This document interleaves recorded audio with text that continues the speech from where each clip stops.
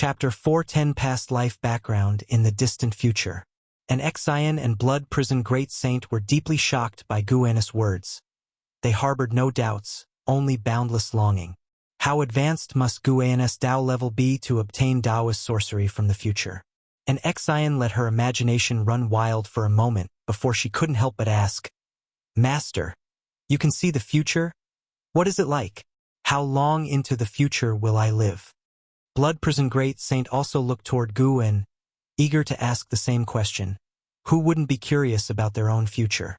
Guan replied indifferently, "The future is not fixed. If you knew it, it would change." Upon hearing this, an Exian was not satisfied and pressed on. "Then is our fate good or bad?" Guan glanced at her and said, "With me, could it be bad?" A smile blossomed on Nzin's face as she began to flatter Gu, and Blood Prison Great Saint was also excited, secretly admiring Guan's way of speaking. He thought it supremely domineering and decided he needed to learn it as well. Continue training, well, return later. Guan continued reading, giving instructions aloofly. Elated, an Exian turned around and began to reflect on her previous enlightenment. Although training with ultimate battle techniques had slightly extended Nzin's maximum lifespan, it was not substantial. The lifespans of an Exian, Yilan, and Zhenqin were all increasing slowly. Guan could only try to get them to reach the Nirvana realm as soon as possible for a chance at a breakthrough. Currently, they primarily relied on the primordial reincarnation skill and Guan's elixirs to extend their lives. Guan was only reassured by their high cultivation spirit and their refusal to give up on training. As night fell, Guan descended from a tree and began to guide Nzin's cultivation. Only the next morning did they travel to Tianya Valley where, after gathering medicinal herbs, they returned to Mystic Valley. Regardless of what they were cultivating, harvesting medicinal herbs and accumulating lifespan were Guan's highest priorities. Nothing could delay this. Recently, Guan was contemplating another matter. Where should he break through next? He felt that breaking through in the silent destruction domain would sooner or later bring great trouble to the great heavenly spirit land. The thought of facing immortals still pressured Guan. A more distant place for the breakthrough was necessary. The universe was vast, after all, hiding other great heaven and earths. It might bring trouble to other lands, but sacrifices had to be made to preserve his own land. 2 years later, at the age of 730, Guan was visiting Yi Mansion within the subsect, where he and Yilan sat listening to Zhenqin recount thrilling battles from years past. Energetic, she occasionally stepped on a stool, her emotions fluctuating with the dramatic shifts of the events.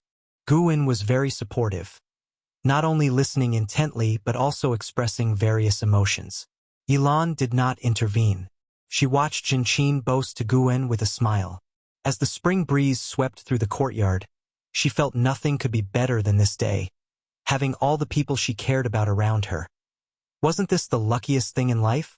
After Zhenqin finished, she sat down, hands on the table, and looked at Guan, asking, "Master, is the divine Tao that's been widely discussed recently real or fake? The mortal world's deity speaks greatly, but for many years there hasn't been any real movement, just rampant rumors." The rumors of the divine Tao had reached the supreme sect. It was said that believing in the divine Tao could grant divine power and help one survive the upcoming darkest years. Quite miraculous indeed. Guan had also heard such statements in the Third Medicine Valley, but he hadn't taken them seriously. The future was becoming more chaotic, and the deity of mortal world's divine Tao was merely one part of the grand torrent of the world and hardly decisive in the future's direction. The deity's proclamations were loud, but essentially, he was just a pawn of the holy court. How could a pawn compare to the holy court? More free immortals would appear. During Guan's previous breakthrough, 2 free immortals had sneaked into the reincarnation vortex, the purpose of which was still unclear. Who can really know what's true or false? But I've heard it's quite chaotic overseas. If the divine Tao can relieve suffering and difficulty, even if it's false, I'm willing to believe it's true. Guan responded, his words sincere. In his view, the might of an immortal wasn't key. Since one is deemed an immortal, they should prioritize aiding all living beings. Whether in his past or present life, Stories about immortals were always about righteousness and great benevolence, signifying that the meaning of immortals wasn't merely human fantasy but rather a notion once conveyed by the immortals themselves.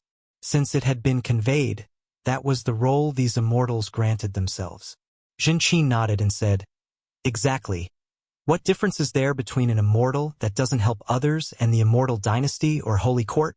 The world certainly did not need another immortal dynasty or holy court."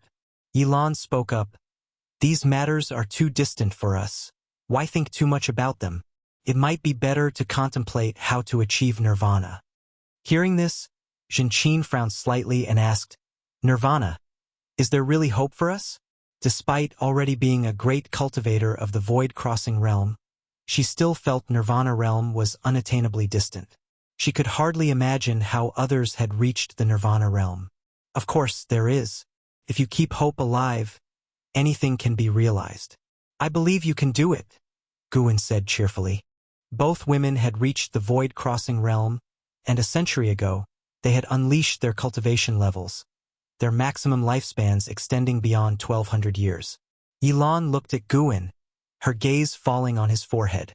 Guan's apparent cultivation level remained at the nascent soul realm, but both she and Jinqi knew he must be concealing a stronger cultivation level, especially since the primordial reincarnation skill was passed to them by Guan. Over the years, Guan's bearing had grown increasingly strong, nothing about him indicating mediocrity. "Master, if you release your cultivation level, could you reach Nirvana realm in one go?" Jinqi asked curiously. Guan said, "Nirvana realm? You underestimate me. I could directly advance to the 9 heavens of immortal path." "Master, how many drinks have you had? Do you think I'm bragging? So, are you saying you're even more formidable than Yang Xian Emperor? Let's say it's 50-50. What does that mean? That you have a 50% chance?" Jinqi burst into laughter at Guan's jests and started boasting along with him. Yilan watched them amusedly, though she didn't think Guan was as powerful. After all, she had grown up with Guan and knew the beings of immortal path realms were ancient creatures thousands of years old. It was said that Yang Xian Emperor had lived an indeterminate number of years, an evident age gap existing there. However, Yilan thought of Sword Venerable Fudao backing Guan. That old man probably did have a 50% chance against Yang Xian Emperor. Guan's bragging might also have been backed by inquiries to Sword Venerable Fudao, getting such an answer. After a long chat, Guan saw that the conversation had run its course and rose to take leave. Yilan tried to keep him, but Guan, wishing to explore the subsect, politely refused. Guan left Yi Mansion alone and then strolled around the city. Compared to Supreme Sect, the order in subsect seemed even more chaotic, with many stalls on the streets selling practical items. All disciples coming to subsect aimed to train in the lands of demons. Many disciples bore wounds. As the world descended into chaos, numerous demon and ghostly creatures infiltrated Taitsong continent, coming for survival. Guan didn't stop them. Their arrival also helped the human race cultivators to grow stronger. Of course, it was more dangerous, but ultimately, everything depended on individual strength. Great demon creatures brought not only competitiveness but also demon treasures, providing more resources for cultivators. The current Guan didn't hunt. Merely harvesting medicinal herbs sufficed to significantly increase his lifespan. As he walked, Guan saw someone, Zhang Shi, the entity bound by the causality of reincarnation, whose true self was a free immortal undergoing reincarnation tribulation. He was also well-versed about reincarnation path emperor, clearly no ordinary figure. Guan even suspected he might be the reincarnation of Saint Heaven. Guan approached and stopped Zhang Shi, hesitantly saying, "Brother Zhang." Zhang Shi recognized Guan too. He was deeply impressed with the Valley Master who invented Go. He smiled, saying, "Taoist friend Gu, it's been a long time. I didn't expect you to remember me." Seeing that his cultivation and lifespan hadn't changed much, Guan warmly said, "Indeed, it's been a while. How about we find a pavilion and have a chat?" Zhang Shi didn't understand Guan's enthusiasm, given they had only exchanged a few words initially, but he didn't refuse. The two made their way to the inn, laughing and talking. 30 minutes later, Guan sat opposite Zhang Shi. Seeing the pleasantries were over, he picked up the wine jug, poured wine for Zhang Shi, and smilingly asked, "Taoist friend, why have you come to the subsect?"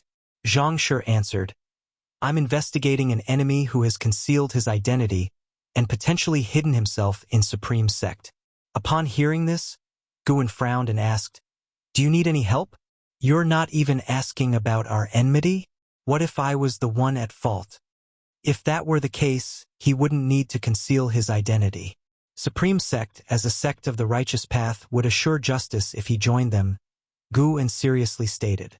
Zhang Shi shook his head with a wry smile, seemingly trusting Supreme Sect excessively. "Thank you for your kindness, but I can handle it myself.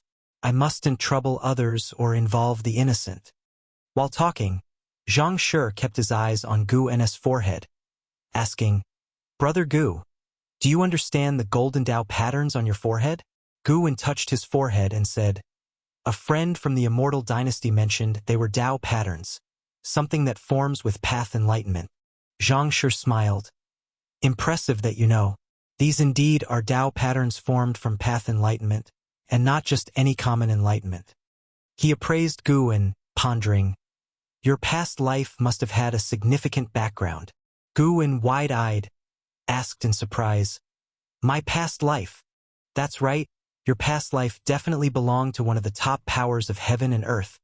But who exactly? I can't see through yet," Zhang Shi said, his gaze on Guan deepening. "Gotcha." Guan frowned, asking, "Then what should I do? Does my reincarnation mean I have some sort of mission?" Shaking his head, Zhang Shi replied, "Don't think too much about it. Your task is simply to live this life with your heart, and knowing your past life is to help you live with more confidence." His fondness for Guan grew. Upon learning about his past life, Guan didn't boast about his greatness but pondered the purpose of his reincarnation. Isn't that a form of enlightenment itself? Guan sighed in relief, smiling. "That's a relief. I'm used to living a peaceful life. Honestly, I'd be scared if suddenly burdened with some mission." Chapter 411. The Strongest Person. What do you want to do in this life? Zhang Shi looked curiously at Guan. He had gone through many reincarnations, in pursuit of a unique experience in each one, which left him somewhat lost in this life, unsure of what to strive for. He had been a savior, worshipped as an immortal by all beings, had played the role of a world-destroying demon king, and even lived as a mortal. With the increase in the number of his reincarnations, his confusion grew. This was why his original memories had awakened prematurely. He was searching for direction. Guan answered, "Tend to flowers, grow plants, chat and play chess with friends and disciples daily. If I could live my whole life like this, I would be completely content." Zhang Shi asked in surprise, "Then what is your pursuit in immortal cultivation?" Upon hearing the question, Guan looked back at him with confusion and asked, "Isn't the purpose of immortal cultivation to satisfy the life one desires? I already have what I want, so why should I pursue cultivation further? My cultivation now is not about becoming stronger, but about living longer to enjoy more of this kind of life." Zhang Shi's expression changed subtly as he pondered Guan's words. Which is more important, life or cultivation? He knew all too well how difficult it was to attain longevity. Many people appeared to live for thousands of years, but they spent their entire lives desperately pursuing cultivation, and the total time of genuine happiness they experienced might not even surpass that of a mortal. At the same time, Guan offered him a new way of thinking. Reincarnation didn't necessarily require one to be a certain type of person. It could also be about experiencing life in different ways. Seeing Guan again, Zhang Shi felt that Guan possessed a transcendental quality, one that not even some free immortals had. This aura, combined with the philosophical impact of Guan's ideas, suddenly elevated Guan's image in Zhang Shi's heart. Zhang Shi's gaze towards Guan turned different, and he began to inquire about the joys in Guan's life. Guan didn't hide anything and talked on and on. The topics were all everyday matters, but when recounted by him, they carried an unusual significance. Even the bickering between the bull demon king and the white spirit rat brought laughter to Zhang Shi. In the ensuing conversation, it was mostly Guwen speaking, and Zhang Shi listening intently. As Guwen narrated, he also calculated Zhang Shi's karma. The more he interacted with Zhang Shi, the more he could deduce, allowing him to glimpse into Zhang Shi's past. He saw many scenes. Zhang Shi was unaware that Guwen was deducing his fate. In fact, he was doing the same with Guwen. After a while, when Guwen finished speaking, Zhang Shi remarked, "Meaning can be found in the ordinary life. No, everything that exists has meaning, and cultivation's pursuit of Taoist sorcery and nature should indeed be about experiencing all aspects of the world." Guwen seized the opportunity to ask, "You know about my past life. Does that mean you have one too? After all, both of them were nascent soul realm cultivators." Zhang Shi nodded. "Indeed, I also have a past life." A male cultivator at the neighboring table couldn't help but roll his eyes, winking at the female cultivator opposite him. Guwen and Zhang Shi were bragging so impressively, it made everyone around increasingly curious to hear what else the two could boast about. Guwen asked, "Why do we reincarnate? According to what you've said, we must be very strong. Did we get injured?" "No, quite the opposite. We reincarnated to challenge even higher realms. It's the reincarnation tribulation. In those cycles, one forges their Tao, and upon full realization, one can transcend the 9 heavens of a mortal path, embarking on the true path of cultivation." Zhang Shi replied. He didn't lower his voice deliberately, nor did he fear others overhearing. Guwen, intrigued, asked, "How many times must one undergo the reincarnation tribulation?" "It varies from person to person. The reincarnation tribulation has no limit. I once met someone who was also undergoing it, but he seemed to have long surpassed the 9 heavens of a mortal path." Zhang Shi said this with a vision of a figure appearing before his eyes, his gaze revealing fascination. After hearing this, Guwen was interested. Could it be that even those in the Tao fruit realm must still endure the reincarnation tribulations? Zhang Shi continued, "Truthfully, the enemy I seek is also using the reincarnation tribulation to conceal his identity, probably to investigate Sword Venerable Fudao." At the mention of Sword Venerable Fudao, the surrounding disciples started to become restless. "You can't be serious? That's way too audacious. Sword Venerable Fudao is not someone you can just call out. Ridiculous. Do you truly believe you've reached the 9 heavens of immortal path? Ha ha ha. Truly delusional." As the mockery from all around increased, Guwen said with resignation, "Shall we change our location to talk?" Zhang Shi nodded. Guwen rose to pay the bill and then left the inn with Zhang Shi. But the laughter inside the inn continued for a long time. The two walked on the bustling streets, continuing their discussion about the reincarnation tribulation. Guwen was very curious about it, and Zhang Shi didn't hide anything. The rules of the reincarnation tribulation are hard to define. Sometimes you may go to the past, sometimes to the future, or even to other great heaven and earths. But one thing is certain, wherever you are, your reincarnated self will never meet your original self, as if bound by some cosmic law that restrains the cultivators within the reincarnation tribulation. Zhang Shi's face showed a look of nostalgia. Guwen couldn't help but ask, what would happen if one reincarnation tribulationist met another? That depends on personal choice. Even if they fight to the death, it won't affect their reincarnation tribulation. However, I prefer to exchange knowledge with others, like now.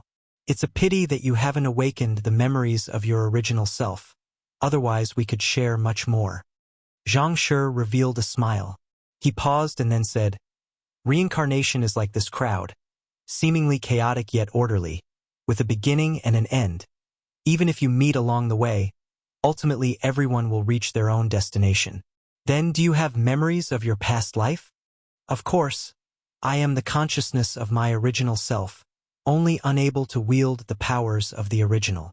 Upon hearing Zhang Shi's words, Guwen feigned courage and asked, "Then may I ask you about your—" "That, I am afraid, is not possible. It would bring you tremendous trouble." Zhang Shi immediately refused. "Tremendous trouble? You couldn't possibly be from Shangtian, could you?" Guwen inwardly sneered, thinking even if it were Shangtian, he would not be daunted. Have you ever met anyone during your reincarnation tribulation who left a deep impression on you? Someone who is also undergoing the reincarnation tribulation. Guan shifted the subject and asked. That Zhang Shi was willing to converse so much was quite unexpected to Guan. He didn't think Zhang Shi was foolish. Clearly, Zhang Shi was confident, unafraid that speaking of these things could cause him trouble. Indeed, there have been such individuals from both the past and the future. Let me mention one from each. Zhang Shi mused. Neither stopped walking as they spoke, their figures seemingly on the verge of being swallowed by the sea of people. In the past, I encountered a being known as the Cold Emperor, born with immense chi fortune, as if all things under heaven and earth paved the road for him. When I met him, he had already become the supreme under heaven, which is unimaginable. A reincarnated body reaching the 9th level of the immortal path, he was just one step away from ending his reincarnation tribulation. When mentioning the Cold Emperor, Zhang Shi's face was full of respect. Guan asked, "What do you mean by just one step? Did he fail?" "Correct, he failed. I watched him fall, eradicated by a powerful being beyond my understanding. I too received a warning from that being, with eyes that seemed to peer into the universe." Zhang Shi's face showed a hint of fear. Guan thought of the mysterious giant eye he saw in the depths of the universe during his breakthrough. Could it be the same entity? Guan couldn't help but think of the heavenly spirit god, suspected to be synonymous with the eyes. At present, the heavenly spirit god is definitely the strongest being he knows of, residing at the edge of the universe, extremely formidable. During later reincarnation tribulations, I never saw that powerful being again. Perhaps it's because my reincarnated body wasn't strong enough. But in the future, I met another reincarnated body, even more unimaginable, because he actually managed to traverse the river of time within the reincarnation. He came from a far distant future. We are not from the same epoch, but somehow we met. His spirit is absolutely the strongest I've ever seen. This spirit has nothing to do with cultivation level. It is a kind of will, as if no existence could ever crush his fighting spirit. Zhang Shi looked intensely, while Guan's expression became odd. Could it be Ji? Guan pondered carefully but couldn't recall if Ji had ever met Zhang Shi. Who knows what Zhang Shi from the past looked like? What was his name? Guan couldn't help but ask. Zhang Shi smiled and said, "He has but one character to his name, Ji. He defeated all the strong throughout every epoch in the great heavenly spirit land, pursuing battle throughout his life. Embarrassingly, I never got to fight him. He didn't even know me. I just watched from a distance as he faced the world's mightiest, even against the entire world, and he still won. I will never forget that sight. If there is truly a strongest being, I believe he could become the strongest. With his capabilities and fighting spirit, he is certain to transcend the 9 heavens of the immortal path and challenge even higher realms." Just as expected, Guan secretly felt triumphant. Ji was himself, impressing Zhang Shi within the reincarnation, a rather satisfying notion. He pressed on asking, "You have no idea about his ending?" "I don't." After single-handedly sweeping away all powerful beings, he broke through the void and continued his journey. But as of now, his journey has not reached our epoch. Perhaps his original self was born in the future, so I am quite looking forward to meeting him later and having a fair and square decisive battle," Zhang Shi said, clenching his fists with a gleam of fighting intent in his eyes, a stark contrast to his usual refined self. Guan really wanted to say you wouldn't stand a chance. Just then, a voice came from ahead. "Aren't you afraid of being backlashed by the reincarnation for revealing its secrets?" Guan looked over to see a monk approaching, his appearance handsome and dressed in a simple monk's robe. His gaze was sharp as knives, focusing intently on Zhang Shi. When Zhang Shi saw him, his expression did not change. Rather, he stared back at the monk and said, "If you are not afraid, why should I be?" They faced off without any display of aura, causing passers-by to look at them in confusion. Guan whispered, "Who is he? He couldn't be. He is the enemy I was looking for." He does not belong to the great heavenly spirit land. He comes from outer heaven, Zhang Shi replied. The monk then said, "We are all in the reincarnation. Why differentiate between inner heaven and outer heaven? Do you think you can stop me in reincarnation? Are you afraid of sword venerable Fudao?" Zhang Shi stared at the monk, asking with a cold voice. Chapter 412.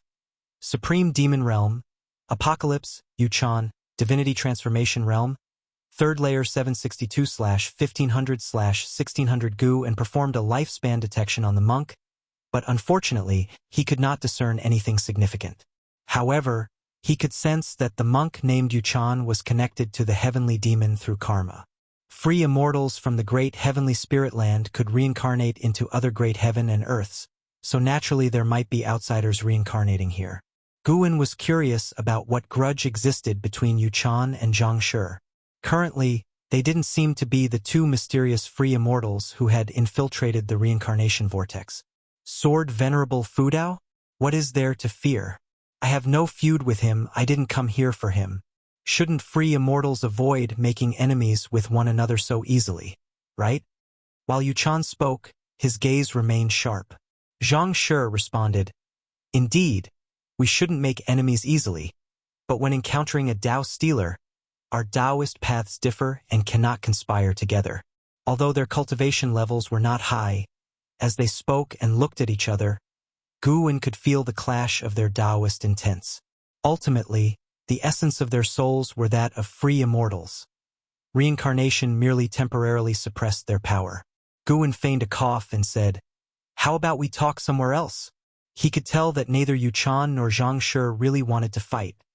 They were merely talking without engaging in combat, clearly wary of sword venerable Fudao.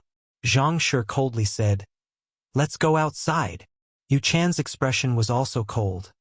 He agreed and both turned to leave. Just as Guwen was about to follow, Zhang Shi turned back and said, "This is my grudge with him. You don't need to get involved. No worries, we are all reincarnators. Let's speak kindly."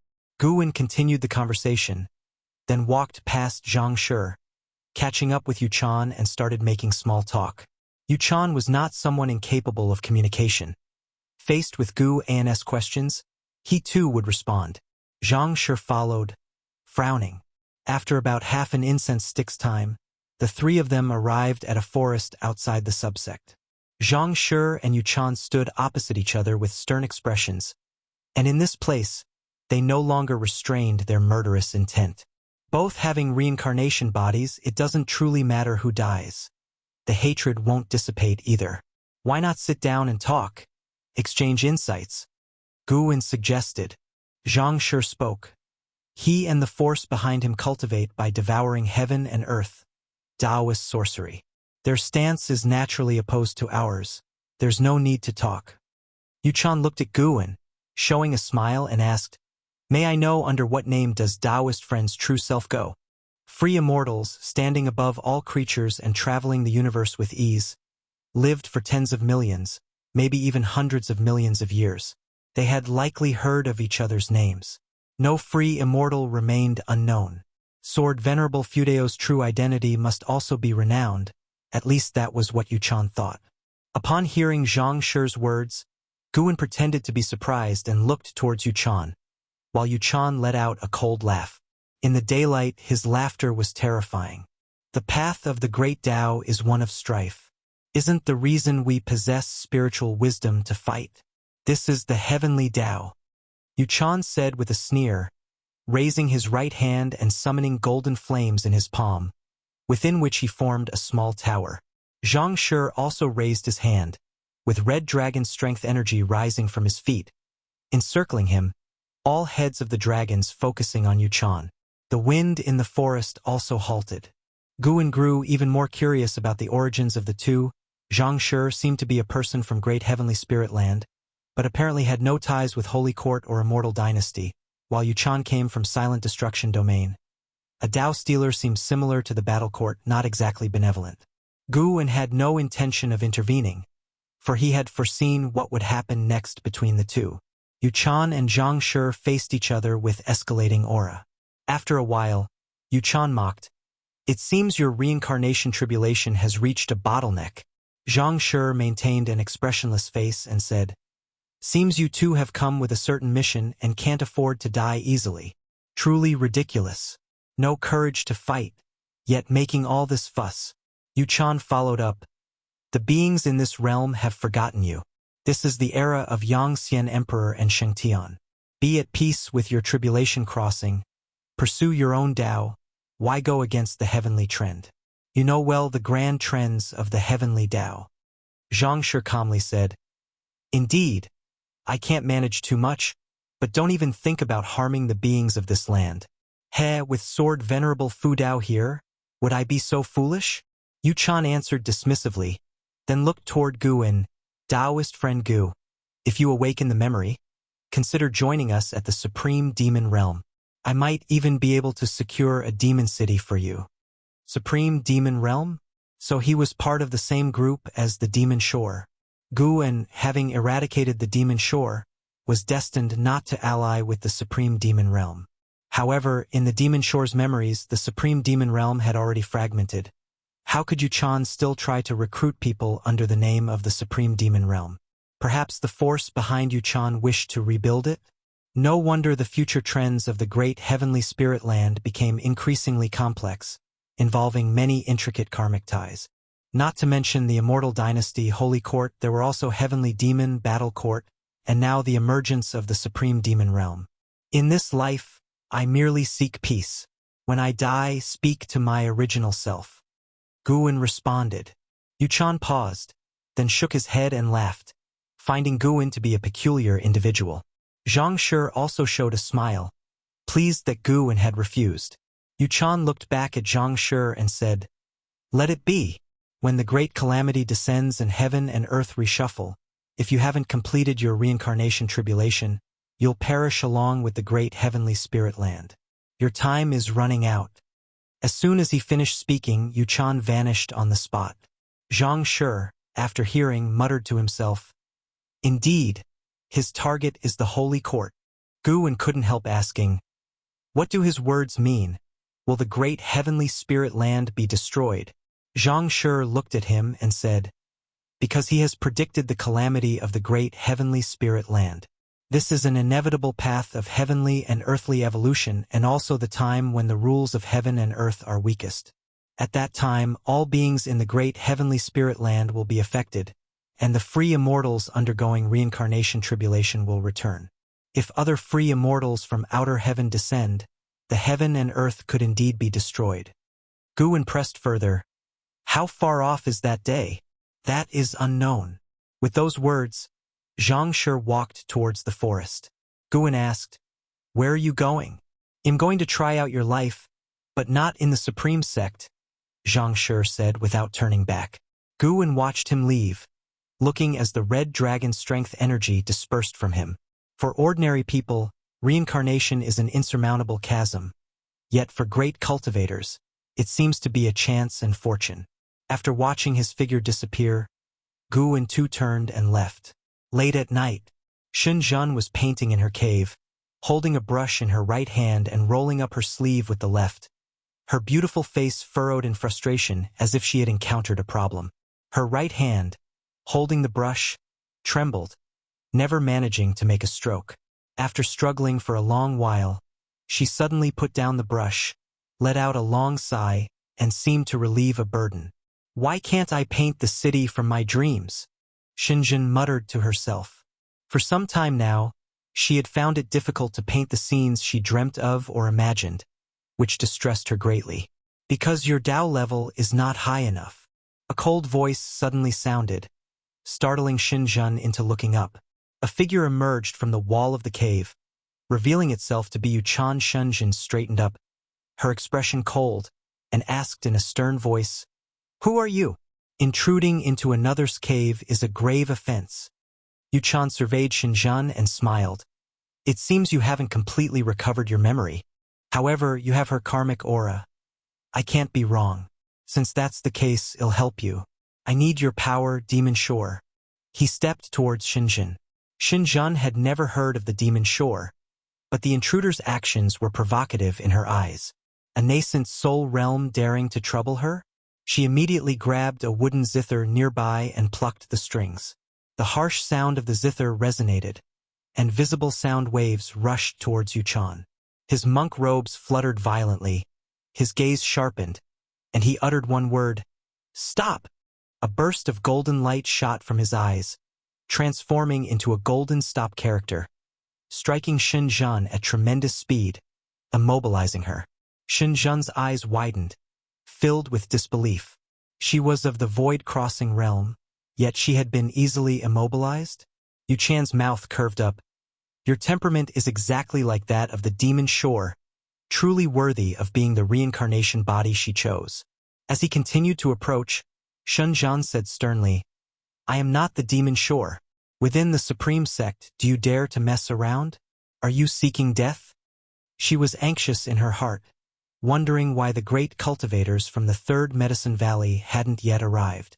Instead of thinking of Gu En, her thoughts turned to the chess-loving great cultivators of the Third Medicine Valley, which was less than 200 miles from her cave. She had always believed her cave to be safe, never anticipating such an incident. I did not mess around, and I will bestow a great opportunity upon the supreme sect. Yuchan smiled as he reached her, his right hand raised, about to grab Xinjian's head. Her pupils trembled, panic overwhelming her. Suddenly, a hand pressed on her shoulder from behind, startling her, and her heart skipped a beat. She glanced back instinctively with her peripheral vision. The hand on her shoulder pulled her back, causing her to fall uncontrollably backward as she saw a figure. The man had an exceptionally handsome face, with lifelike golden patterns on his forehead. At that moment, Xinjian thought she was seeing an immortal lord from the heavens. It was Gu En. Xinjian was dazed for a moment, then snapped back to reality. Gu En pulled Xinjian behind him, then looked at Yuchan. Is it you? What are you trying to do? Now it was Yuchan's turn to frown. He completely hadn't seen how Gu En had come in. This man was also a reincarnated free immortal. If he were to interfere, that would be unfortunate. The look Yuchan gave Gu En was filled with chilliness, a stark contrast to his warmth from earlier this afternoon. Breaking into a female disciple's cave late at night is hardly the behavior of a monk, said Gu En expressionlessly, his tone lacking the warmth of the afternoon. Yuchan squinted his eyes and asked, Do you know each other? Xinjian felt a warm flow from Gu En's palm enter her shoulder, restoring her bodily freedom, which relaxed her. She quickly spoke, Gu En, this person's cultivation is not simple. We must be cautious. She was incredibly shocked. The sealing technique that she couldn't break free from, Gu En had managed to unlock it easily. Chapter 413. Tower of Limitless Heaven and Earth. Hearing Xinjian's words, Gu En didn't respond. His gaze was fixed on Yuchan, his expression indifferent to the extreme. Yuchan could tell from his look that he was resolute. It seemed impossible to take Xinjian away by bypassing him. Yuchan sighed and said, We were having such a pleasant conversation. I didn't expect you would still stand in my way. Well, if you could walk together with him, how could you possibly share the same path as me? I was foolish. He took a step back. Xinjian was curious upon hearing this. Did these two know each other? And from the other's intention, he was trying to win over Gu En. That was quite normal. Gu En was strangely charismatic, able to make connections with all sorts of demons and spirits, even forming friendships with great cultivators that transcended age. However, she didn't know who this person was or why he wanted to win over Gu En, lost in her wild guesses. Yuchan lifted his right hand, and a golden flame surged in his palm. The small tower reappeared. The first glimpse of the small tower made Xinjian feel a chilling dread. Danger! She instinctively looked at Gu En and saw no fear on his face. Her own heart gradually settled down. Although she didn't understand the confidence underpinning Gu En, she subconsciously believed in him. Gu En's gaze also fell on the small tower, but before his eyes, another notification also appeared. Hostility from Yuchan. Once triggered, it is deep-seated hatred, truly befitting of someone from the supreme demon realm. Gu En sighed. Why bother? Why bother? Yuchan seemed to have heard a great joke. The golden light burst forth from the small tower in his hand, and his expression became hideously fierce as he roared in a low voice, "Do you realize who you are?" Suddenly, Gu swung his sleeve, and a gust of wind rose from the ground, instantly dispersing Yu Chan's corporal body. Even his monk robe turned to ash. The golden small tower fell to the ground with a clear sound. The cave quickly fell into silence. Shenzhen seemed to have been struck by an immobilization technique, standing frozen in her spot, unable to snap out of it for a long time. "You have successfully seized 85 years of lifespan from Yu Chan, Divinity Transformation Realm, 3rd layer." Looking at the notification before him, Guan felt a pang of regret. Although a reincarnation of the free immortal, this Bodhi's lifespan was pitifully short. Guan turned his head and looked at Shenzhen, asking with a smile, "Aren't you usually very brave? Fearless of the heavens, fearless of the earth. Why are you so frightened tonight? I really want to sketch this moment for you to see yourself." Shenzhen snapped back to reality and couldn't help asking, "What exactly is your cultivation level?" Guan slightly raised his chin, looking down upon her with a smile. "When you are strong enough, you will naturally know my cultivation level." Shenzhen wanted to keep talking, but the golden small tower suddenly emitted a burst of golden light, causing the environment in the cave to change abruptly. It was as if they had been transported to the starry sky of the universe, standing on a meteor. Shocked, Shenzhen turned around subconsciously and looked up. It was her first time in the universe, even though she had dreamt of such a scene before. Guan, on the other hand, was not surprised and calmly gazed into the depths of space. The golden small tower was rising, set deep in the universe. The windows of the tower opened and a golden flame gushed out like a stream turning into an ocean, magical and unstoppable. When Shenzhen noticed the scene, the golden flame rapidly coalesced into a giant face, larger than both heaven and earth, looking down upon them. Yu Chan's face, but the aura was entirely different, especially his eyes, filled with a commanding brilliance, making it impossible to clearly see his pupils. In front of Yu Chan's colossal face, Guan and Shenzhen were smaller than dust particles. This shock was greater than when the immortal Lord of Autumn Evening had appeared, because now she wasn't in the heavens or on earth, but situated in the boundless universe. Within this vast cosmos, Yu Chan's face still dominated her field of vision. How could she not feel overwhelmed? She subconsciously drew closer to Guan, grabbing the sleeve of his robe. Guan looked at her and smiled reassuringly. "What's there to fear? I am right beside you." Looking at his smile, Shenzhen felt an indescribable mix of emotions. Fear, despair, curiosity, and anticipation. "Who exactly are you?" Shenzhen stared at Guan and asked. She wasn't foolish. She knew Guan was definitely not as simple as just a valley master from Medicine Valley. No wonder the sect leader always came running to him. Wait a minute. Could he be? A wild guess crossed Shenzhen's mind, causing her to widen her eyes in astonishment. "You are not a reincarnation body." Yu Chan's voice rang out, filled with wariness. Guan looked back at him and laughed. "Your divine skills are not bad, mixing the false with the real, but can you escape my 5-finger mountain?" As he spoke, he lifted his right hand. Yu Chan seemed to sense something. His eyes suddenly widened, a terrifying power welling up within them. Guan's right hand moved swiftly, as if he was grabbing at the starry sky. When he drew back his hand, his right fist clenched. The starry universe vanished accordingly, and Shenzhen only felt a blur before her eyes. When her vision cleared, she was back in her own cave. Guan stretched languidly and said, "It's late at night, time to sleep." He walked toward the entrance of the cave dwelling. Shenzhen stepped forward and asked, "What's wrong with him?" "He won't come back again. I hope only you and I know about what happened tonight." Guan left those words behind and disappeared around the corner of the tunnel. Shenzhen stood in place, recalling what she had seen and heard earlier. She felt as if she were in a dream. "Have I soul transmigrated into another world?" Shenzhen muttered to herself, then followed and sat down at the desk. She raised her hand and, with a wave, the wine pot flew over through the air, yet her hand trembled. Inside the 3rd Medicine Valley, Guwen sat in the loft, holding a golden miniature tower in his right hand. The commotion from Shenzhen's cave dwelling had been deliberately isolated by him.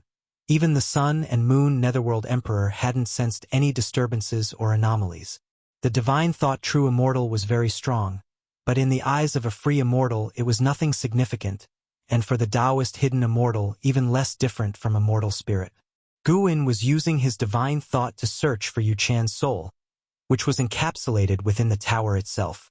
As he had guessed, Yu Chan and the entity behind him wanted to rebuild the supreme demon realm.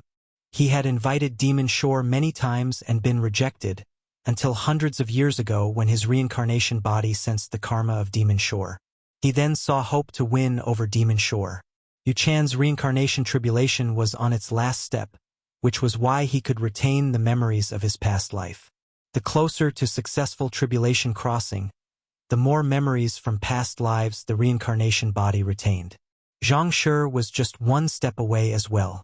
Ji Xiaoyu probably had a bit more distance to cover. The more reincarnations there were, the stronger the control of the original being over the reincarnation body became. During the early stages of the reincarnation tribulation, it was like reincarnation. Until death, one couldn't recover the memories of past lives. The current supreme demon realm was very strong, with more than 10 free immortals. Leading them was the supreme demon emperor, with an unfathomably deep Tao level. Even Yu Chan did not know how extensive his cultivation level was. The supreme demon realm had many targets, and the great heavenly spirit land was just one of them. They wandered deep within the silent destruction domain. Guwen retracted his divine thought, and with a clench of his right hand, the golden sand drifted out from between his fingers, then turned into fly ash. This golden tiny tower was also an immortal path supreme treasure, built by Yu Chan over millions of years, stronger than the immortal path supreme treasures controlled by the Holy Court because it had never left its master. You have successfully seized the lifespan of the Sun and Moon Netherworld Emperor, free immortal realm 9 layers, for 2,580,928 years. The prompt that popped up did not surprise Guwen. It seemed the reincarnation tribulation allowed the original being's lifespan to temporarily pause, and crossing the reincarnation tribulation did not consume the lifespan of the original being. Guwen was contemplating this when the golden sand in front of him reassembled into the golden tiny tower. This tower was named the Boundless Heaven and Earth Tower, capable of creating domains, much like the cosmic starscape that Guwen and the other had previously entered. Within that domain, its master could suppress enemies, even create limitless illusions to stupefy them. Guwen looked at the Boundless Heaven and Earth Tower with a smile curling the corners of his mouth. He began to erase all karma within the Boundless Heaven and Earth Tower, a difficult task for a free immortal, but trivial for the current him. The moon set and the sun rose. With the arrival of the early morning, not a single shred of karma from the supreme demon realm remained in the Boundless Heaven and Earth Tower. It was like a blank sheet, heavy with boundless power. Guwen hung the palm-sized Boundless Heaven and Earth Tower on his belt alongside Qingtian Peak as another ornament. After finishing all this, he stood up and went downstairs to go through his exercises. Approaching noon, Xinjun came looking for Guwen, just in time to see him playing chess with Long Qing. After going out to practice with Shinxinzi for a while, Long Qing returned, studied even harder, and began delving into chess. Much like the Nine-Fingered Divine Lord, he felt that there was a great Tao hidden in the black and white, and even his master Shinxinzi did not refute such a guess. Guwen was using the 7 stars mirror as a fan, gently waving it. Xinjun approached the crowd and saw him like this, dying to scold him. But then she thought of last night and her feelings complicated once again. Faced with Guwen's mysterious and terrifyingly powerful means, she felt an innate awe and could no longer regard him as she used to. Guwen turned his head to look at Xinjun and threw her a challenging gaze. As if to say, "Dare to play a game?" Xinjun glared at Guwen, muttering to herself, "How could I possibly win against you? No wonder no one else can beat you either." A breeze blew past, stirring the strands of hair by Xinjun's ears. She watched Guwen quietly, feeling him to be so distant, unreachable through the ages, yet so real, like an illusory reflection in water. With an immense universe, She unexpectedly had such a great cultivator hidden by her side. She couldn't understand why Guan chose to conceal his cultivation level. But she began to review Guan's life, and looking back now, every move he made, every action seemed to hide a profound truth. What was his world like? Xinjin thought absent-mindedly. Leaves flew up behind her, rapidly turned yellow as they ascended to the sky, and ultimately fell to the ground, becoming part of Earth's greenery. Leaves grew and fell year after year. 10 years had passed. In the deep autumn, Guan stood up, leaving the chessboard. The man he had been playing with, a white-haired elder, agonized over the game board. Guan walked toward his loft, his gaze lifting to the sky. It's time for a breakthrough, he thought to himself, a smile involuntarily forming on his lips. What realm lay beyond that of the Taoist hidden immortal? He arrived at the front of the loft, just as Ji Xiaoyu was stepping out. I have to leave Medicine Valley for a bit. They'll talk about it when I get back, Guan declared first, then hurried upstairs. Chapter 414 Reincarnation Tribulation Crossing. Ji Xiaoyu stood in front of the attic, looking up at the window on the second floor. She was curious, where was Guan going this time? She waited for a while, and Guan came downstairs again. She immediately stopped Guan and said, "First degree. You must spar with me when you return." Guan looked at her and nodded. "All right. I want to see the progress of your cultivation over the years." Seeing that he had agreed, Ji Xiaoyu finally smiled and shifted to the side. Guan raised his hand, ruffled her hair, and then quickly walked away. Ji Xiaoyu turned around, watching him leave. She raised her hand to touch her head, her thoughts drifting back to her childhood. It had been a long time since he had touched her head.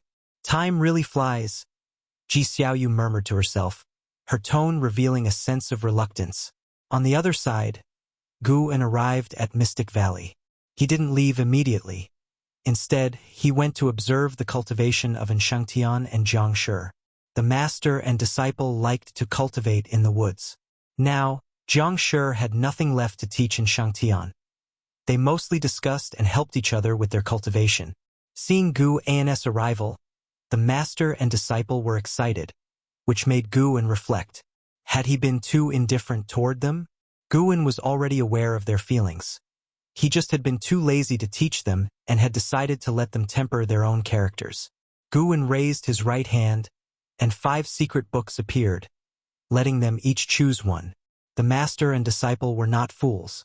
They chose different secret books, specifically Heaven and Earth Primordial Skill and Taoist Gang Primal Energy. After encouraging them a few words, Guan turned and left.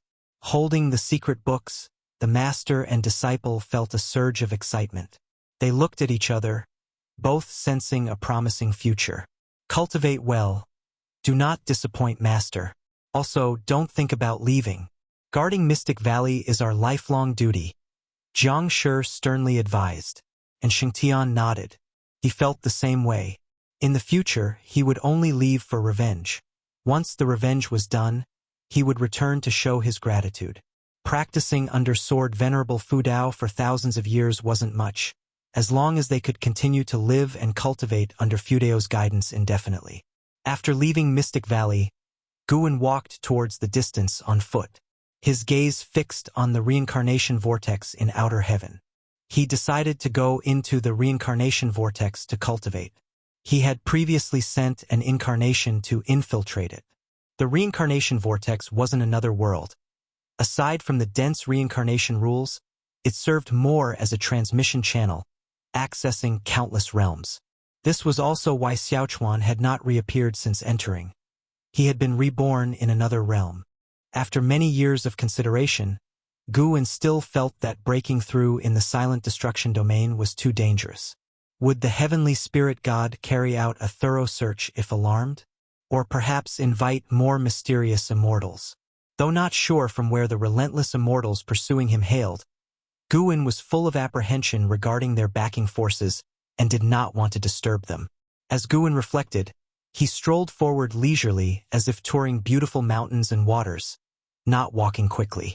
An ancient hour later, Guan emerged from the great heavenly spirit land. Beneath his feet seemed to be an invisible staircase. He ascended step by step. Along the way, divine thought true immortals were engaged in a grand battle, the battlefield covering the sky. Yet Guin walked between the two divine thought true immortals, invisible to their senses. Their mana passed through Guin without causing any harm or even encountering any obstruction. As Guin walked upward, he looked down upon the world. Above him was the cosmic starry sky, and from there, scenes of battle were visible everywhere in heaven and earth, making great heavenly spirit land seem like a grain of sand in the vast ocean, rendering no corner of this universe unblemished. The struggle between the immortal dynasty and the holy court seemed endless, continuing for countless years, with numerous sects and dynasties seizing this opportunity to wage war and plunder resources. Out of the mystical depths, a malicious energy enveloped the vast expanse of the heavenly spirit land. As Guin was about to approach the reincarnation vortex, he withdrew his gaze and looked up. The reincarnation vortex, transformed by the Yuanshu ancestor, had become stronger. A continuous stream of lost souls flew towards the reincarnation vortex, their spectral forms equally mysterious, invisible and untouchable to even living spirits. Guin did not stop, quickly stepping into the reincarnation vortex.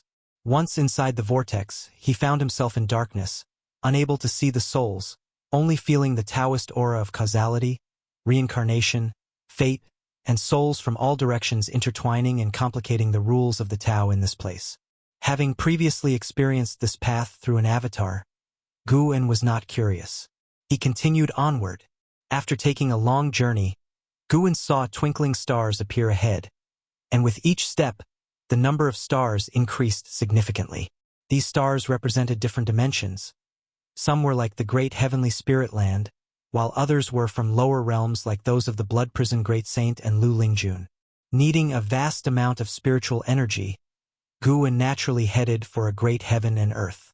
Since the road was endless, he did not always make a choice, but, upon seeing a great heaven and earth comparable to the heavenly spirit land, he walked directly towards it, quickening his pace.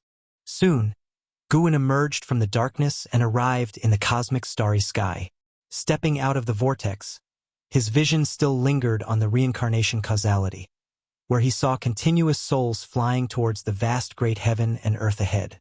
As they barely approached the heavenly barrier of the great heaven and earth, the souls vanished into thin air. Reincarnation. This scene was quite beautiful. Such were Guin's thoughts as he turned and walked deeper into the void. This great heaven and earth was still enveloped by the silent destruction domain, but it was extremely far from the heavenly spirit land, and even with Guin's divine thoughts, he could not see the heavenly spirit land from here. It was as if he had come to another universe. Half an ancient hour later, Guin was meditating on a desolate continent drifting in the silent destruction domain, as vast as the Taitsong continent but devoid of flora and fauna, everything appearing dead. He activated the lifespan barrier. He didn't strive to break through immediately but rather gazed into the distance. Luck wasn't very good. He had just arrived and saw free immortals fighting. Guin was captivated by their battle, watching intently. These two free immortals were not as strong as the divine cicada demon lord, but being free immortals, the commotion was huge, causing the Tao spiritual energy to surge immensely. After watching for a while, Guin turned his head towards another direction, his expression turning peculiar. He saw a skull that looked humanoid, floating in the depths of the darkness, observing the battle from afar, just like him. This skull exuded an ominous aura, something Guin had never felt before, not even during reincarnation evolution. What is this aura? Guin frowned, increasingly eager to understand it clearly. This aura made him want to destroy the other party immediately, an inexplicable hostility. Under Guin's gaze, the skull began to move forward, entering a strange state, and Guin deduced that the free immortals could no longer sense its presence.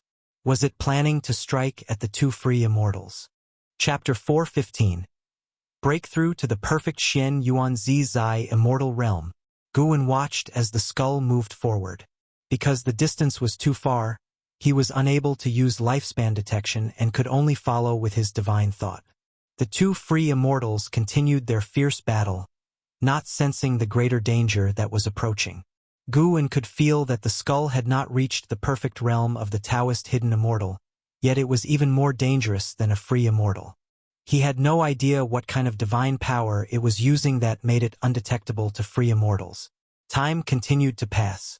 Half an hour later, while the two free immortals were locked in a stalemate using their mana, the skull suddenly appeared, growing immensely large, and devoured both free immortals in one bite.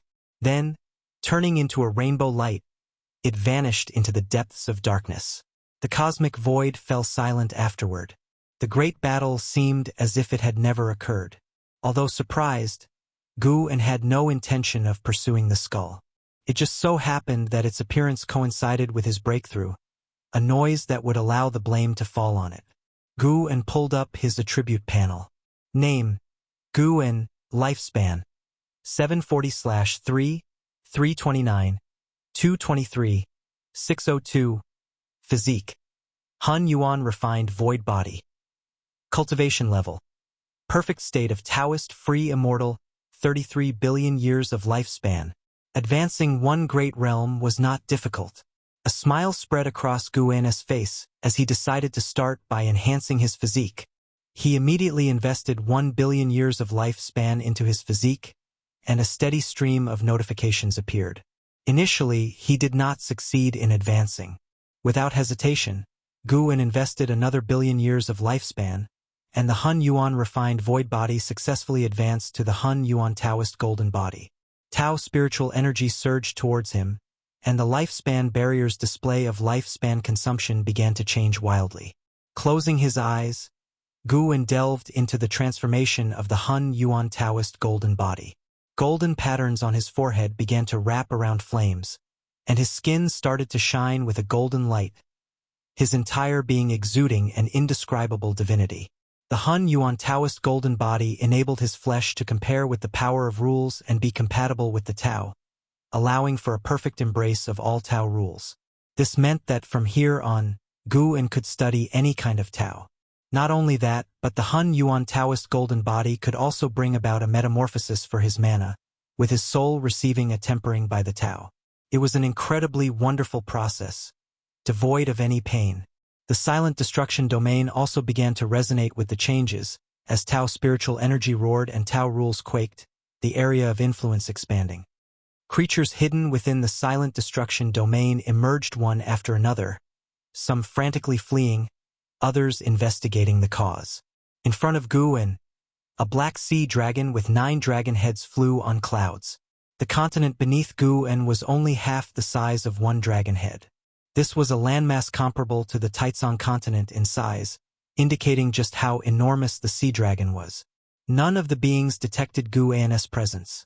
The formidable strength of the lifespan barrier remained undetected by all. After half an hour had passed, Guan opened his eyes and began to invest his lifespan into the Eternal Infinite skill.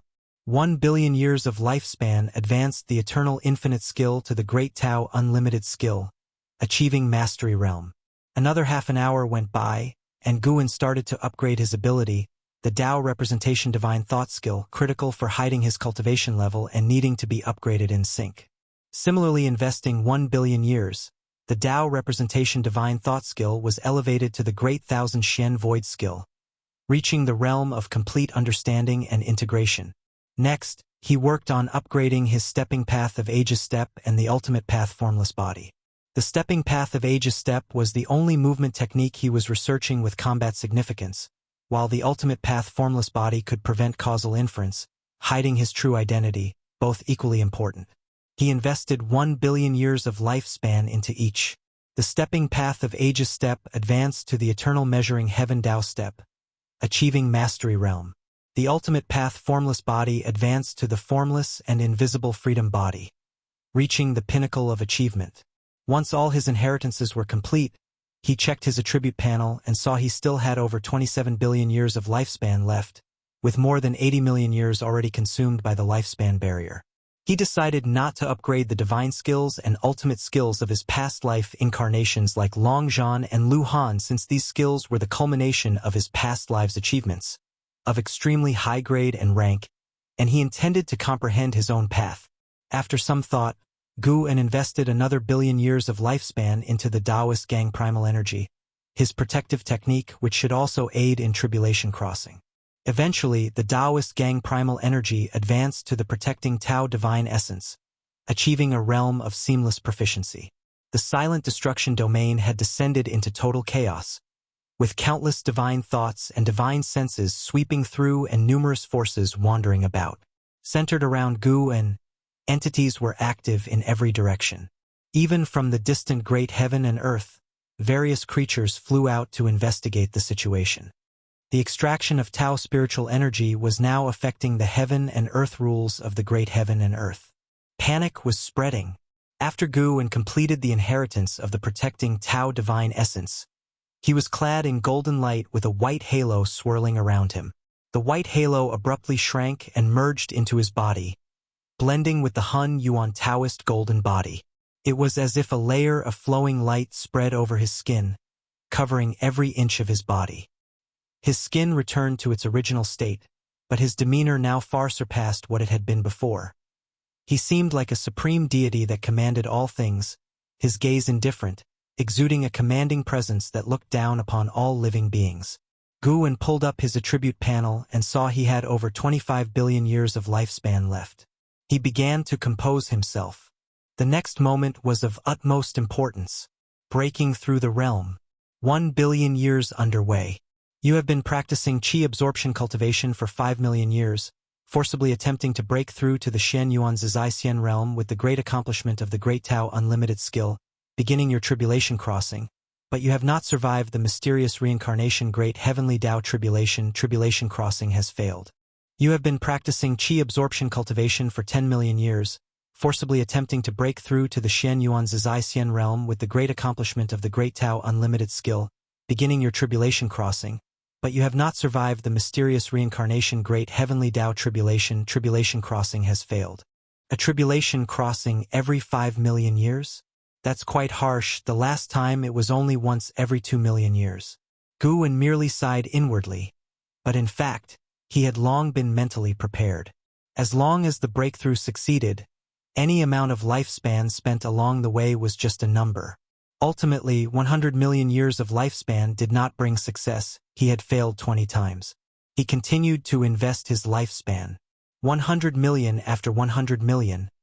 Gu-en's expression remained unchanged, as if he was undisturbed by the waves. When 10 billion years had passed and all had resulted in failure, he slightly opened his mouth. There were still 6 billion years of lifespan left. No need to panic.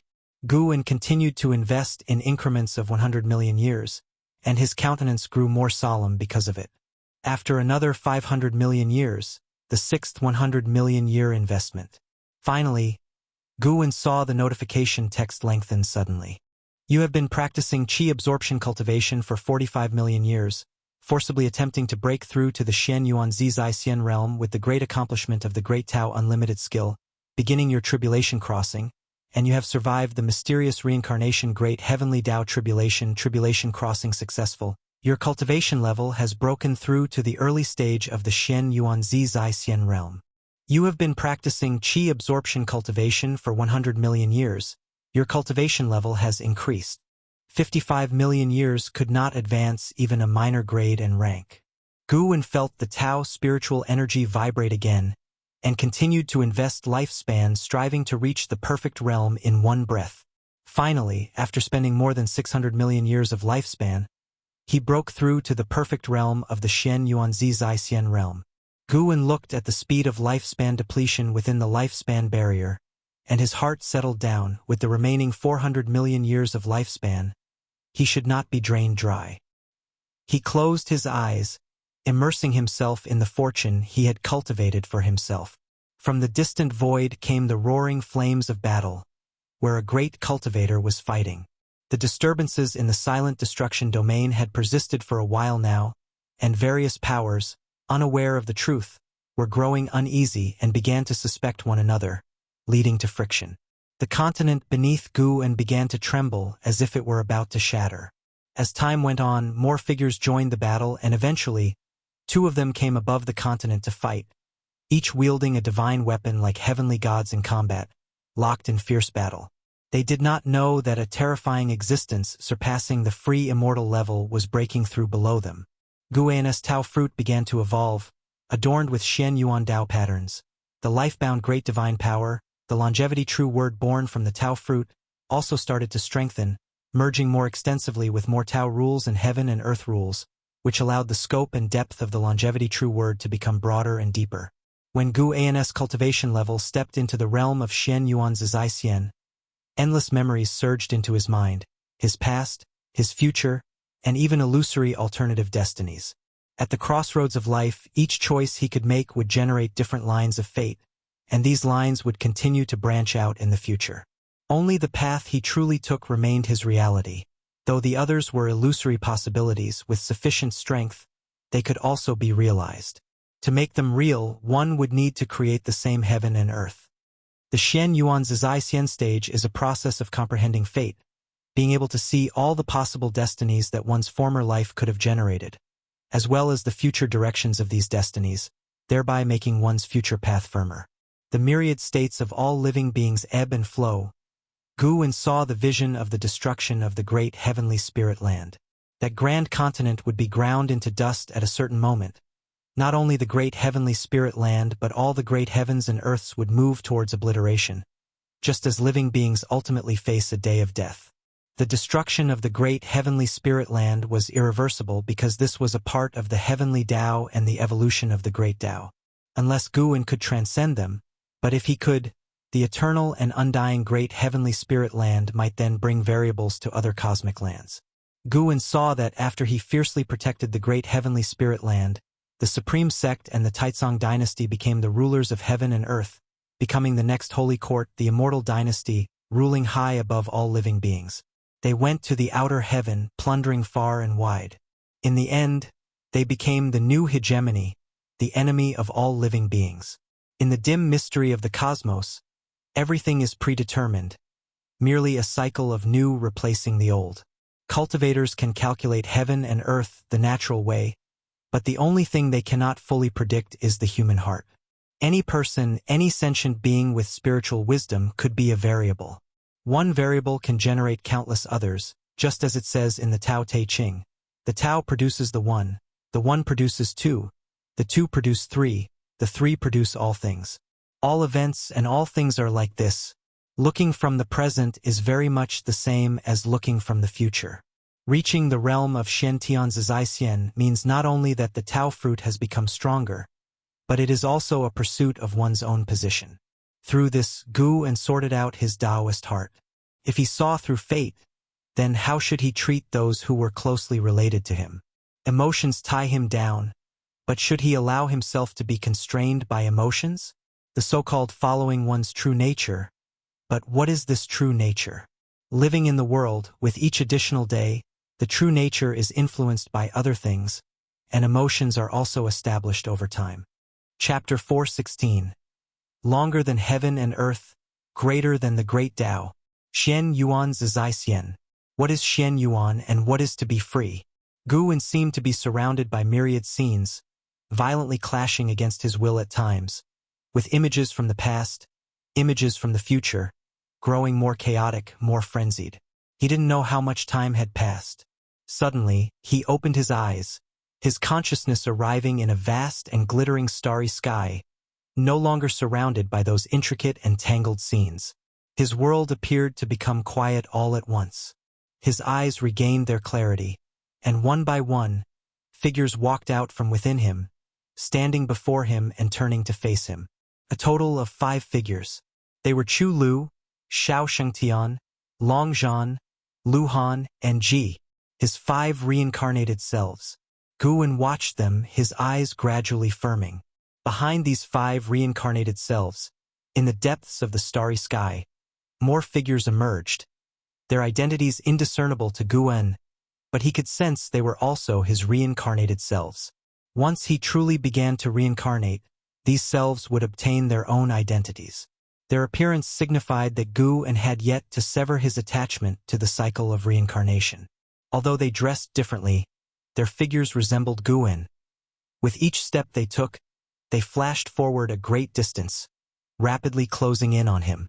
Hundreds, thousands, tens of thousands, their numbers surged, and soon, the starry sky before Guwen was occupied by these countless figures, densely packed.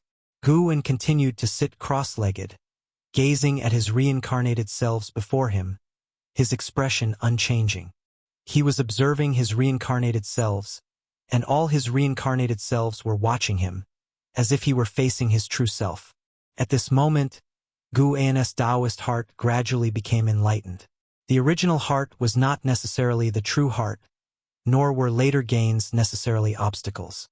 His current thoughts represented his true heart. Any moment he acted upon his own wishes was an expression of that heart. As long as his true heart did not conflict with his principles, it signified the right course of action for him. Even if the outcome of some matters was unfavorable, what of it? All he could pursue was his own life.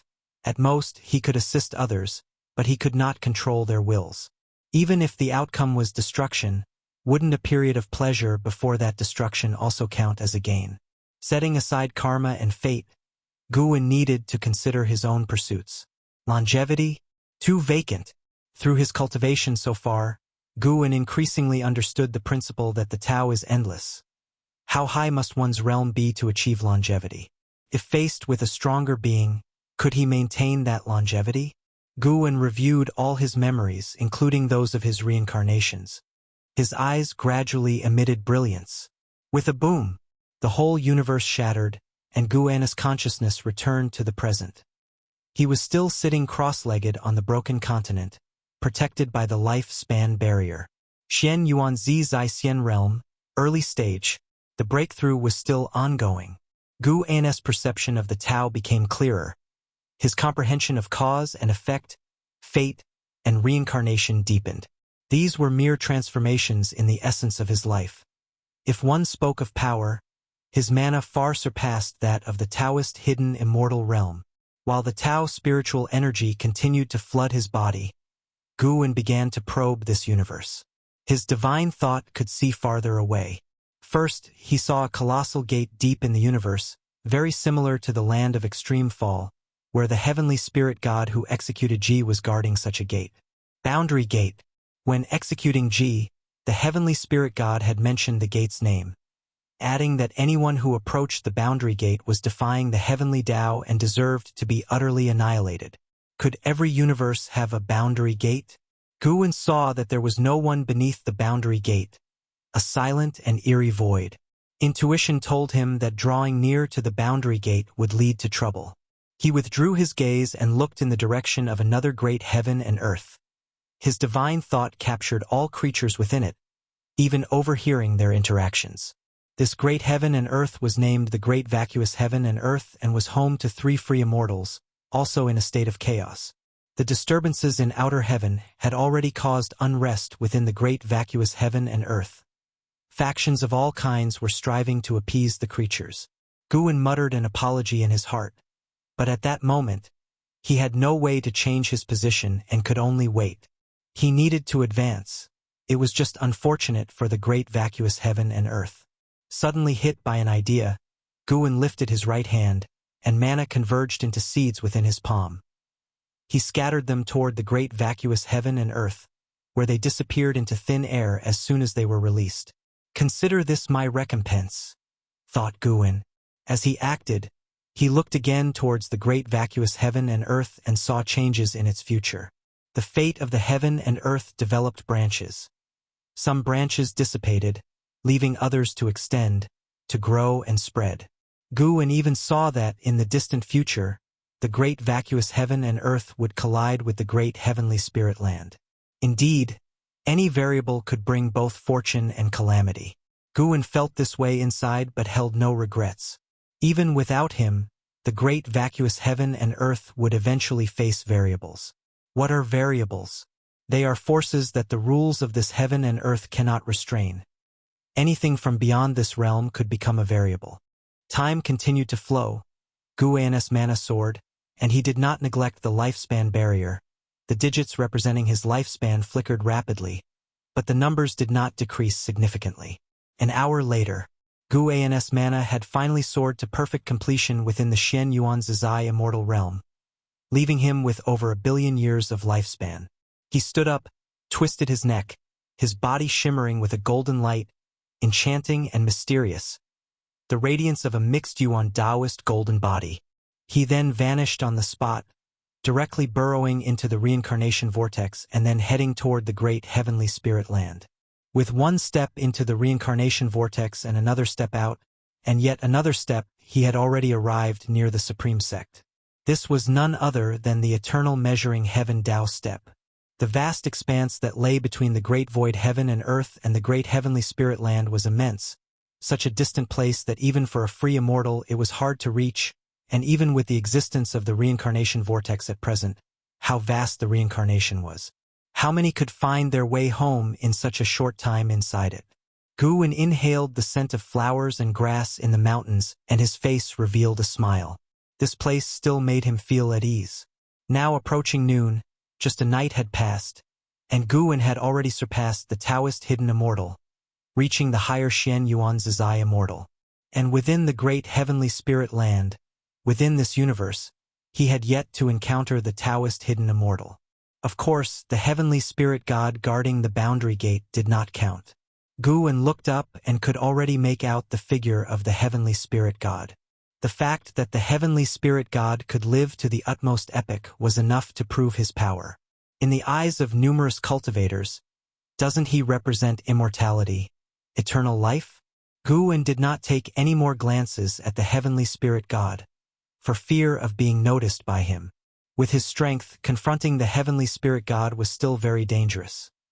Moreover, he had no enmity with the heavenly spirit god, so why provoke him?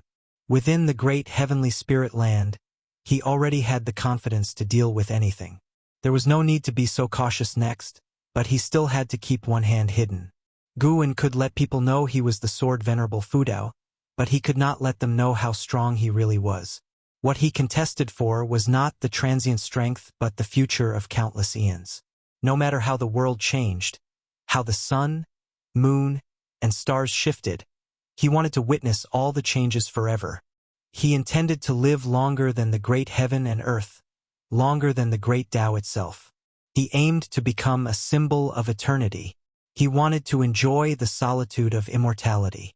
Guwen's lips curved upward, his right hand touching the passing flowers and grass, and after being brushed by his fingers, those flowers and plants all burst with vitality, slightly quivering as if about to become sentient. After another hour, Guwen leisurely set foot into Mystic Valley. Inside the valley, there were disciples weeding, others sowing seeds, and some cultivating spells, resembling a small sect bustling with life. Seeing Guwen return, the disciples immediately greeted him. After spending 30 minutes in Mystic Valley, Guwen returned to the Third Medicine Valley. The Third Medicine Valley was now the center of his life. The place that Mystic Valley occupied in his heart was no longer so important. As he arrived at the Third Medicine Valley, a figure appeared out of nowhere in front of Guwen. It was Ji Xiaoyu. Ji Xiaoyu was about to speak when her gaze suddenly fixed.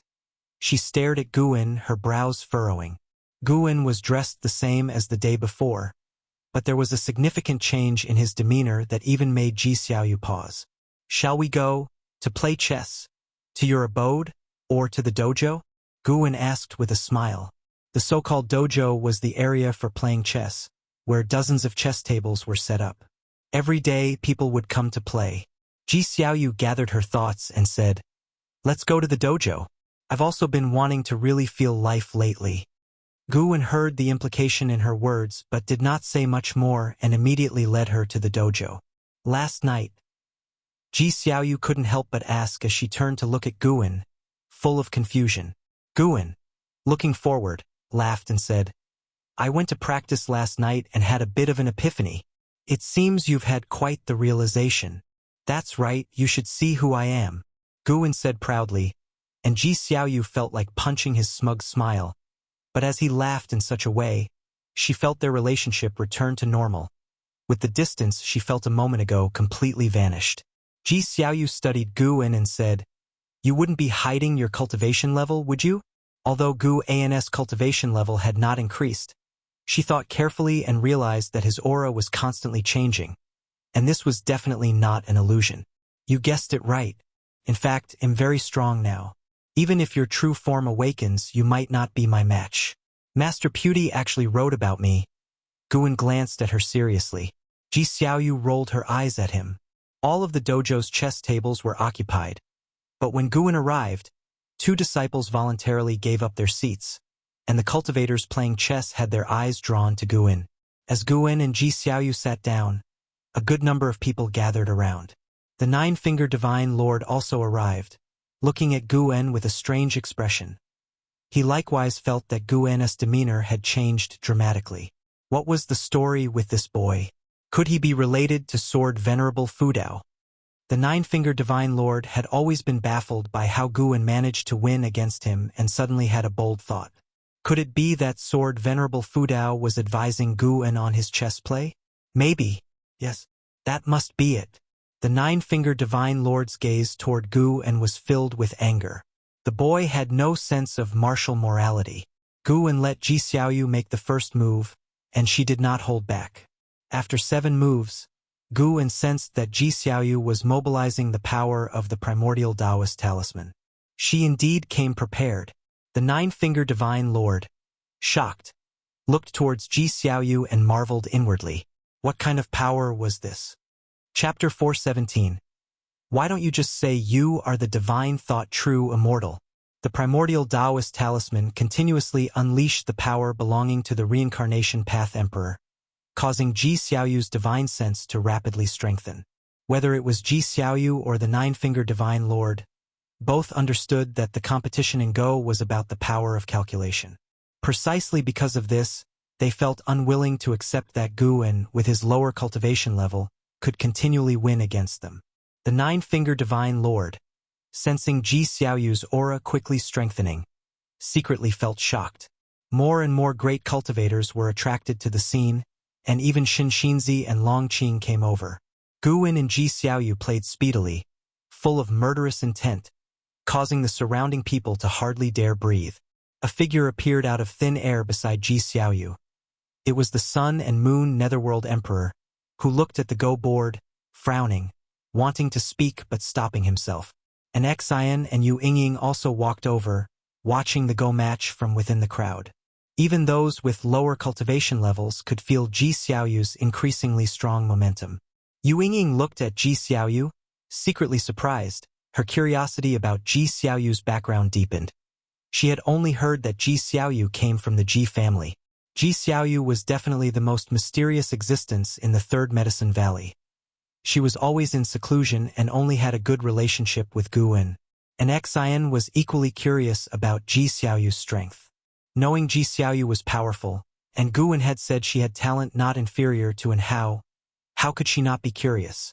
As Ji Xiaoyu's momentum continued to soar, thunderclouds surged over from the horizon, violently churning, darkening the sky rapidly, with the sound of thunder echoing.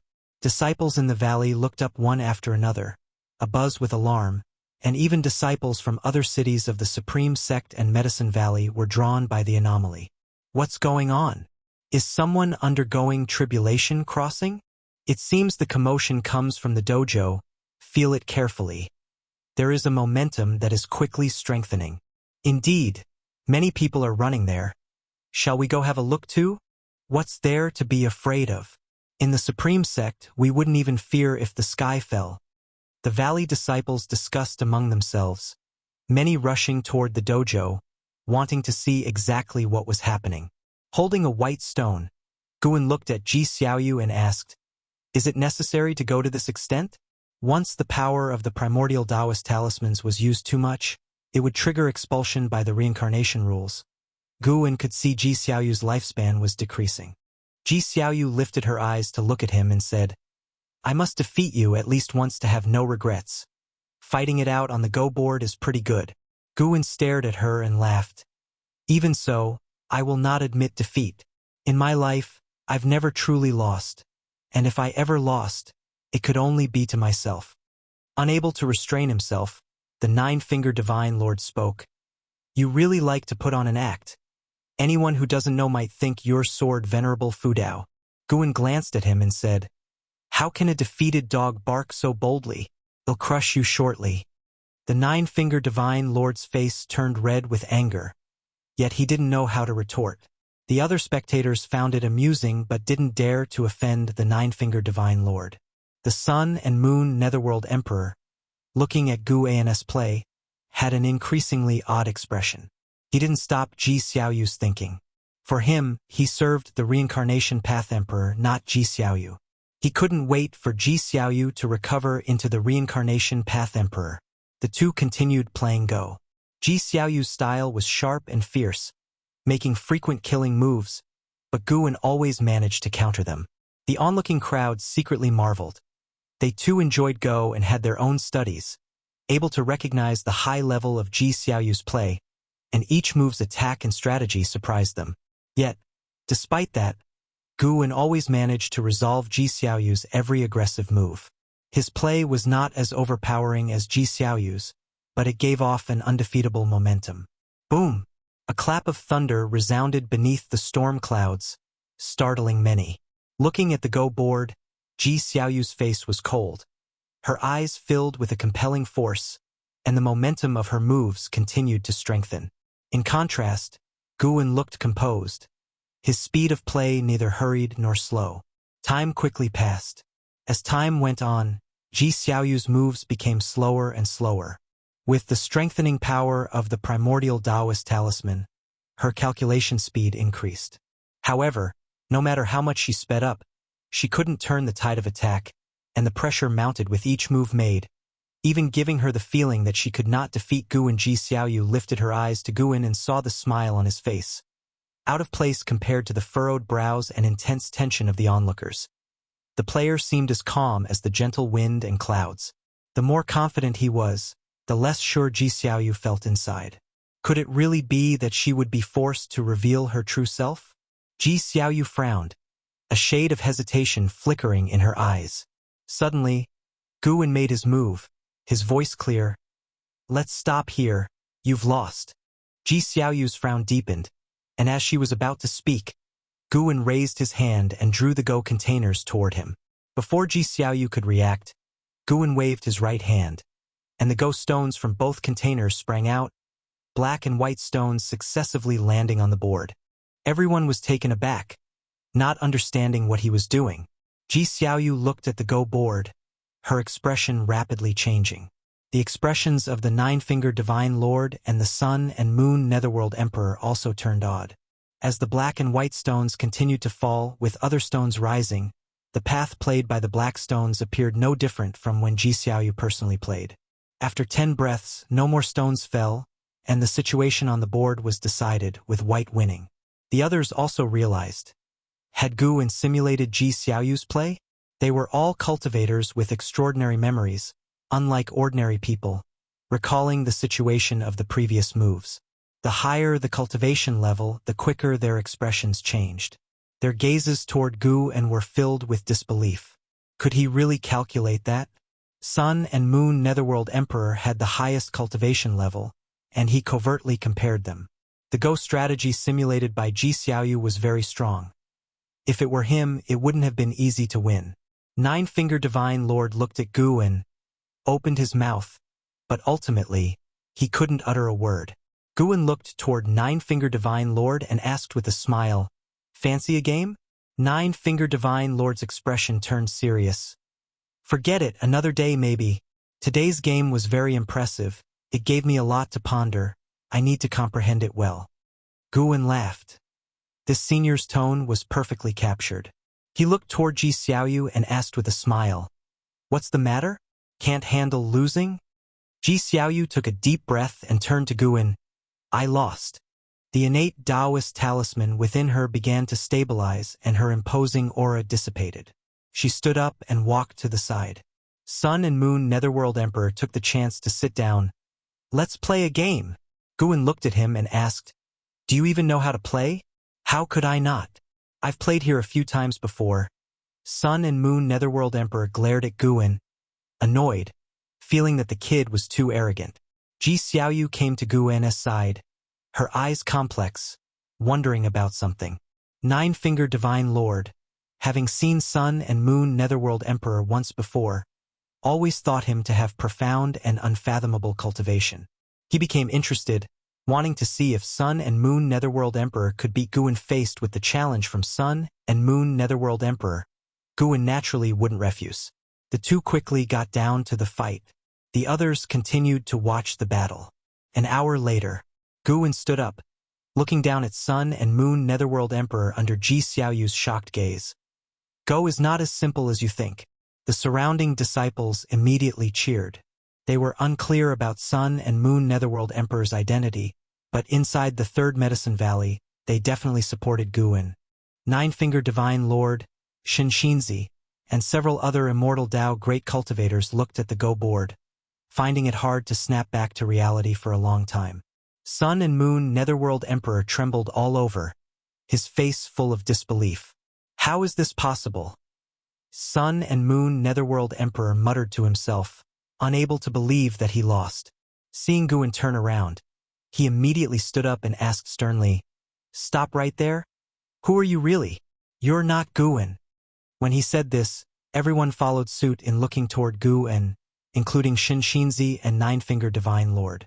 Long Qing couldn't help but say, "What do you mean? Losing to my master and throwing a fit out of anger?" Sun and Moon Netherworld Emperor stared intently at Guin's back. "My cultivation is above the Immortal Dao 4th layer heaven. Do you think he can beat me just like that? The Go strategies I can calculate are beyond what a mortal spirit can imagine. Above Immortal Dao 4th layer heaven? Above heaven and earth flying immortal?" Even Nine-Finger Divine Lord and Shinxinzi were startled, their gazes at Sun and Moon Netherworld Emperor turning to fear. Guin turned to the side, looking contemptuously at Sun and Moon Netherworld Emperor. "Immortal Dao 4th layer heaven? Why don't you just claim you're a divine thought true immortal?" Sun and Moon Netherworld Emperor's face changed drastically, and Ji Xiaoyu's expression also shifted. She looked at Guin, feeling he was very unfamiliar. Guin stared at Sun and Moon Netherworld Emperor. "Since you're aware I'm stronger than you, how dare you speak to me like that while hiding in my residence?" His tone was indifferent, yet it exuded an immense pressure. The disciples discovered for the first time that their master could be this intimidating. However, they had never heard of divine thought true immortal. Even Nine-Finger Divine Lord and Shinxinzi were pondering what realm divine thought true immortal was.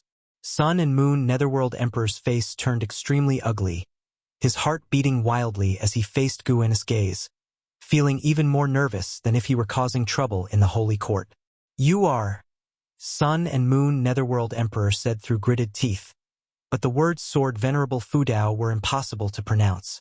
Guin turned around and said to Ji Xiaoyu with a smile, "Let's go. Back to the room to talk." Ji Xiaoyu nodded subconsciously and then followed him away. Sun and Moon Netherworld Emperor stood in place, staring as they left. The others exchanged glances, all filled with confusion. Long Qing approached Shinxinzi, asking in a low voice, "Master, what realm is divine thought true immortal?" Shinxinzi did not answer. He too wanted to know the answer to this question.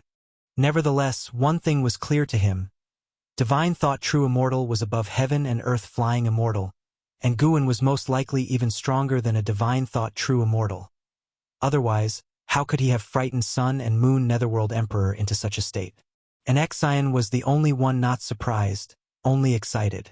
She too wanted to display her powers in front of others like her master had. Her motivation for immortal cultivation grew stronger, and she immediately turned and left to practice diligently.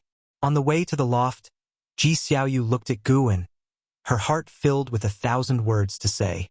"Have you awakened your memories from a past life?" Ji Xiaoyu couldn't help but ask. She had previously speculated that it could be a reincarnation of the free immortal, and now she was even more certain of this, otherwise how could Guin suppress Sun and Moon Netherworld Emperor? As for whether Guin could be Sword Venerable Fudao, she didn't think it was likely. Sword Venerable Fudao had taken action more than once. Reincarnators who utilized their true form's power would be expelled by the reincarnation rules. Chapter 418. Invincible across the Supreme Sect, awoken past life memories? I suppose that's one way to put it. Guin turned to Ji Xiaoyu with a smile and answered, having indeed recalled many memories from his past life. Ji Xiaoyu, upon hearing this, had a complex look in her eyes. She could sense that Gu En had chosen to end the chess game early because he feared she was expending too much vitality. As a result, Gu En had also been forced to reveal his cultivation level. Her mood was a mix of various emotions: surprise, astonishment, reluctance, concern, regret, and more swirled within her. Gu En saw through her thoughts, raised his shoulders with a smile, and said, "Don't be dissatisfied. We can play chess again in the future, and you'll have more opportunities." "I fear I may not have much time left," Ji Xiaoyu murmured in a low voice. Gu En turned his head to look at her and asked, "So, what do you want to do with the remaining time?" Ji Xiaoyu was the Reincarnation Path Emperor, and the Reincarnation Path Emperor was Ji Xiaoyu. It was only the differing memories that caused her fleeting emotional turmoil. Gu En could transfer the memories of this life of Ji Xiaoyu to another person, but that wouldn't separate Ji Xiaoyu from the Reincarnation Path Emperor, because there is only one soul. Moreover, memories and experiences can influence one's character, but one's true nature is determined at birth. Ji Xiaoyu understood this as well, so she never thought about breaking away from the Reincarnation Path Emperor. Her disquiet stemmed from her inability to imagine how her will would return to her original self after this life ended, as she couldn't feel the emotions from her past life memories when recalling them. "What do I want to do? Indeed, I need to give it some thought," Ji Xiaoyu mused. Gu En offered no suggestions, letting her think for herself. The two returned to the house. While back in the dojo, the Sun and Moon Netherworld Emperor disappeared from sight, and the onlookers gathered to discuss the chess game that had just ended. Shen Xinzi looked toward Gu En's loft from a distance, took a deep breath, and said, "Your master is no ordinary person." Long Qing, who stood nearby, couldn't help but roll his eyes at the remark. "As if I couldn't see it for myself." Long Qing's feelings were equally complicated. He was close to Gu En, always regarding him as a father, but in his heart, Shen Xinzi was stronger. To cultivate with Shen Xinzi, he had spent a significant amount of time with him, which resulted in less and less time spent with Gu En. Yet, the scene just now showed Gu En's aura even overpowering that mysterious great cultivator. That was someone even more formidable than immortal Tao fourth layer heaven. Did this mean that Gu En could be stronger than his master, Shen Xinzi? Long Qing suddenly felt this to be absurd, even hard to accept. If this were true, why didn't he cultivate with Gu En from the beginning? Long Qing's gaze shifted to an Xian, who was walking away in the distance. Suddenly, he thought that an Xian might know something. He must ask. How could someone so close to him hide such a cultivation level? What did it all mean? The altercation between Gu En and the Sun and Moon Netherworld Emperor became known in the days that followed, and the words divine thought true immortal remained in people's memories. 3 days later, LV Badian and Ji Hantian came to find Gu En. He received them, asking them to sit while he went to pour tea. "Is it true that a being with a cultivation level above the immortal Tao fourth layer heaven has appeared in Medicine Valley, and that you managed to suppress them?" LV Badian couldn't help but ask, his expression tense. His first reaction to the news was disbelief, but when his subordinates claimed to have witnessed it, he had to take it seriously. Currently, the Supreme Sect did not have a great cultivator of the immortal Tao fourth layer heaven to rely on. Sword Venerable Fudao did not count, for no one knew his cultivation level.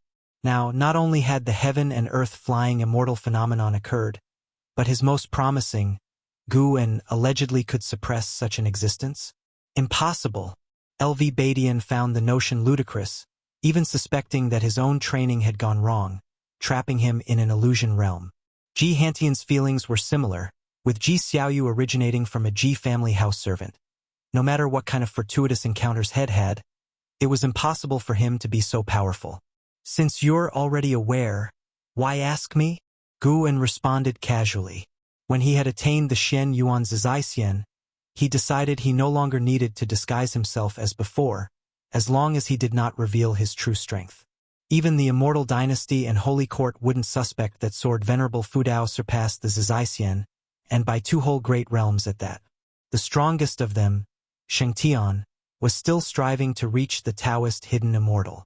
Hearing Gu'en's words, LV Batian and Ji Hantian's eyes widened as they instinctively looked at each other. Ji Hantian signaled LV Batian with a glance, and after hesitating for a moment, LV Batian subtly nodded. Immediately after, Ji Hantian suddenly stood up and swung his palm towards Gu'en, who had his back to him. But as soon as he moved, he was immobilized, unable to take a step, and he couldn't help but widen his eyes in shock. Gu'en turned around, holding 2 cups of tea, and walked toward Ji Hantian. As their eyes met, Ji Hantian's were filled with disbelief. As Gu'en approached him, he sensed an incredibly terrifying presence, as if Gu'en's aura could crush him. "If there's a next time, you'll die even if I don't lift a finger," Gu'en stated flatly, looking at Ji Hantian without emotion. Ji Hantian was drenched in cold sweat. LV Batian hurriedly stood and said, "He only wanted to test you. He had no intention of harming you." He too was terrified, looking at Gu'en with fear in his eyes. With such momentum, it was absolutely an immortal Tao existence. Without any exaggeration, LV Batian had never in his life felt such a powerful aura. As for the terrifying beings like Sword Venerable Fu Dao and Immortal Lord Qiu Shi, their presence was directed towards heaven and earth, far from LV Batian. This time it was a face-to-face feeling. Gu'en retracted his aura and placed 2 cups of tea on the table. He sat down casually, then leaned back in the chair, looking at LV Batian and the other person, asking, "Now that it's confirmed, what are you going to do next?" His tone was casual and he didn't emit an overwhelming aura, but it paradoxically brought an almost suffocating pressure to LV Batian and his companion. They had never imagined this young man could possess such spirit. At the same time, they pondered over Gu'en's words, unable to determine his attitude. Was Gu'en hiding his strength, or did he not mind revealing it? Should they help Gu'en with the aftermath? Gu'en was not in a hurry, waiting for them to think. Seeing Gu'en not rushing them, the pressure on the 2 men increased, and they even began to sweat profusely on their foreheads. LV Batian looked up at Gu'en, somewhat dazed.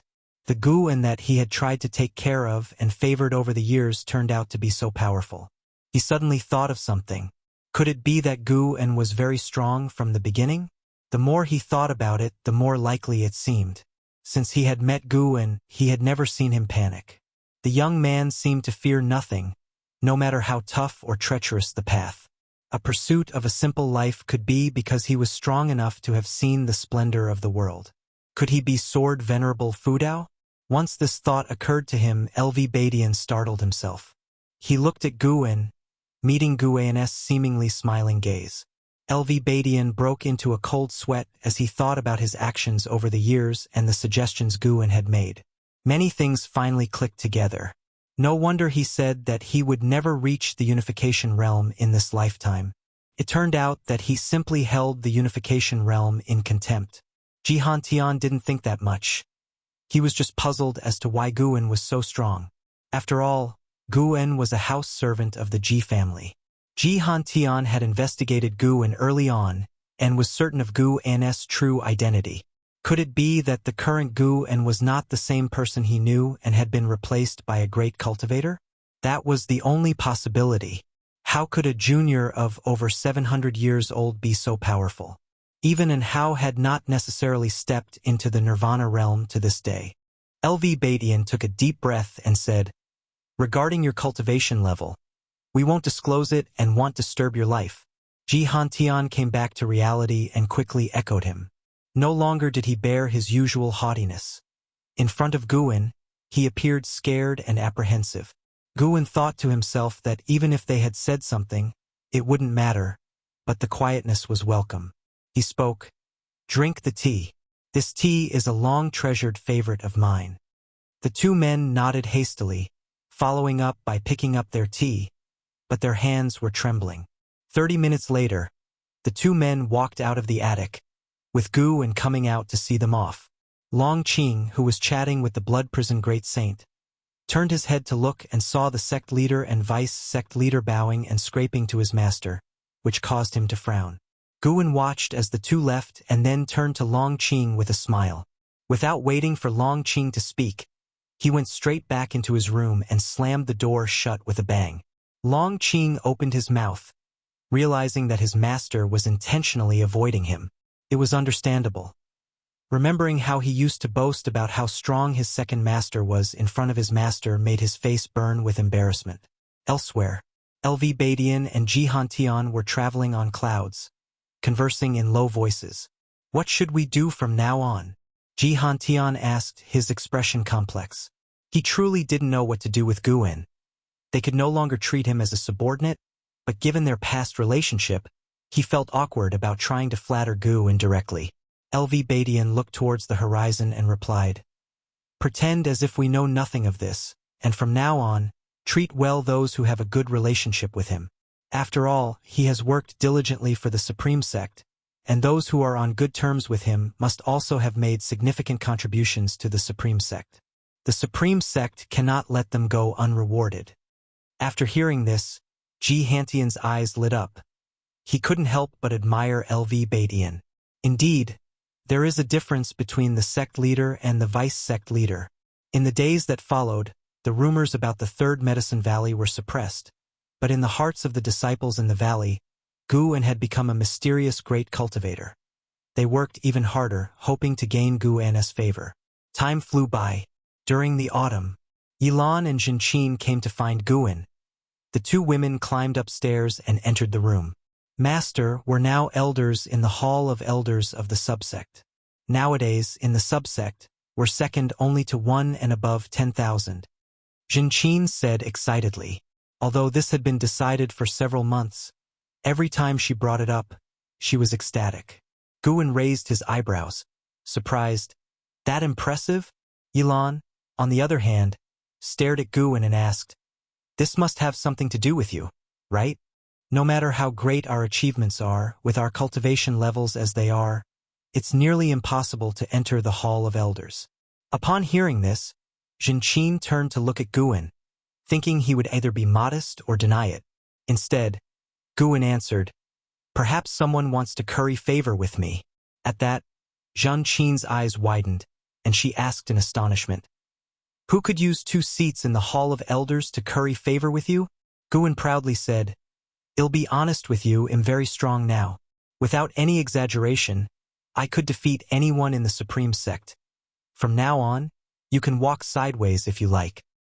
Chapter 419.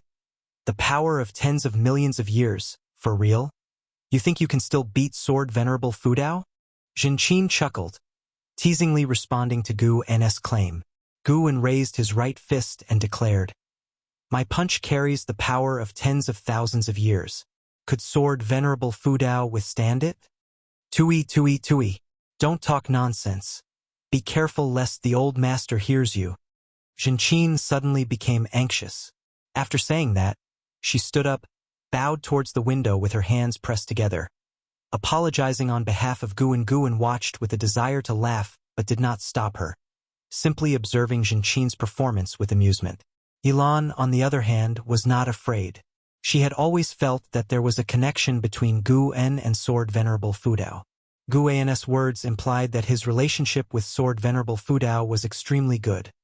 So good that he could even joke with his superior. This made her quite happy.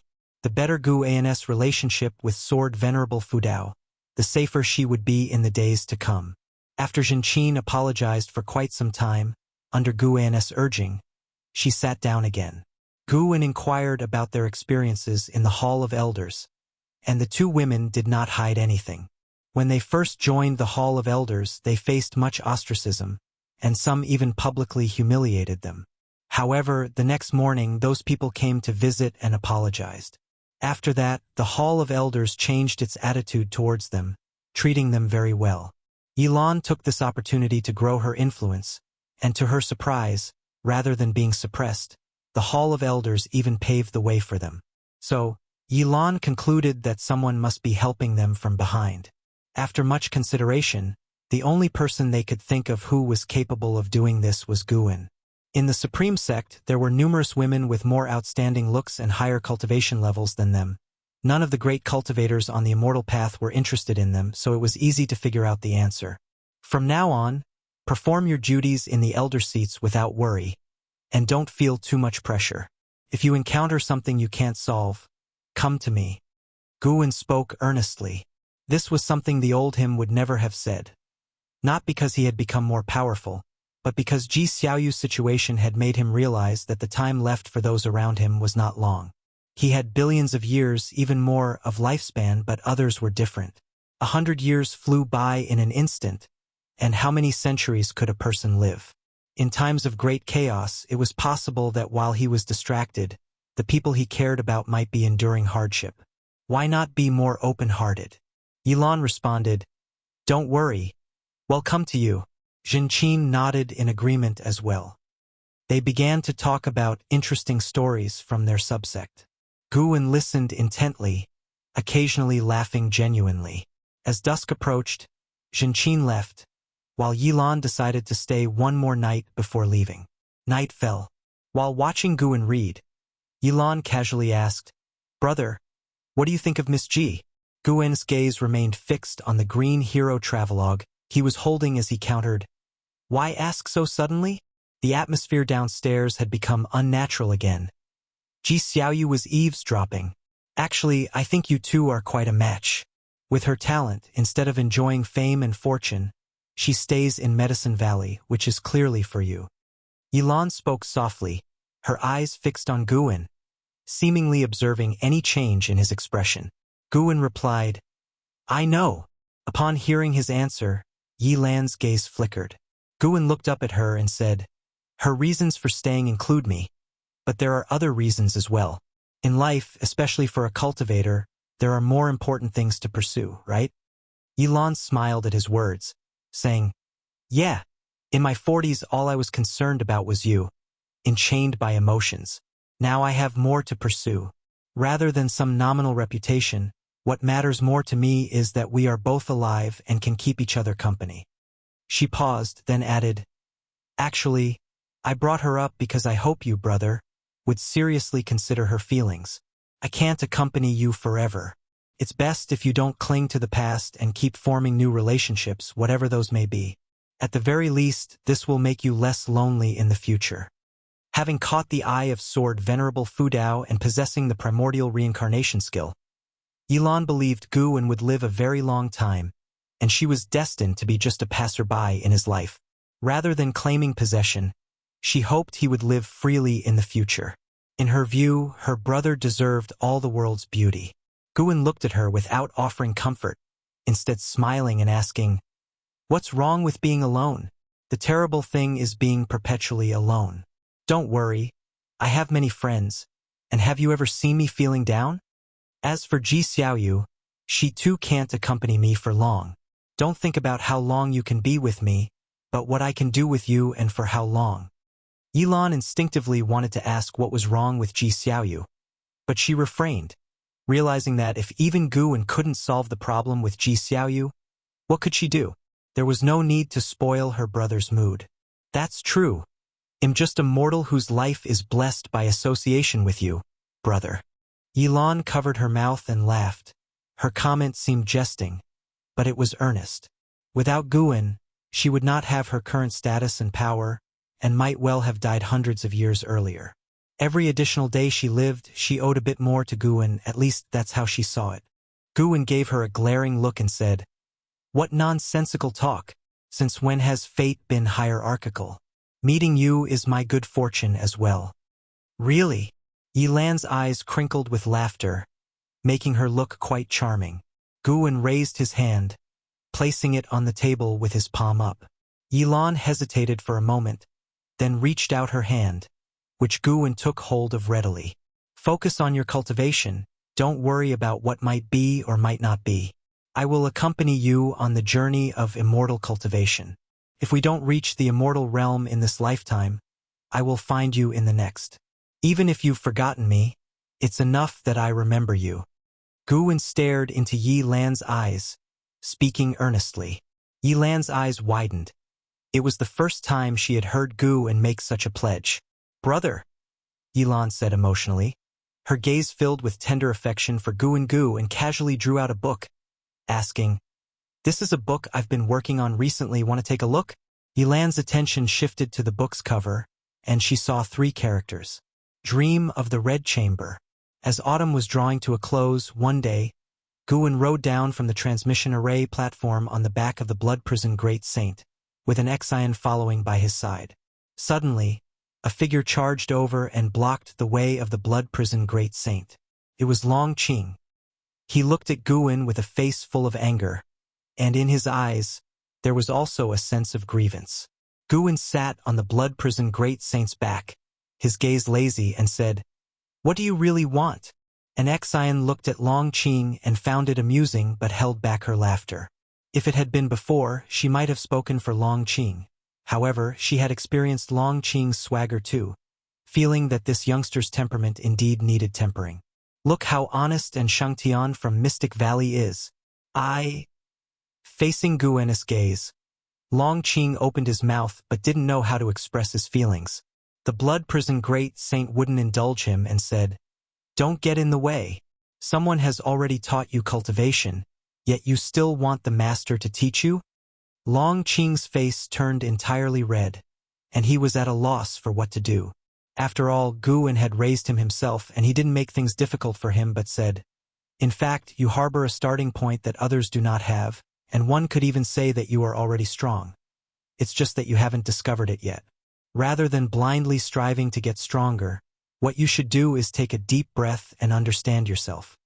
From a distance, Shen Xinzi was eavesdropping and pondered upon hearing these words. He had long noticed that Long Qing was no ordinary individual. Without a trace of spiritual power, Long Qing's physical strength and qi blood surged rapidly. In terms of spiritual power, Long Qing was worthless, but when it came to the growth rate of true strength, he was definitely a rare talent in the world. Could it be that Long Qing truly harbored a power even he hadn't noticed? After hearing Guwen's words, Long Qing was shocked, unable to tell if what Guwen said was true or false. An Exian and the blood prison Great Saint both looked at Long Qing with astonishment. They wouldn't believe Guwen would lie.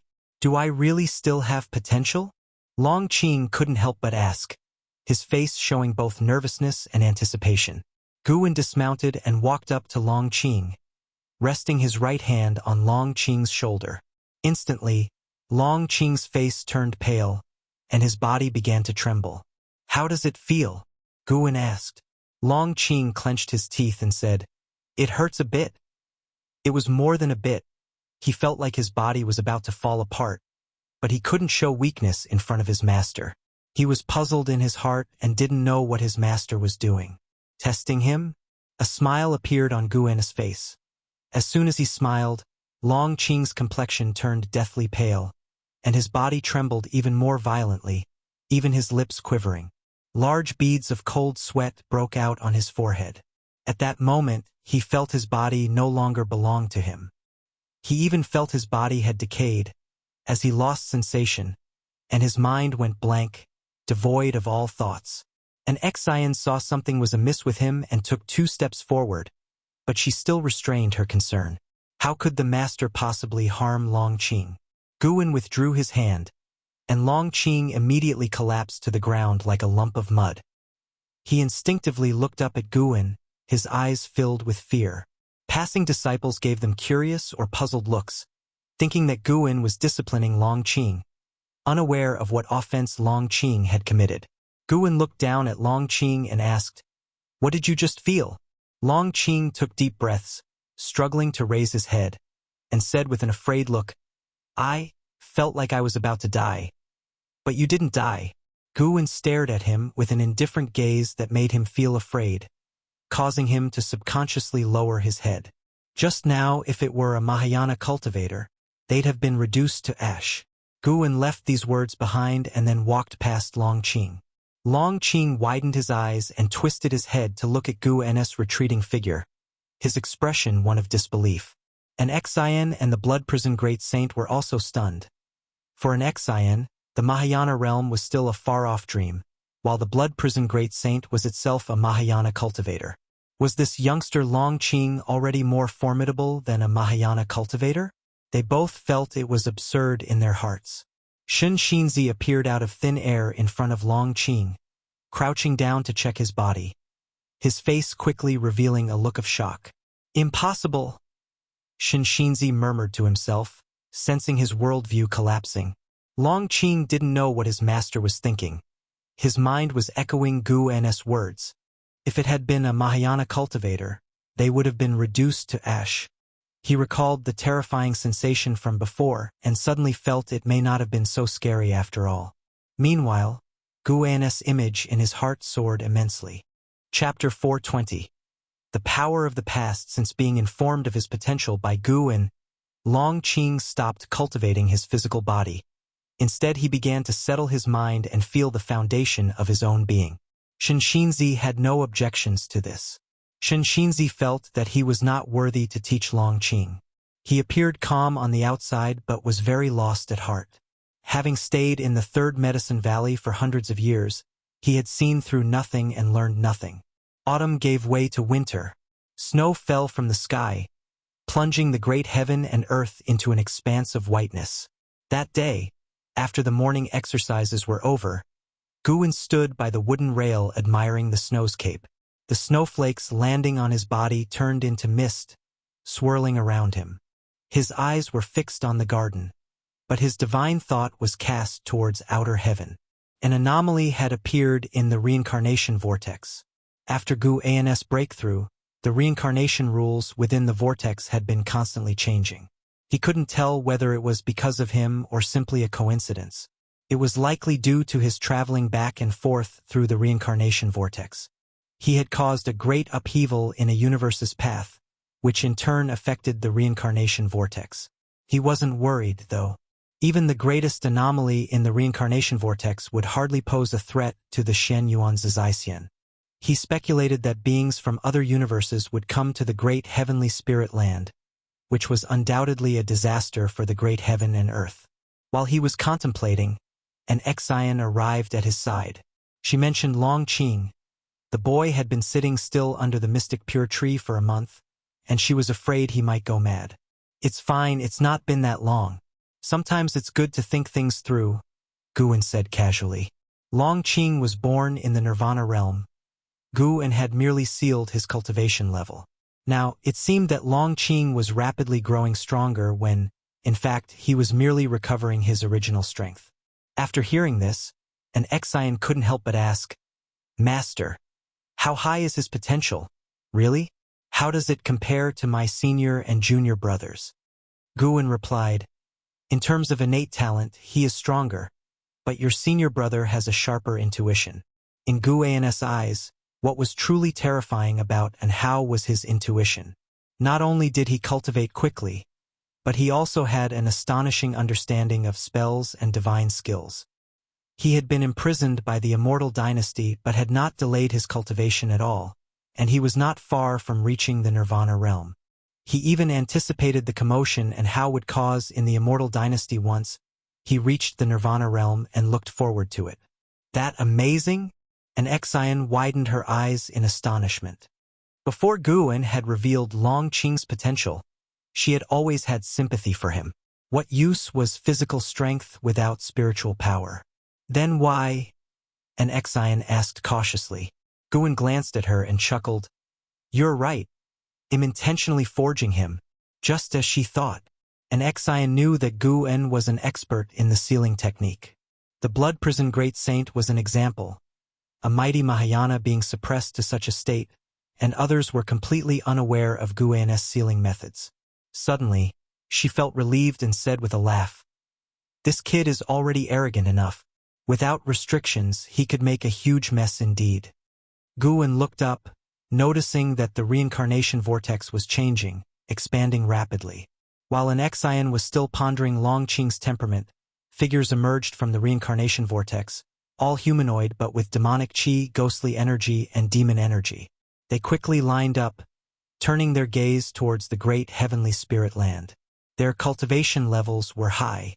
Although none were free immortals, the weakest among them were Tao void mysterious immortals. Guin could sense that free immortals were rushing here from the reincarnation vortex. He couldn't help but calculate the major trends of the world, and the images of the future came into his vision. He saw some troubling scenes. Destiny, huh? Guwen thought to himself but outwardly nodded along with an Xian, talking about Long Qing. After a long while, an Xian bid her farewell and did not disturb Guwen any further. Guwen continued to watch outer heaven. He saw the Holy Court and the Immortal Dynasty dispatch a large number of cultivators to investigate. The three forces coexisted under the outer layer of light without clashing, at least for the time being. Further probing would be needed later on. Guwen turned and flew towards the outer gate city. He was preparing to release the immortal cultivation version of Dream of the Red Chamber, following the romance of the Three Kingdoms. Many in the immortal cultivation world awaited Pan An's fine work with anticipation. Writing was no longer a source of profit for Guwen. Instead, he was more interested in sharing and reminiscing, passing down the works of earth literature to the immortal cultivation world to have beings remember for him. An ancient hour later, Guwen left the book collection hall under the respectful farewell of its disciples. He decided not to leave the city immediately, choosing instead to continue wandering the streets. Strolling through the streets was also his hobby. By glimpsing the cause and effect of passers-by, he could further enhance his understanding of fate and destiny. As always, Guwen would encounter acquaintances. Although his mindset had changed, his attitude towards others had not. He remained friendly and enthusiastic. Gradually, Guwen arrived near the heavenly repair platform. From a distance, he saw many people gathered around the heaven-cutting axe. Even on the platform, there was a heaven and earth flying immortal, who concealed his cultivation and appeared very ordinary, unable to draw attention, at least on the heavenly repair platform. Zuijian stood steadfast beside the heaven-cutting axe, straight as a rod. Like a faithful devotee, he had not brought any benefit to Guwen, but his dedication and perseverance moved him. After all, the stronger Zuijian became, the more he underscored the might of the sword Venerable Fudao. Guwen stepped onto the heavenly repair platform, making his way through the crowd towards the heaven-cutting axe. Even on the platform, Guwen would encounter acquaintances, necessitating some small talk. By the time he reached the heaven-cutting axe, half an incense stick's time had passed. Zuijian saw Guwen and smiled, a rare sight on his stern face. He greeted Guwen proactively, asking, "What brings you here today?" Guwen replied, "I've been to the book collection hall." Zuijian's eyes lit up as he asked, "Could it be a new book?" He knew that Guwen was the author of Investiture of the Gods, of which he was a dedicated reader. It was the work he read the most, but he also greatly enjoyed Journey to the West and Romance of the Three Kingdoms. Guwen did not conceal anything and nodded in response, which thrilled Zuijian. At that moment, a cultivator who had been trying to pull out the heaven-cutting axe failed. He released his grip, stepped back 3 paces, and remarked with emotion, "The legacy of sword Venerable Fudao truly is not easy to obtain. Even I, a wandering immortal, could not succeed." Wandering immortal. A stir went through the crowd, and someone complained in a low voice, "Can this legacy really be obtained by someone?" As soon as these words were spoken, he faced criticism from those around him. "Couldn't you feel the sword intent of sword Venerable Fudao when you were on the platform?" That's right, even if you can't obtain sword Venerable Fudao's legacy, at least you can experience his sword intent, which is a great honor. Sword Venerable Fudao is so formidable. If his legacy were obtained within a few hundred years, it wouldn't seem as precious. That just means the fated person hasn't arrived yet. I really look forward to that day. When it comes, the commotion caused by the heaven-cutting axe will surely shake heaven and earth. Guwen listened to the discussions around him and reflected inwardly. Was he being too harsh? Without speaking of someone's talent, to pull up the heaven-cutting axe, one must at least possess the cultivation level of a free immortal. Due to the appearance of the Sun and Moon Netherworld Emperor, Guwen had quietly strengthened the mana within the heaven-cutting axe, so none but a free immortal could shake the heaven-cutting axe. He had originally planned to ease the conditions when the destined one arrived, but as it stood, finding someone who met his criteria seemed difficult. Never mind, it was just as well if no one obtained it. A legacy that stands for 10,000 years, a million years, that would become legend, embodying even deeper foundations. Do you want to give it a try? Zuijian asked Guwen. In the meantime, someone else approached and grabbed the axe handle of the heaven-cutting axe. But just like the person before, no matter how hard they tried, they couldn't move the heaven-cutting axe one bit. Most people who came to the heavenly repair platform were there to feel the power of Sword Venerable Fudao, and even if they failed, they had no regrets. As such, those who failed to obtain the legacy left with excitement. Forget it, what I really want to ask is, what are you seeking by staying here so long? Guwen looked at Zuijian and asked with a smile on his face, as if making small talk.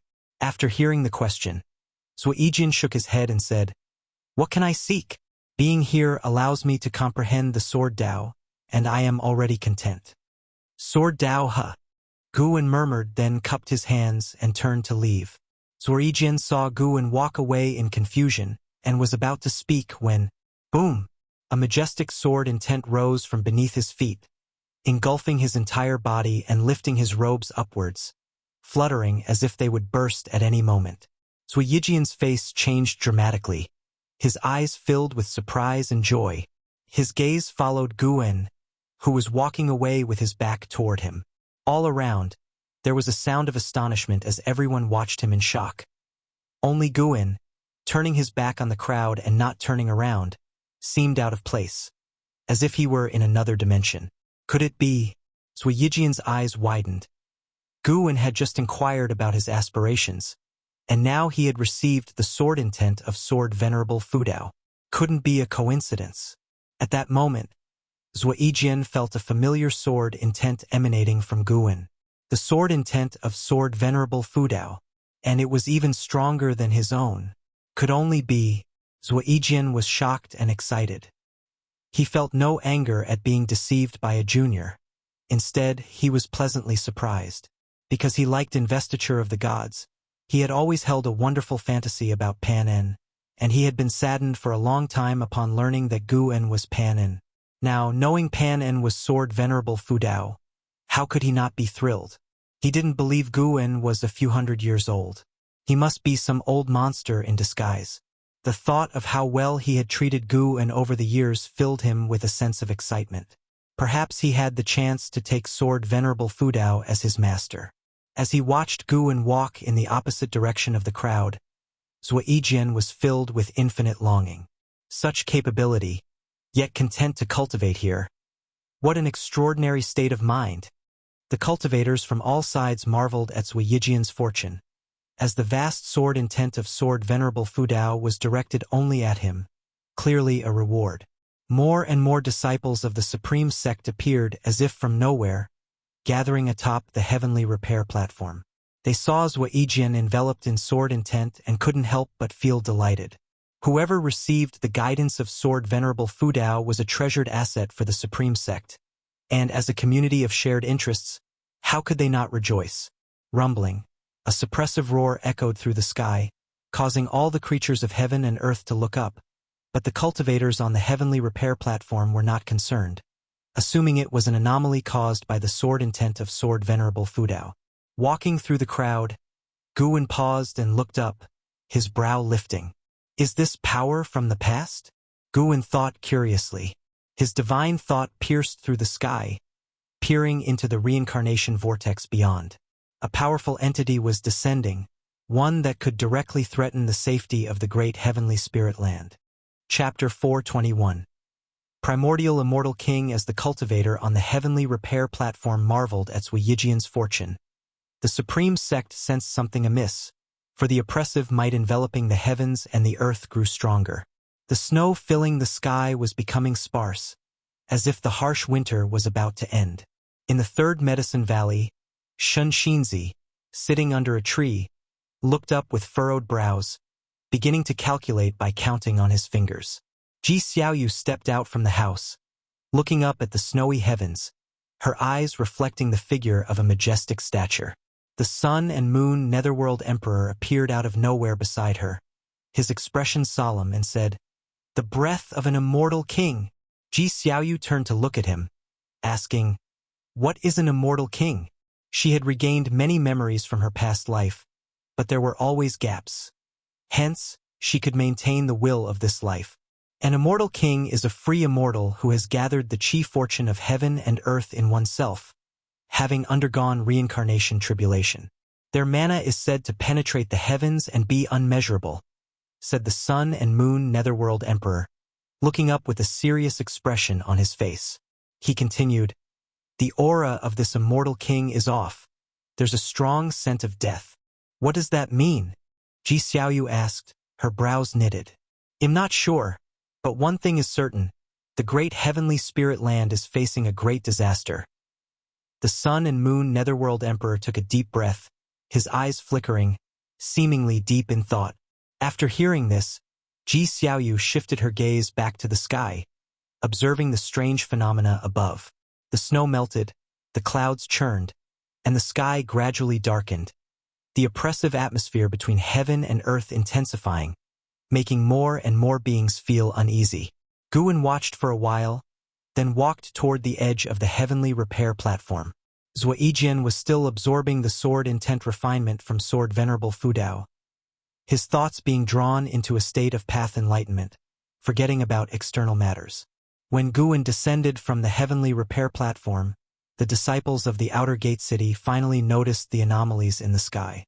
At the same time, in outer heaven, in the void, figures knelt, facing the reincarnation vortex, which had grown larger than ever, with a majestic figure radiating light appearing faintly visible in the darkness at the center of the vortex. Before this figure, all the powerful figures under the reincarnation vortex seemed insignificant. The cultivators from the Immortal Dynasty and Holy Court who rushed here changed their expressions drastically at the sight of the figure in the reincarnation vortex. What is that? Such a terrifying aura. How high must his cultivation level be? Be careful, everyone. That figure is neither human nor demon. It must be an evil spirit. Could it be a heavenly demon? But why wouldn't they come from the silent destruction domain? Why do I feel this figure looks somewhat familiar, as if I've seen it somewhere before? As the two factions of beings discussed, they held their Dharma treasures, ready for battle. The figures kneeling under the reincarnation vortex all looked up, their eyes intently fixed on the figure within the vortex, their expressions filled with fervor. Suddenly, an immortal spirit from the Immortal Dynasty burst out shouting, "The primordial immortal king!" At this utterance, the side of the Immortal Dynasty was in uproar. The immortal spirits greatly shocked, their gazes towards the reincarnation vortex filled with disbelief. On the side of the Holy Court, a few strong cultivators who had heard of the name of the primordial immortal king also showed a look of horror. All celestial ranks returned to the Holy Land. A commanding voice echoed in the void, and upon hearing it, the cultivators of the Holy Court turned around and left. Within 3 breaths, all the cultivators of the Holy Court had returned to the great heavenly spirit land. Seeing this, the immortal spirits became increasingly agitated. Is it truly the primordial immortal king? He's still alive. So Yuanshu ancestor created the reincarnation vortex to welcome the primordial immortal king. No, don't you feel that something is off about his aura? But that is the primordial immortal king. No matter what form he takes, he is forever the immortal king of our immortal dynasty. How many years has it been since the birth of the Holy Court? The immortal dynasty has not seen a true unifier of the world. The immortal spirits were overtaken with excitement, though a few showed worried expressions on their faces. Just then, the primordial immortal king within the reincarnation vortex began to move. He slowly emerged from the darkness, a terrifying aura reminiscent of an ancient demon god surging from the vortex, unstoppable like a river bursting its banks. The immortal spirits within the void fell silent, merely staring at him in shock. Holy Court on a grand hall. The holy minister stood before the holy throne, looking up at the starry sky, his brow furrowed, and his gaze stern. Around him stood numerous figures, all second-rank celestial beings of the Holy Court, the holy gods, each one a divine thought true immortal. An old woman dressed in a white-lit feathery robe spoke up, "Holy Minister, the arrival of the primordial immortal king is surely directed at us. Regardless of why he has resurrected, we must devise a strategy." The other holy gods agreed, their demeanor calm but their words clearly filled with apprehension towards the primordial immortal king. With the primordial immortal king, the immortal dynasty now had 3 free immortals. In terms of top-tier strength, the Holy Court was now completely outclassed by the immortal dynasty. How could they not feel alarmed? Over the years, although the Holy Court had withstood the onslaughts of the immortal dynasty, anyone with clear sight could see that the Holy Court could not turn the tide and decisively defeat the immortal dynasty within a short period. Now, with the emergence of the primordial immortal king, what would happen next was foreseeable. The holy minister, with a stern face, said, "What strategies do you propose, my lords?" Upon hearing this, the holy gods suddenly fell silent. Facing a free immortal, any plan was meaningless. Only a free immortal could confront another free immortal. One of the holy gods looked at the holy minister and asked, "When will you begin your breakthrough?" The holy minister had been preparing to break through to a free immortal status, but such a matter could not be rushed. It required ample preparation, and for the holy minister, this tribulation crossing was a life-or-death challenge, naturally not to be undertaken lightly. The holy minister looked at him and said, "If not for some people shirking their responsibilities, I might have already succeeded in my tribulation crossing. We are all contributing to the Holy Court. I don't know why some clutch onto their chief fortune so tightly, either in seclusion unable to act rashly, or having just released it, unable to retrieve it immediately." He wanted to leverage the entire chief fortune of the Holy Court for his breakthrough, but once chief fortune was linked with a person, it could not be withdrawn easily. Losing chief fortune would disturb the mind and bring ominous luck. This could not be forced and must be discussed thoroughly with the higher and lower echelons of the Holy Court, to draw out some of the chief fortune without causing the collapse of the Holy Court. Moreover, the Holy Court was still contending with the immortal dynasty. Faced with the holy minister's interrogation, that holy god turned pale and did not make a sound.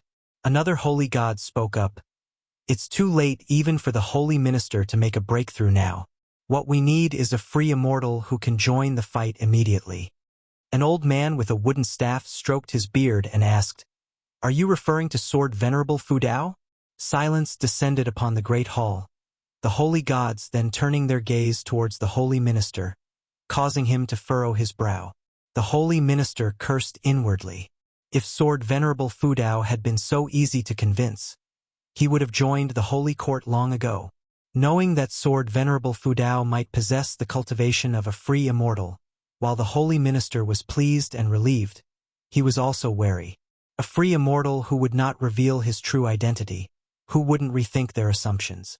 Chapter 422. I give you a chance with a knife. As the holy minister hesitated, the primordial immortal king stepped out of the reincarnation vortex and presented his image before the immortal spirits. The primordial immortal king had a towering figure, his clothes worn and tattered, and the upper body was left with only strips of cloth drifting slightly. His long hair was spread over his shoulders, emitting a wild and fierce aura. His strands of hair, like the gray rivers of the wilderness, fluttered, stirring the clouds like dragons churning the river, causing the Tao spiritual energy around him to twist, forming a visual impact that could be seen with the naked eye.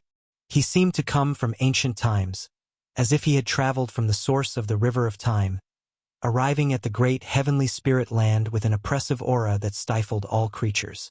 The immortal spirits looked at him, their eyes filled with reverence and anticipation. Beneath the reincarnation vortex, figures radiated an aura similar to that of the primordial immortal king, silent and chilly. Seeing the primordial immortal king, they were not shocked but rather excited.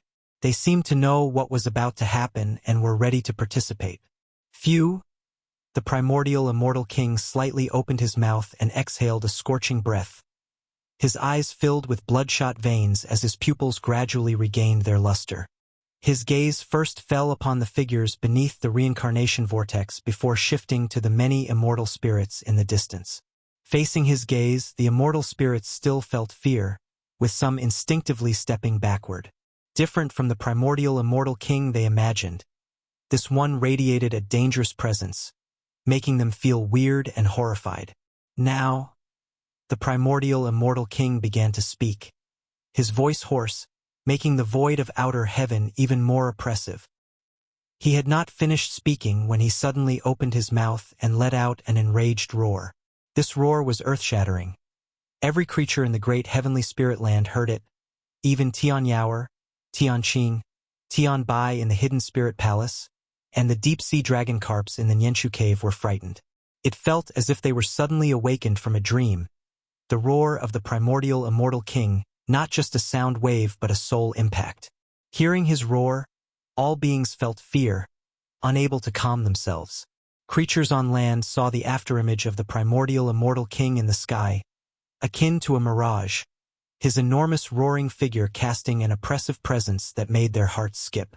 At this moment, Guwen stood on the streets of the outer gate city, the surrounding cultivators all looking up at the sky with expressions of dread. In front of Guwen, the son of the demon emperor, Wuxia, was also looking at the sky, his brows furrowed. "What's that?" Wuxia murmured to himself. Guwen remarked, "It looks like big trouble is coming."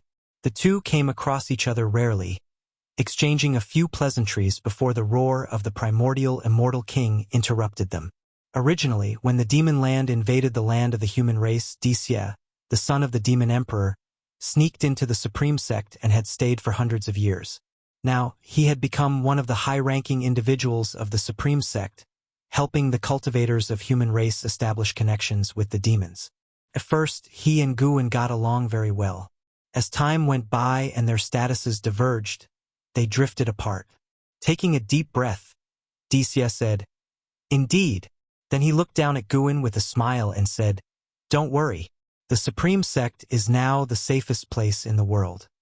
Guwen nodded and continued their casual conversation. Perhaps because of the appearance of the primordial immortal king, Wuxia had the rare patience and started talking about the current strength of the supreme sect. Meanwhile, in the outer heaven, before the reincarnation vortex, the primordial immortal king stood suspended. He was no longer roaring, his arms hanging loosely. He suddenly looked in the direction of the immortal dynasty. When his gaze suddenly fell upon them, the immortal spirits couldn't help but tremble with fear. The primordial immortal king showed a fierce smile, his eyes narrowed, and in an instant, the entire void was filled with countless eyes of varying sizes, all belonging to the primordial immortal king. Each immortal spirit felt the horror of being watched by countless enemies. Before they could escape, the eyes in the void exploded open, and the immortal spirits' faces drastically changed.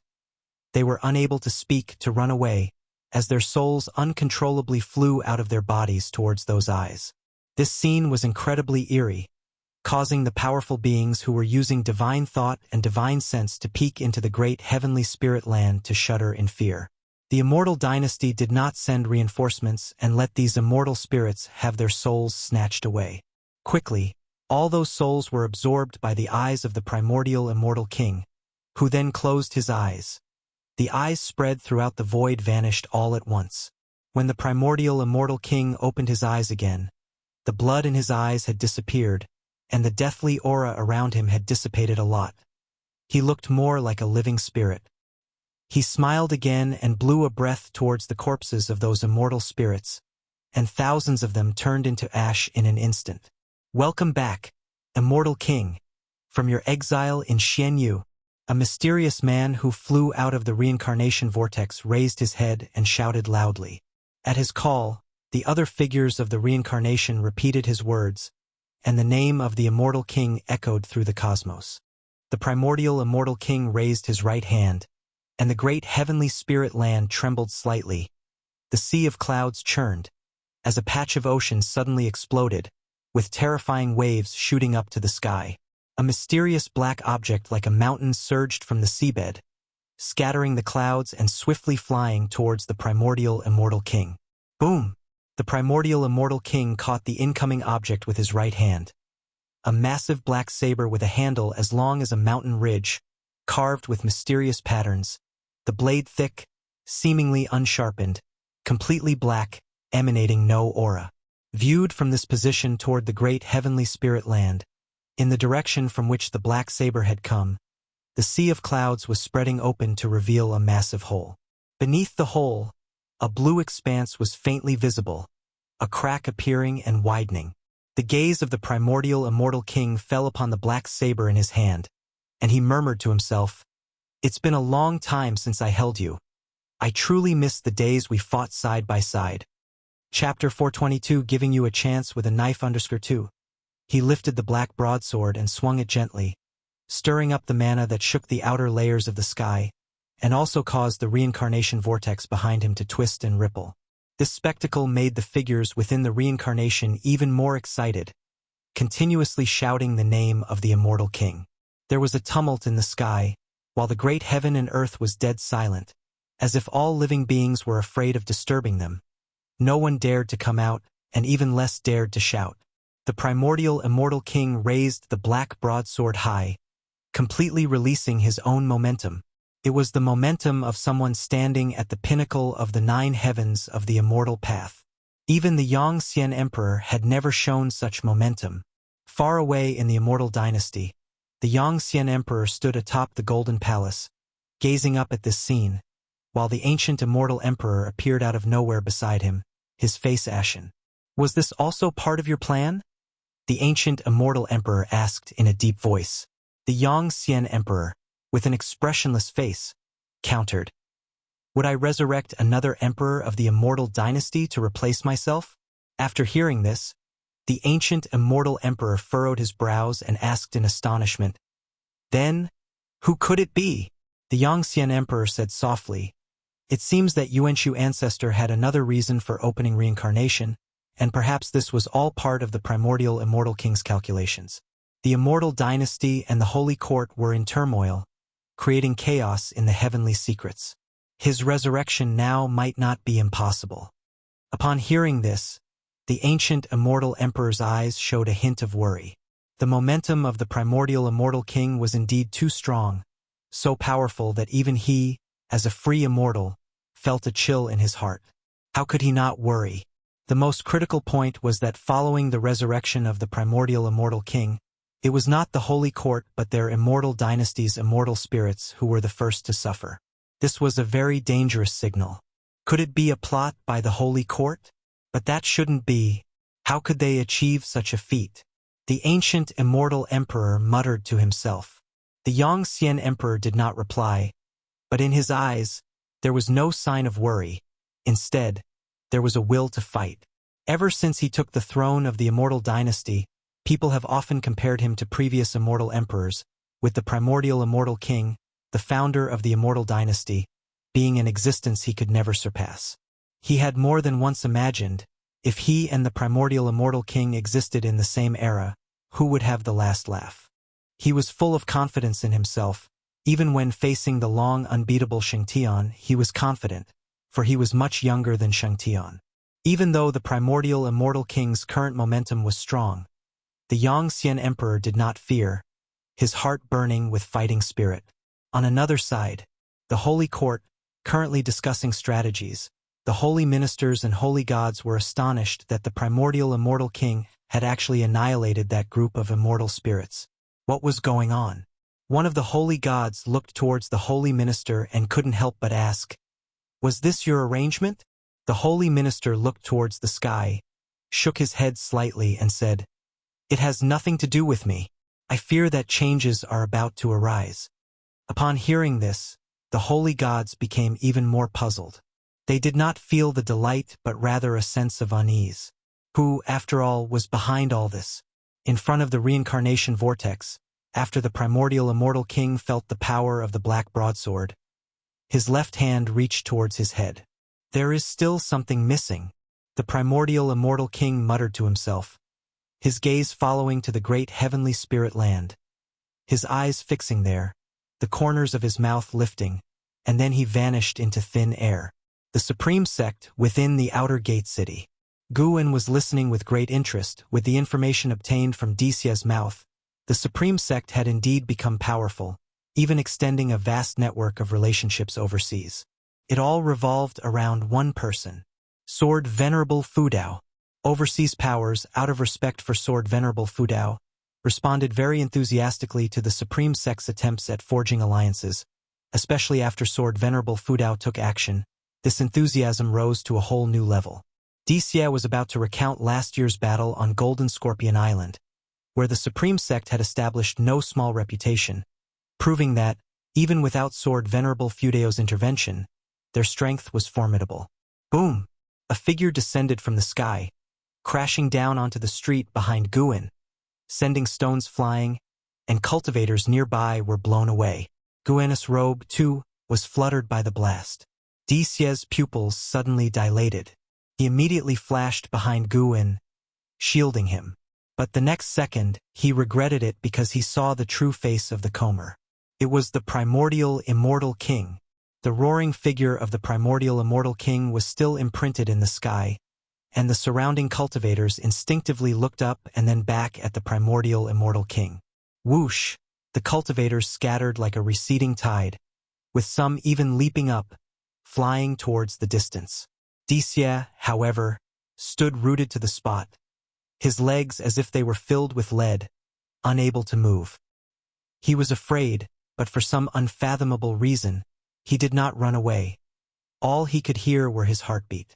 The primordial immortal king looked emotionless as he stared at Guin.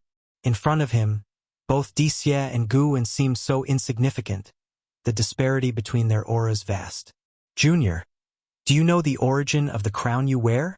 Hearing the primordial immortal king's inquiry, Guin turned and looked at him, then pointed to his own immortal king crown and asked, "Could it be that this crown belongs to you?" The primordial immortal king's lips curled up as he said, "That's right. It's mine.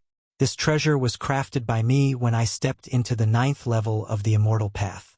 It is called the Immortal King Crown, and it is capable of swallowing the chi blood of living beings, storing mana. 9th level of the immortal path. Immortal path supreme treasure." Upon hearing this, Wuxia nearly died of fright, with large beads of cold sweat covering his face. Such an entity, he had no power to resist it. Not just him, the entire Supreme Sect might face the danger of annihilation. He even began to resent Guin. How could you pick up such a crown with such a history? He had already been puzzled before, noticing that Guin's immortal king crown had many notches, obviously meant for setting jewels, yet the fool hadn't done so because they simply wouldn't fit. Guin looked at the primordial immortal king and asked, "So, you want it back?" Cultivators in all directions watched tensely, and although the primordial immortal king was fearsome, this was the Supreme Sect, where many disciples bore the responsibility of protecting their sect. Hearing Guin's words, they cursed inwardly. Has this kid gone mad? To actually provoke such a terrifying entity. The primordial immortal king narrowed his eyes, sizing up Guin.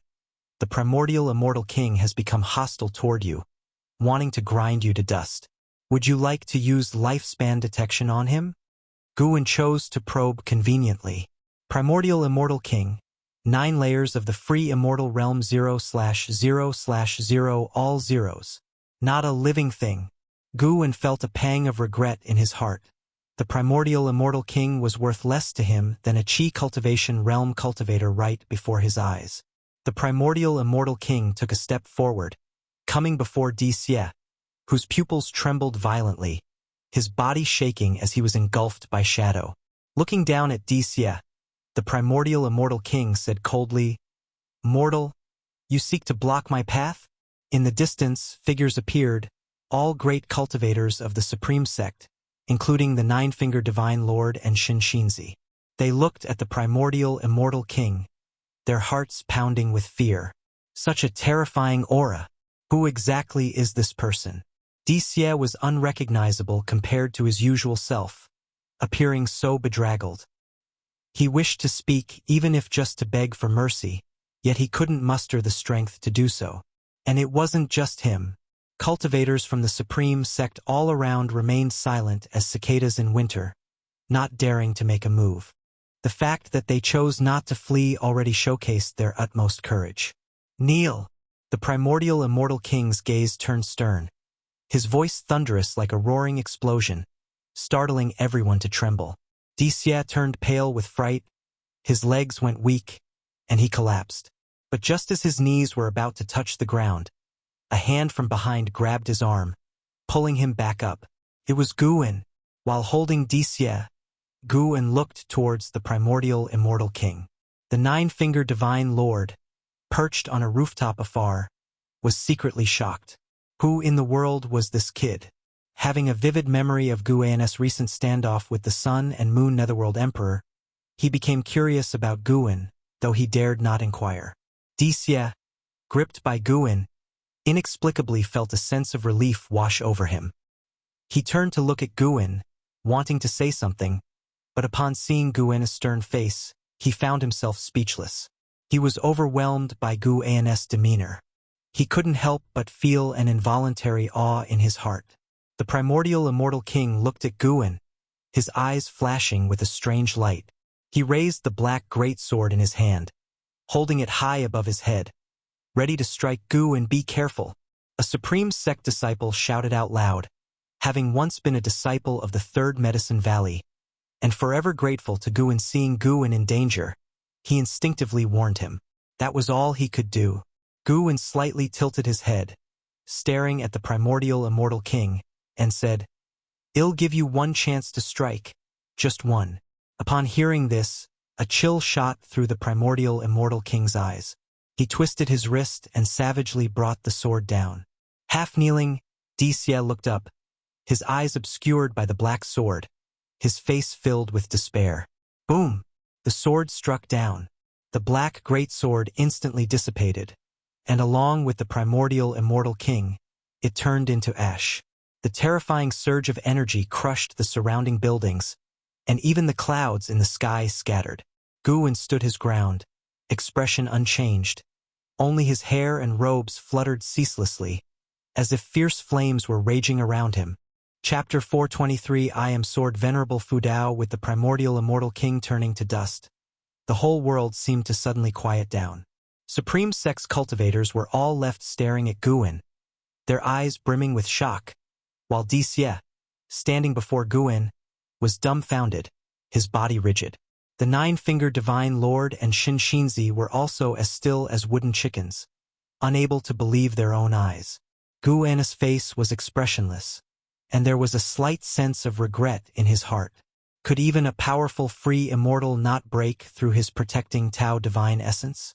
He did not strike back just now.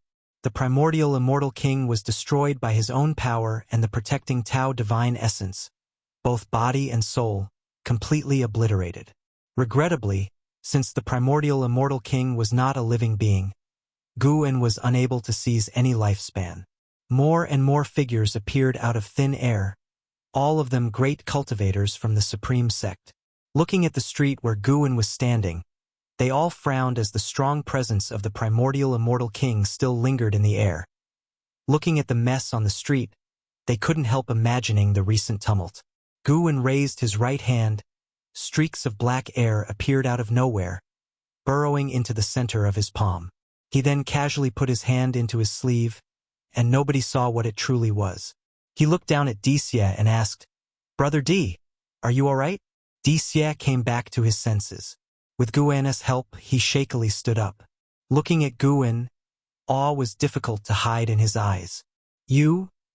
Wuxia's lips quivered as he wanted to ask about Guan's identity but feared giving offense. "Sword. Venerable Fudao." A cry of shock came from afar.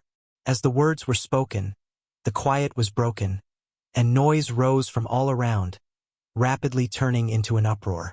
Wuxia also guessed this. The primordial immortal king claimed to possess the 9 heavens of immortal path cultivation level. Who else could slay an entity with such mastery within the Supreme Sect, if not Sword Venerable Fudao? He turned out to be Sword Venerable Fudao. Wuxia looked at Guan, whose smile was mild. His Taoist heart could not calm down. Recalling the years of interaction with Guan, he felt ashamed and frightened. Thankfully, he had never looked down on Guan, as he had never been disrespectful in their exchanges. Guan couldn't hear his inner voice but could probably guess it. For Guan, it was just amusing. There was no feeling of being slapped in the face. He always enjoyed socializing and never demanded too much. A smile from others was already nice. There was no need to ask for more. Is he Sword Venerable Fudao? No, it's more likely that Sword Venerable Fudao protected him. Indeed, we didn't see him take action. It must have been Sword Venerable Fudao who acted. That man is Gu En, the Valley Master of the Third Medicine Valley. Go, chess, and Gamoku were all invented by him. I know him. He definitely isn't Sword Venerable Fudao. I've also known him for hundreds of years. He is extremely kind-hearted. Perhaps he has met Sword Venerable Fudao, who is incognito, so Sword Venerable Fudao came to his aid. I wonder if that guy just now is dead. As more and more disciples began to talk, the tone quickly changed. With the voices of people familiar with Gu En speaking up, many believed that it was Sword Venerable Fudao who had protected Gu En, not that he was Sword Venerable Fudao himself. Of course, some still thought that Gu En was Sword Venerable Fudao, because he was too composed in the face of the primordial immortal king. Even if he was not Sword Venerable Fudao, he must have a close relationship with him. Otherwise, he could not be so fearless.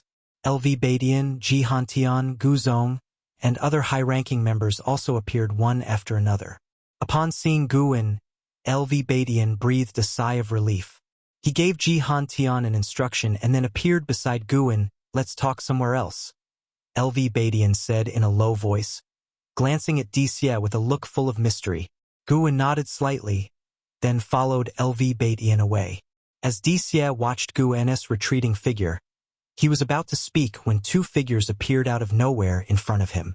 Come with us, one of them said coldly. The oppressive feeling of the immortal path realm enveloped Dixie, leaving him no choice but to comply. The street was quickly sealed off. The spectators were dispersed. The celestial phenomenon above and the remaining clouds gradually disappeared, and the snow continued to fall. Streams of shooting stars lit up the sky, figures emerging from the reincarnation vortex. They were descending into the great heavenly spirit land everywhere. Is it over? What happened? The ancient immortal emperor asked, furrowing his brows, still alone with the Yangxian emperor in the great hall. Yangxian emperor also sensed that the presence of the primordial immortal king had abruptly ceased. He pondered and said, probably Sword Venerable Fudao made a move. The place of the primordial immortal king's descent Yangxian emperor would not forget. That was a place that brought shame to the immortal dynasty. Slain by Sword Venerable Fudao, a powerful heavenly spirit, the immortal dynasty dared not seek revenge, a situation that naturally caused extreme dissatisfaction within its ranks, towards the higher-ups, and towards Yangxian emperor. Although Yangxian emperor was wary of Sword Venerable Fudao, he did not expect Sword Venerable Fudao to cause the momentum of the primordial immortal king to vanish so quickly. Taizong continent, what exactly happened there? Yangxian emperor suddenly wanted to take a trip there. At this moment, not only he but even the holy minister of the holy court wished to visit the supreme sect. Such a domineering primordial immortal king, it was not likely that he would have subdued his presence upon arrival. It was highly possible he had been suppressed. Sword Venerable Fudao, who exactly are you? A sacred being, and what is the purpose of hiding your identity? The holy minister sat on his sacred chair, his gaze deep in thought. The holy gods in the hall were also discussing the matter. The sudden disappearance of the aura of the primordial immortal king made them uneasy, regardless of the outcome. An hour later, Gu En leisurely returned to the Third Medicine Valley. Just as he got back, he was surrounded by a throng of disciples. News about what had happened in the outer gate city spread rapidly. Gu En's name and that of Sword Venerable Fudao were widely circulated, though stories varied. However, one thing was certain, Gu En was very likely related to Sword Venerable Fudao. The disciples had heard before that their master's cultivation level was extraordinary. Now hearing this, how could they not be excited? Facing their inquiries, Gu En said helplessly, I must confess, I am Sword Venerable Fudao. I have always interacted with you in the guise of an ordinary valley master of Medicine Valley, but in return you have not shown enough reverence for me. This intervention was unexpected. As soon as these words were uttered, they immediately provoked exclamations from the disciples. Yu Yingying in the crowd couldn't help but snort. What an act! She also harbored doubts in her heart. Previously, Shinxinzi had wanted to kill her, but then suddenly stopped. Could it be related to Gu En? Is Gu and truly Sword Venerable Fudao? That should not be the case. She had heard from Shen Tianyi about his life story, and he was just over 700 years old now. At such an age, how could he be Sword Venerable Fudao? His flippant tone made it impossible for her to speculate wildly. Not just her, the other disciples also felt that way, always feeling that Guwen seemed to be joking. Guwen did not elaborate further, letting them guess. Was it true or false? Letting a bit of suspense remain in life was rather interesting. It's worth mentioning that previously, LV Badian had assured him that he would find a way to suppress this incident. LV Badian thought that Guan's intervention was to protect the Supreme Sect. Of course, he had more reasons hidden in his heart. He feared the exposure of Sword Venerable Fudao's true identity, which was also the thought of the Supreme Sect's core leadership. If other powers learned of Sword Venerable Fudao's true identity, that would not be good. They were not afraid of Sword Venerable Fudao getting into trouble, but rather someone enticing him away. The Holy Court was the best example. Guwen freed himself from the disciples' entanglement and went to his own loft, and then was properly blocked by Ji Xiaoyu. Was that commotion caused by you? Ji Xiaoyu asked. Guwen shook his head and said, somebody fell from the sky, wanted to steal my crown. He was about to chop at me. Then suddenly, he vanished. As he spoke, he patted his chest, showing a scared expression. Ji Xiaoyu, pensive, couldn't help but feel a sense of familiarity with Guan's description. Seeing her distracted, Guwen didn't continue talking and entered alone. When Guwen closed the door, Ji Xiaoyu was startled awake. She turned her head to look at the second-floor door, her eyes filled with disbelief. Could it be the Heaven and Earth Path gang? Even so, to think of extinguishing such an existence. Ji Xiaoyu was filled with shock, Guwen becoming incredibly mysterious in her mind. As time passed, the incident at the Outer Gate City quickly spread, and even with the efforts of the Supreme Sect to suppress it, the name couldn't be stopped. Various powers heard of one name, Guwen. After returning to his room, Guwen took up the Green Hero Travelogue. He could feel that the followers of the primordial immortal king had all descended to the mortal world, and they were going to bring disaster. He had no interventionist ideas, because this disaster would cause the immortal dynasty and the Holy Court to temporarily cease hostilities, which was actually a good thing. The immortal dynasty and Holy Court's war affected even more creatures. Moreover, with Guan's current insight into the laws of fate and karma, he could see farther calamities.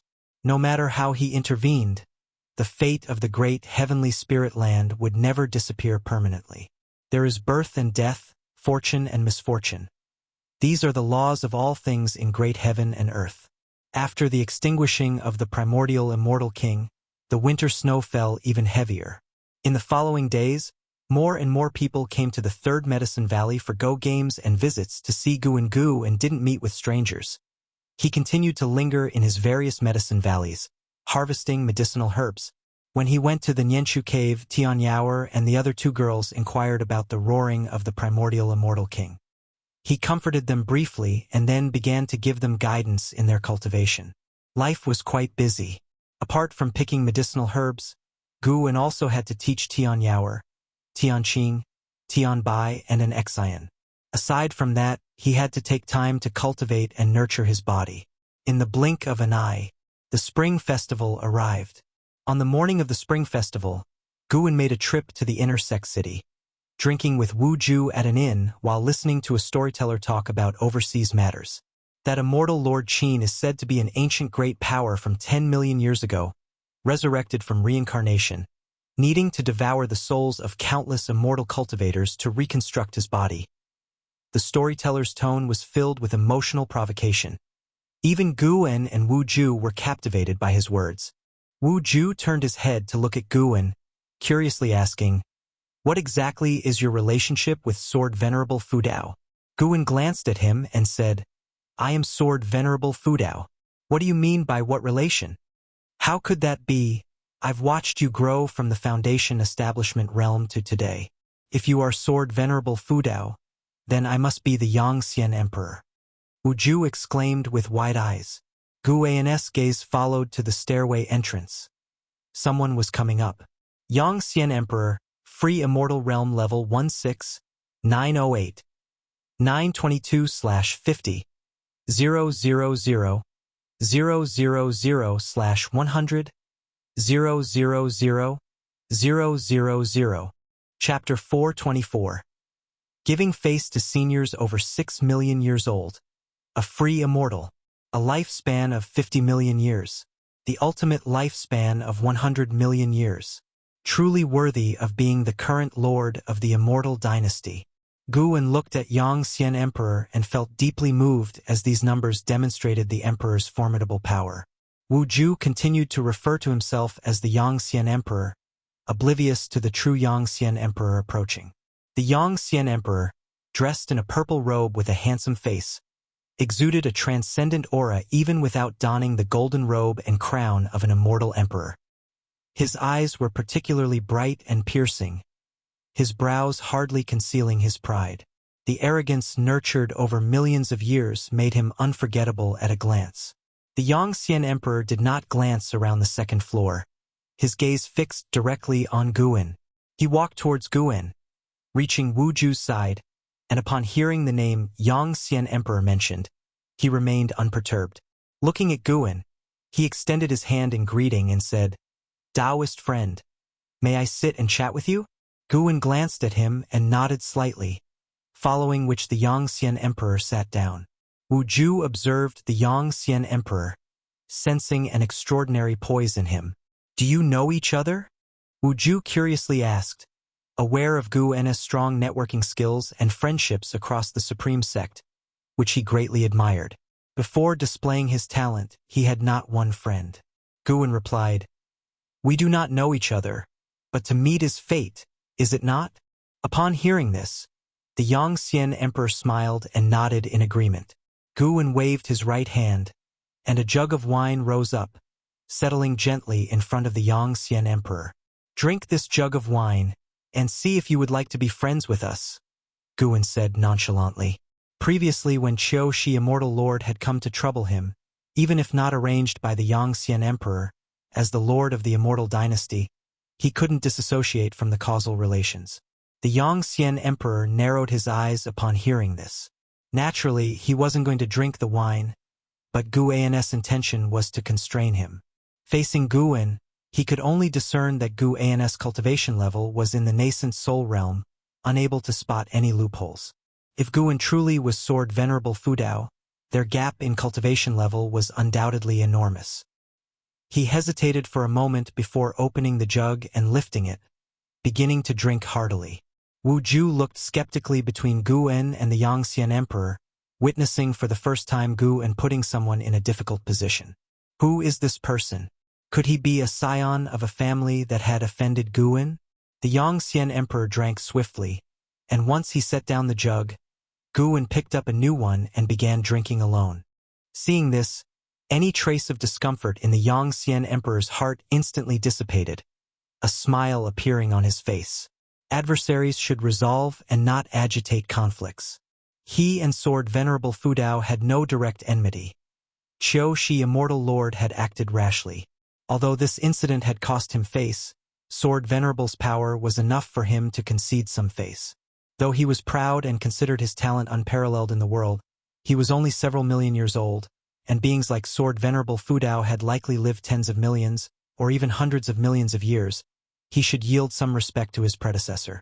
After finishing his drink, Guwen put down the jug and started making casual conversation with the Yongxian Emperor.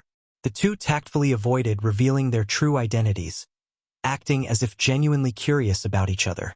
Wu Ju joined in, guided by Guwen, and they returned to discussing the Yongxian Emperor.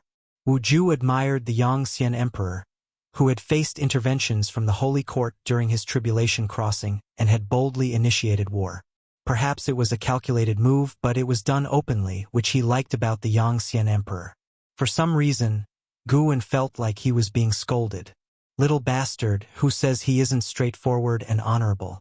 The Yongxian Emperor, however, was all smiles, finding Wu Ju more and more agreeable. The three drank and chatted, growing familiar with one another. When Guwen sighed, "I feel like we were born in the wrong era." Why does it seem like our generation always faces endless tribulations? Wu Ju nodded, sharing the sentiment. The Yongxian emperor said, "Every generation feels like this, remembering only the hardships, but such is life, continuously experiencing trials." He thought Sword Venerable Fudao was hinting at him and felt compelled to explain. With the immortal dynasty and holy court vying for power, the world seems embroiled in great turmoil, but in fact, friction between the two powers had always existed. To the major sects, the past might have seemed peaceful, but for the common people, every century brought various hardships. It is said when immortals fight, mortals suffer, and the battles between immortal path cultivators also bring disasters to mortals. Our very reason for pursuing immortal cultivation is to withstand the incessant trials that follow. The Yongxian emperor earnestly stated, clearly implying that the turmoil between the immortal dynasty and holy court affected the world's structure.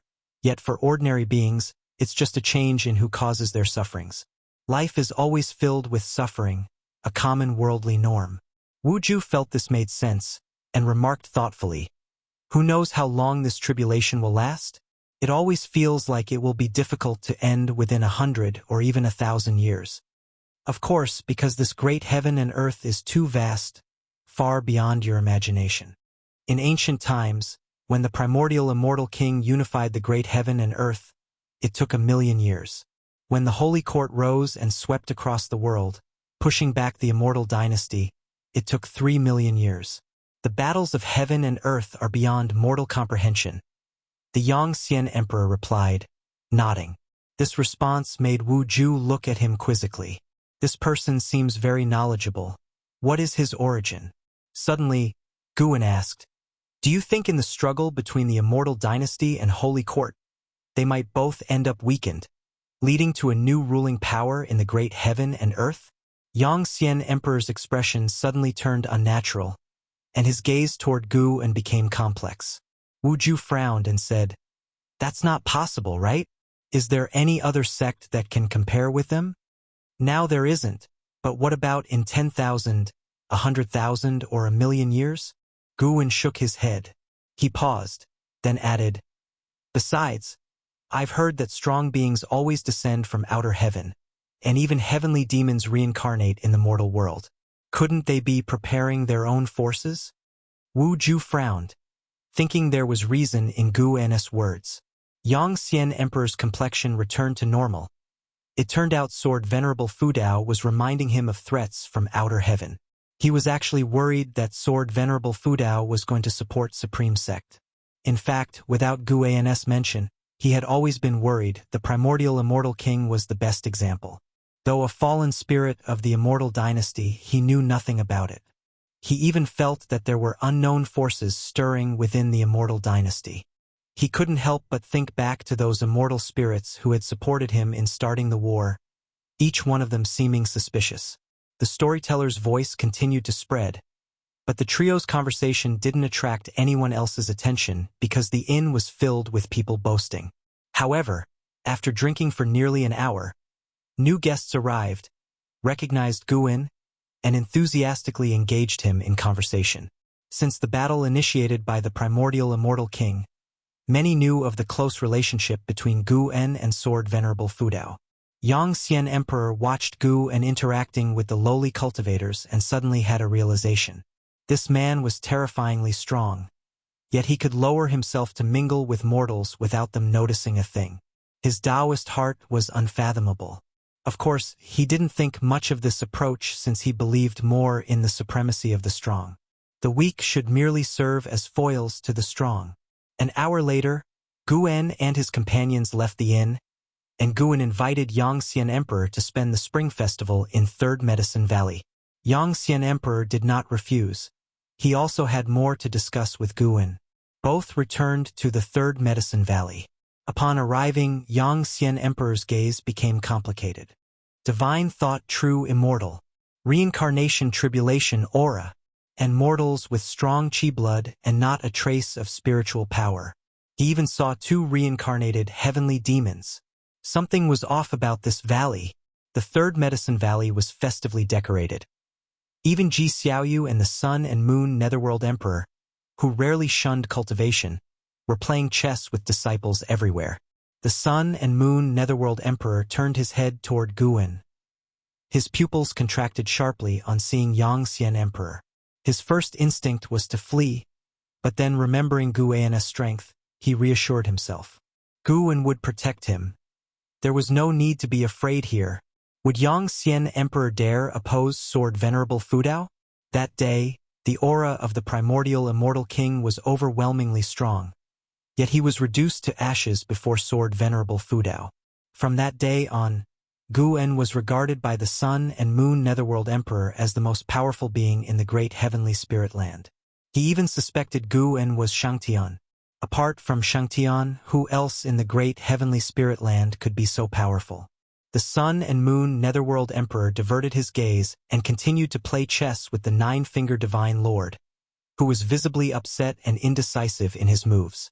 Guwen walked further into Medicine Valley, introducing the situation of the Third Medicine Valley to Yangxian Emperor. Yangxian Emperor grew interested in the Third Medicine Valley. Subsequently, Guwen asked Longqing to entertain Yangxian Emperor. He had himself to meet Xinjun. Xinjun was messing around in his bookshelf again. Ever since learning about Guwen's strength, Longqing had taken very seriously any tasks given by Guwen. This was his chance to perform.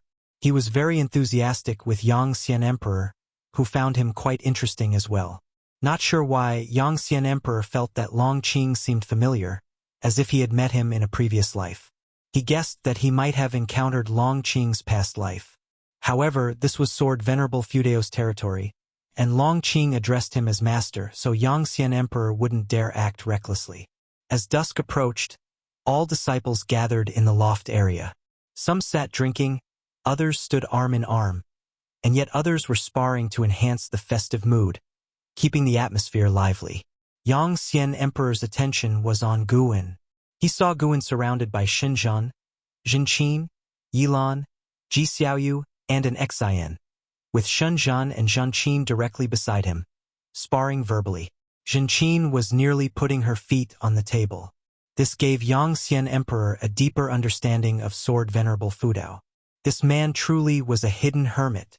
Yilan watched Zhanqin verbally sparring with Xinjun, a smile on her face. Not that she found Zhanqin's actions appropriate, she simply enjoyed the atmosphere. It was different from the subsect where people revered her, making her feel as though she had returned to Mystic Valley 700 years ago. After so many years, how could recalling the original intentions not be wonderful? Ji Xiaoyu watched Guwen intently.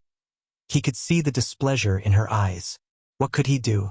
Everyone insisted on coming to Third Medicine Valley to celebrate the festival with him. It was unstoppable. At least Jiang Qiong was better, waiting for him in the 8 scenic caves. How good it was to interact privately.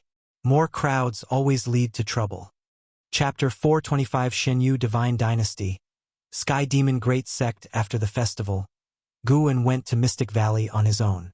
He wasn't worried about Yangxian Emperor causing trouble in the Third Medicine Valley. If Yangxian Emperor dared to entertain such thoughts, Guwen could make him disappear in an instant, even erasing all his karma, making all beings forget the Yangxian Emperor ever existed.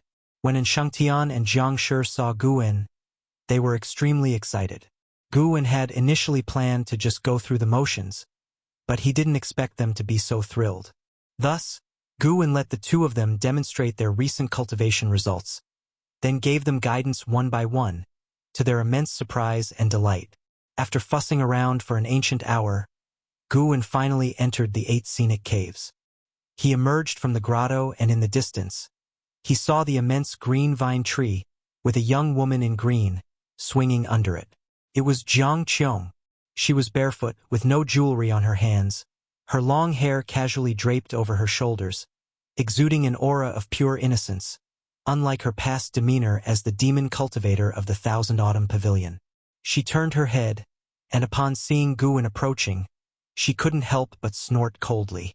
As Guwen drew near, Jiang Qiong couldn't resist mocking, "Where were you indulging yourself last night?" Guwen didn't indulge her, and replied gruffly, "Do you need something from me? Aren't you the sect master of Juhua sect? I heard your sect also celebrates the Spring Festival. Shouldn't you be overseeing everything?" "What's there to oversee?" I've raised so many people. It's time I took a break, huffed Jiang Qiong. She stood up, her feet pressing into the grass. Her eyes gleaming. She suddenly lifted her right foot, trying to brush the grass off onto Guwen, but he dodged it. So I've heard you calling yourself Sword Venerable Fudao? Jiang Qiong watched Guwen closely, her eyes sparkling. She had intended to catch him off guard, yet Guwen had still avoided it. This kid really was no ordinary person. Guwen kept his distance and countered, "Indeed, what about it?" Jiang Qiong obviously didn't believe it, because Sword Venerable Fudao had personally told her that Guwen was his disciple. She only felt their master-disciple relationship was quite strong. It seems Sword Venerable Fudao is ready to take action. Putting you in front, you should be careful. Even with him backing you up, beware of hidden attacks. When dealing with others, try not to be too impulsive, Jiang Qiong cautioned. Guwen helplessly responded, "Please, do I need you to teach me in this area? Who was it that got kicked out of the Taizong dynasty on the spot?" Jiang Qiong was immediately displeased and started chasing after Guwen, but no matter how she tried, she couldn't catch up. She got serious, chasing Guwen at full speed, while he continued to evade her. As the chase went on, Jiang Qiong fell into a profound state, seeing Guwen as a series of shadows in her eyes. His figure and step technique seemed so agile and enticing. Who knows how much time had passed? Jiang Qiong suddenly snapped awake to find herself under the green vine tree, while Guwen was in front of her, practicing alchemy. She took a deep breath and asked, "What was that just now?" "A step technique. Once mastered, you could be unrivaled in the world," Guwen answered casually without turning around. What he had taught was the eternal measuring heaven Tao step, an advanced version of the stepping path of ages step. Aside from himself, no one else had learned it yet. Towards Yilan and Jinqin, Guwen could only encourage them to pursue their cultivation level as far as possible, and to cultivate other Taoist sorceries only after reaching nirvana. Jiang Qiong was different. Her maximum lifespan was over 5,000 years. She would certainly achieve nirvana, so learning divine skills in advance wouldn't delay her cultivation. "What's it called?" Jiang Qiong asked curiously. Certain such a precise step technique had to be an inheritance from Sword Venerable Fudao. Guwen glanced at her and said, "Eternal measuring heaven Tao step. Don't spread it around or it'll bring big trouble, and I mean trouble from beyond this world." Upon hearing this, Jiang Qiong became both nervous and excited. She eagerly pounced towards Guwen. She hugged Guwen tightly, wanting to plant a kiss on his face, but was blocked by his palm. Instead, she ended up kissing his palm, tickling him. "I haven't loved you for nothing. Rest assured, I will definitely succeed," Jiang Qiong said joyfully. Guwen pushed her away and said, "Then you'd better start practicing now. To master this divine skill, I'm afraid it might take 1,000 or even 10,000 years." Jiang Qiong didn't believe it and immediately got up to begin her cultivation. Guwen turned his gaze back to the pill furnace. Below the pill furnace, the flames flickered, burning out only to reignite, continuously cycling through a state of reincarnation. With time flying like an arrow, Guwen once again seated himself in front of the pill furnace, kindled the fire, and turned his head to look. Jiang Qiong's figure shifted about, resembling a white swan, elusive and difficult to track. She suddenly appeared beside Guwen, her right hand to her forehead, followed by a fall, her hands clasping Guwen's upper body, resting her head on his shoulder. "Why, after 100 years of practice, can I still not even enter the threshold?" Jiang Qiong said in anguish. It had been a century since she had received the eternal measuring heaven Tao step, and over the years, she diligently cultivated but failed to grasp it, so she came to Guwen for advice. She had just demonstrated it, and with her mystic heart realm cultivation level, she couldn't even take 20 steps. Guwen remained leaned upon and said, "I've told you before, this divine skill isn't so simple to master. The fact that you can take so many steps already proves your diligence." Jiang Qiong sighed, dispirited. After resting for a while, she brought up worldly affairs. The reincarnation shadows brought by the primordial immortal king wreaked havoc everywhere in the mortal world, and they were given a unified name, Xianyu wraiths. A century had passed, and rather than being eradicated, the Xianyu wraiths had grown stronger and had even established the Xianyu divine dynasty. Apart from the Xianyu divine dynasty, a sect named the Sky Demon Great Sect appeared in the mortal world, supposedly all reincarnations of heavenly demons. While the Immortal Dynasty and Holy Court were struggling against each other, they spared efforts to confront the Xianyu divine dynasty and the Sky Demon Great Sect. Not only did they not succeed, but they also suffered repeated defeats, allowing the enemies to gain tremendous momentum. Now, the Immortal Dynasty and Holy Court had begun to cease their wars, turning their spears towards the Xianyu divine dynasty and the Sky Demon Great Sect, and the mortal world faced new uncertainties. The Taitsong continent remained unaffected, but its sects saw this as an opportunity to vie for resources. Outside their realm, Sword Venerable Fudao would not protect them, nor would overseas powers indulge them. The Juhua sect was one among these, constantly expanding their reach. Last year, they encountered a demon of the Sky Demon Great Sect and lost tens of thousands of disciples in the fray. This incident enraged the Juhua sect, but the power gap made them wary of seeking revenge. Jiang Qiong was telling Gu and all this not to seek help, but just to discuss the outside situation, and Guan had no intention of intervening. Over the years, the reincarnation vortex continually spawned Xianyu wraiths, bolstering the strength of the Xianyu divine dynasty. Certainly, there were great karmic forces at play behind this. Who knows if the Immortal Dynasty and Holy Court have really reconciled? They would do well to join forces and expel these two powers. Otherwise, the consequences are unthinkable, Jiang Qiong said worriedly.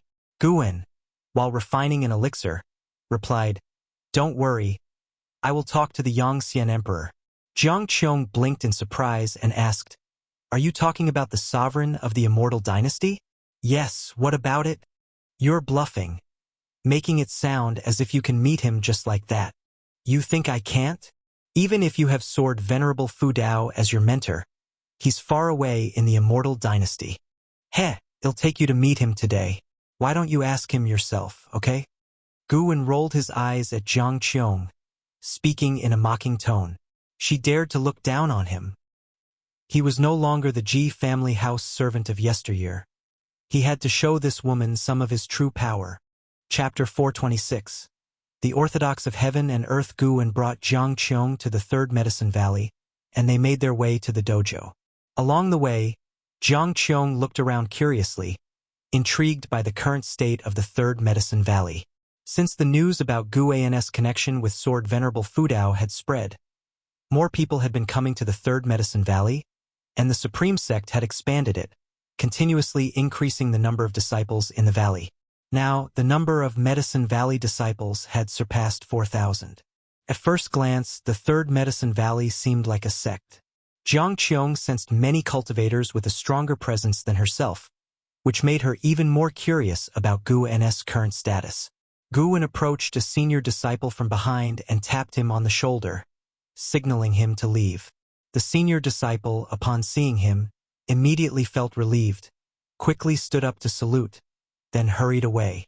Guan sat down and looked across at the Yangxian Emperor, asking, "You've been here for 100 years?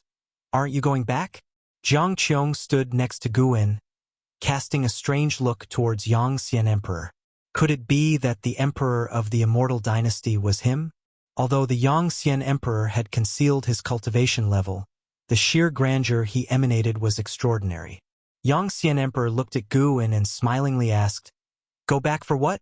Comprehending the great Tao here is quite good. He had been in Third Medicine Valley for 100 years. Initially, he was curious why Sword Venerable Fudao would choose to stay hidden in such a modest place, but gradually he was attracted to the lifestyle here. The disciples working, cultivating, falling in love, their every action symbolized the laws of the great heaven and earth. Everything in this Medicine Valley seemed to contain some aspect of the Taoist intent. His feelings were not a mere illusion but were influenced by Guan's Tao fruit in the surroundings. The so-called Tao fruit is also a pathway of Tao, representing the fruits of chasing the Tao by living beings. Even though Guan had concealed his cultivation level, the aura of Shenyuan Zizaixian still prevailed, and his Shenyuan Tao fruit also influenced everything around him. This was why the Medicine Valley disciples' cultivation speed was increasing, with geniuses emerging almost every year. These geniuses might not stand out in today's supreme sect but would have been famous 800 years ago and heavily nurtured by the sect. Guwen was also aware of his own impact on the surroundings, unable to control it. He only opted to feign ignorance, kind of a care towards the people around. Now that the Shenyu Divine Dynasty and the Sky Demon Great Sect have emerged, the threat to the Immortal Dynasty, the Holy Court, and even the whole world is not small, Guwen stated, then glanced at Zhang Qiong. You are normally quite talkative, why the silence now? Zhang Qiong was skeptical and didn't just blurt out anything. Plus, she never really intended to seek out the Yang Xian Emperor. She just wanted a topic to discuss with Gu, and Yang Xian Emperor replied, "The world is in chaos. It's normal for variables to emerge. Let them be." He watched Gu and make his move on the board, his gaze subtly changing. He was about to win this game, but with Guan's move, the situation on the board shifted. Though it wasn't a resurrection from death, it made him sense danger. It seems the Immortal Dynasty is not shouldering the mission of all living beings, rather pursuing the victory of the major trends. Guwen muttered with a slight smile. Yang Xian Emperor perceived the implications in his words. He didn't avoid them but rather said, "In different periods, the targets pursued will vary. Whether it's the Immortal Dynasty or the Holy Court, when they first rose, they surely won the hearts of the people and shouldered the mission of protecting all living beings. But once you unify the world and become the Lord of all, you will become the common enemy of all beings in misery. There's no power in this world that can satisfy all living beings. From my perspective, the Immortal Dynasty should pursue other things, like the legitimacy of the great heavenly spirit land." Guwen remembered the Immortal Dynasty spirits once said that the Holy Court was established by beings from outer heaven. For the Immortal Dynasty, no matter how well the Holy Court did, they wanted to overturn it, as it concerned the honor and disgrace of the Immortal Dynasty. Some things are more important than peace. After hearing this, Guwen made no comment. Different stances naturally lead to different perspectives on matters. Since Yang Xian Emperor was already aware of the chaos in the outside world, that was sufficient. In Guwen's eyes, both the Immortal Dynasty and the Holy Court were headed towards destruction. He could see far into the future. Everything has its destiny, including the current supreme sect he was in. Guwen had no intention of making the supreme sect last forever, knowing that one day, as old friends departed, the sect would lose its significance to him. Without the supreme sect, he could still flourish elsewhere. He wasn't worried at all. The deeper he delved into causality and fate, the fewer burdens Guwen felt. Of course, Guwen did not resist this change in mentality. To live in this world, one should not be entangled by too many emotions and unnecessary worries. Zhang Qiong also pondered the words of Yang Xian Emperor, curious about what he meant by the legitimacy of heaven and earth. Guwen didn't linger. The current game couldn't be saved. His moves were just for play. He stood up and took Zhang Qiong to leave. Yang Xian Emperor watched the few ingenious moves made by Guwen, contemplative. A breeze swept into the Medicine Valley, lifting leaves that swirled towards the sky. Spring had departed and summer arrived, warming the lands of great heaven and earth. On this day, Guwen rode the Blood Prison Great Saint, bringing an Xian to Immortal-Seeking Island. The island master, Sun Hanfeng, personally greeted him, and soon Hu Shaojian arrived too. With Guwen's support, Hu Shaojian, now a cultivator of the void-crossing realm, despite years having passed and their relationship deepening, struggled to hide his excitement and joy in front of Guwen, making it difficult for Guwen to discern if it was an act. Guwen asked Hu Shaojian to take an Xian and the Blood Prison Great Saint for a stroll, while he discussed matters privately with Sun Hanfeng. With them gone, Sun Hanfeng finally said, "Master, demon cultivators from the Sky Demon Great Sect have been infiltrating Immortal-Seeking Island frequently lately. I sense trouble brewing. Only places like the Taitsong continent, protected by mighty beings, were relatively safe. Immortal-Seeking Island, despite its strong foundations, inevitably attracted covetous eyes. Guwen had foreseen a tribulation awaiting Immortal-Seeking Island, which was why he had chosen to come. Do not worry, just manage the island calmly. No one will disturb a mortal-seeking island. Guin, holding his teacup, replied softly while blowing on the steam. Hearing this, Sun Hanfeng smiled. He was a disciple of Mortal World Peak, arranged by Guin to oversee a mortal-seeking island, and treated well by Guin. The benefits he reaped each year were not small, and now he truly valued a mortal-seeking island, not wanting mishaps to befall it. Shortly after, Sun Hanfeng brought up various other issues, mostly regarding internal disputes or power struggles on the island. Guin spent most of the time listening, and when Sun Hanfeng asked for advice, he did not hold back his opinions. When Sun Hanfeng finished, Guin gestured for him to leave. After Sun Hanfeng departed, Guin remained seated, looking out toward the blue sky, his gaze reaching beyond the heavens and earth. He was looking at an old friend. Tattered clouds hung like torn fabric across the sky, and figures exuding demonic chi hovered in midair.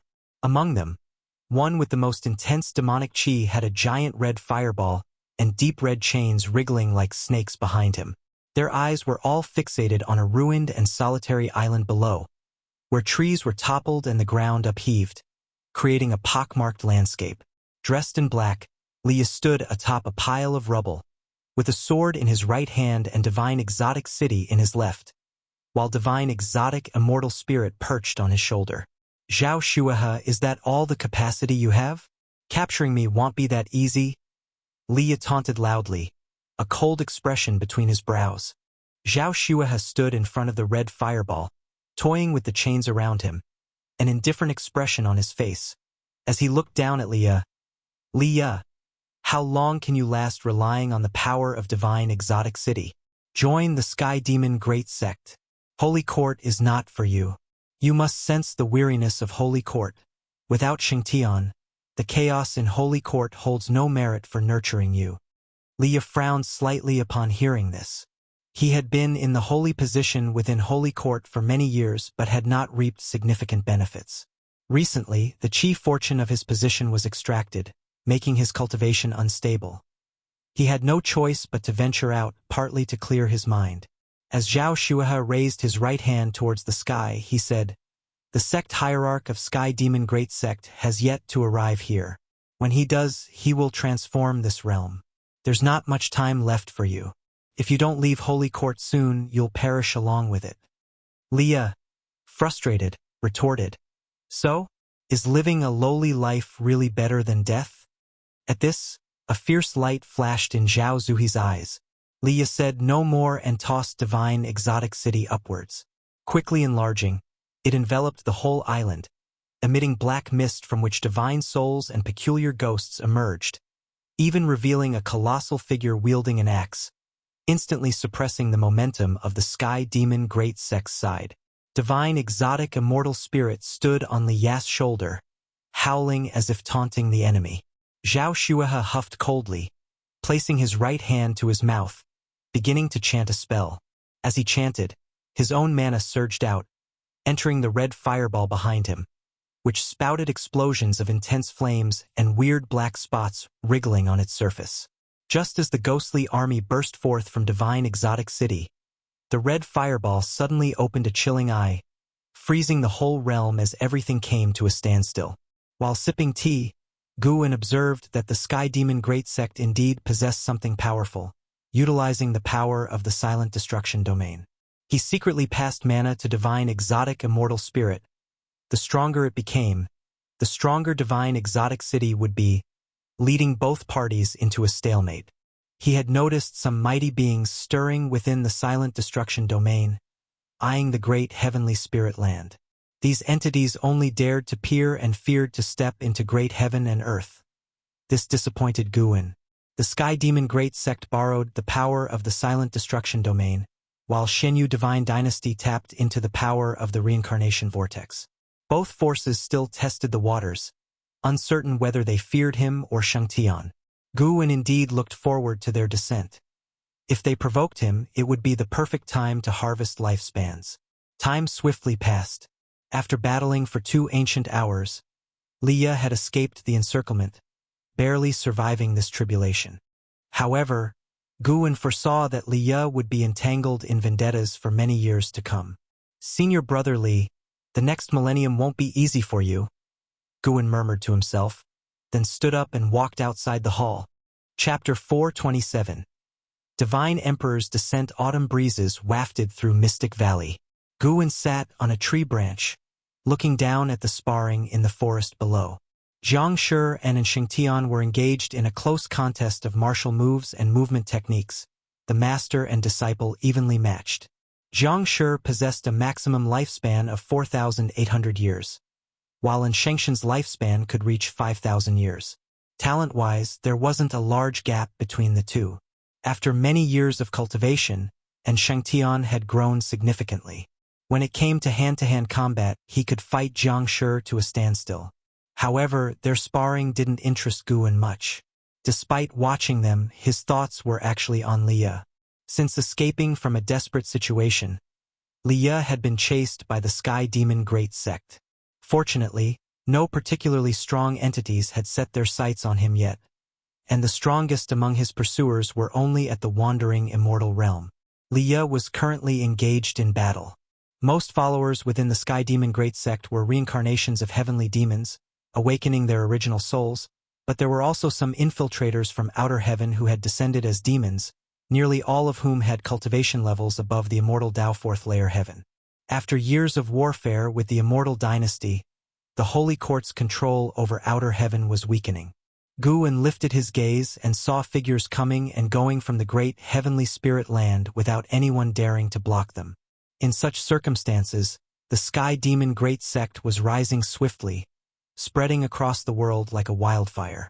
Guwen's immortal-seeking island would be affected in the future as well. Watching Li Ye battling fiercely, Guwen's thoughts drifted to the future, contemplating an appropriate time to reap the growth of the Sky Demon Great Sect. Guwen had no intention of blindly playing the savior, but if threatened, or if those he cared about were threatened, he would show no mercy. He lived in seclusion, but that didn't mean he would stand idly by. After observing Li Ye for a while longer, Guwen's gaze shifted toward Hao. Hao was about to undergo nirvana. He was still imprisoned, waiting for the Yangxian Emperor to return. Once released, after his nirvana, Hao would re-emerge into the world, embarking on the path of the heaven-favored. Compared to Li Ye, Hao's journey would be smooth, continuing his past grace. Guwen then turned his attention to other old acquaintances, and as he did, his thoughts suddenly turned to Xiaochuan and Yang Jian. Both had entered the reincarnation vortex, yet there had been no word from them, and Guwen could no longer feel the destruction Dao seal on Xiaochuan's soul, indicating a great distance between them. After a long while, Zhang Shi came to the base of the tree, looking up to ask, "Master, how did we perform just now?" And Shengtian also walked over, expectantly looking up at Guwen. Guwen withdrew his divine thought, glanced at them, and said thoughtfully, "In truth, both of your growth rates are rapid. You can be considered geniuses. You don't need to be so tense. There's no need to prove anything to me. Strong or weak, as long as you don't betray me, I naturally won't abandon you." These two disciples had many merits, but every time they saw him, they became nervous, and they were eager to demonstrate their abilities, which made him feel uncomfortable. Upon hearing this, Shengtian smiled. Zhang Shi also let out a sigh of relief. Unlike Xian and Long Qing, they had sought Guwen for their own gain, so they could never be at ease in front of him, always maintaining a deep reverence for him. Guwen then added, "In a while, I'll arrange for a disciple to spar with you. The two of you will take him on together to broaden your horizons." On hearing this, Shengtian's eyes brightened as he asked, "Is it a disciple from the Third Medicine Valley?" They had naturally heard of the Third Medicine Valley, but had never been there. Even though Mystic Valley had a transmission array platform, the disciples from the two valleys were not permitted to use it for visits, a rule set by Guwen himself. Anyone who violated this rule was expelled from Medicine Valley. "Yes, unlike the others, he's a direct disciple like you. This lad is combative, so don't underestimate him," Guwen replied, and with that, he descended from the tree. Upon hearing this, Zhang Shi and Shengtian tensed up again. Guan, somewhat helplessly, said, "Don't be nervous. Even if you lose, it's normal. My aim is just to enhance your practical experience." The two exchanged a glance, then forced a smile, clearly strained. Guan found it dull and shook his head, then turned and walked away, refusing their offer to follow. "Continue your cultivation.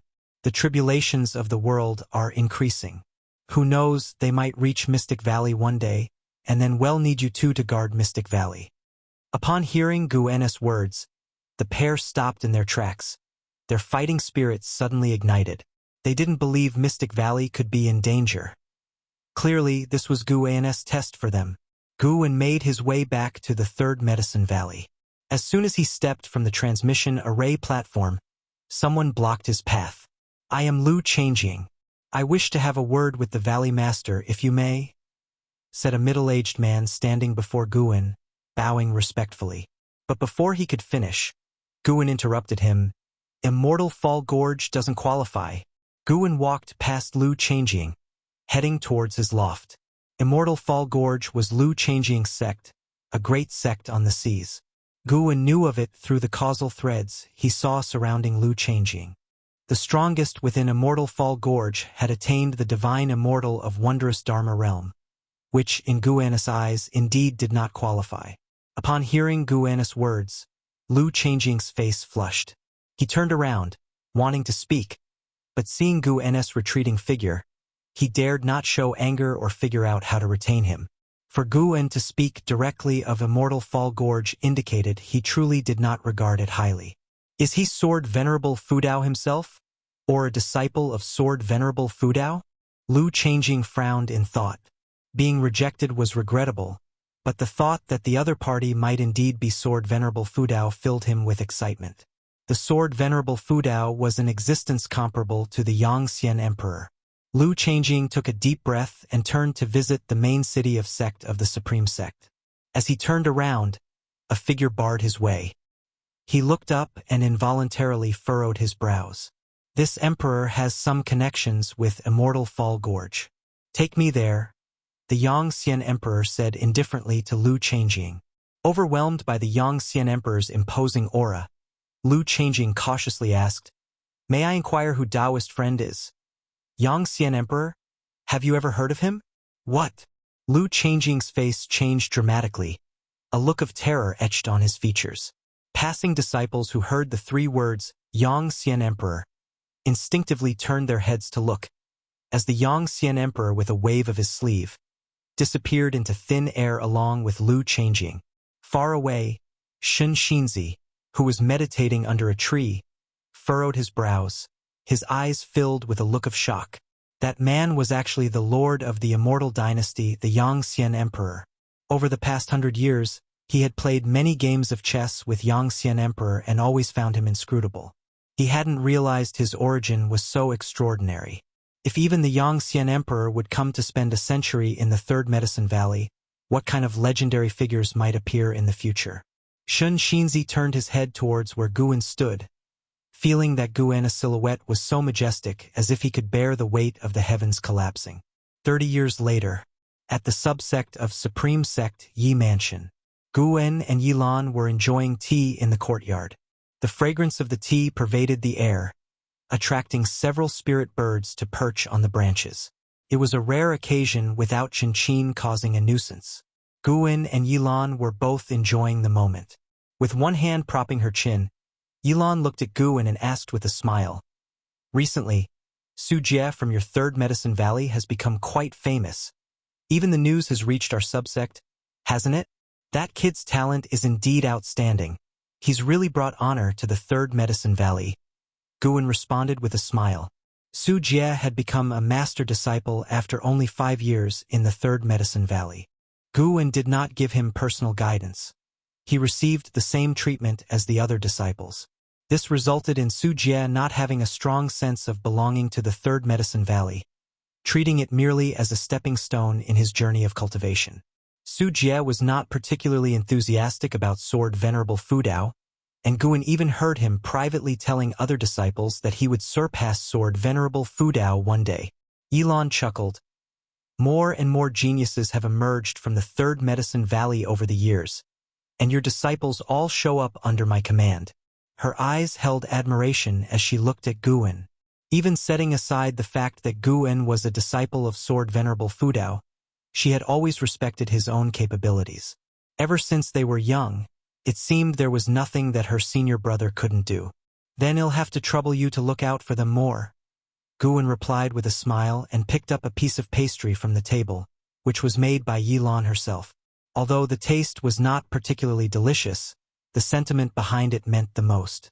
Yilan curiously asked, "Would you say Su Jie is your most outstanding disciple?" Su Jie, with his lifespan limit of 9,000 years and dazzling talent, was someone Yilan also wished to recruit. Guwen shook his head and said, "How could that be? My most talented disciple is currently making a breakthrough." "Oh? Breaking through to which realm?" "The Nirvana realm." "The Nirvana realm? Impossible. You're joking, right? Isn't this disciple much older than you?" "Not at all, he's 34 years younger than me." "Someone over 800 years old breaking through to the Nirvana realm? I don't believe it, you're teasing me again," Yilan exclaimed with skepticism. She had never heard of anyone succeeding in reaching the Nirvana realm before 1,000 years of age. Guwen laughed, offering no further explanation.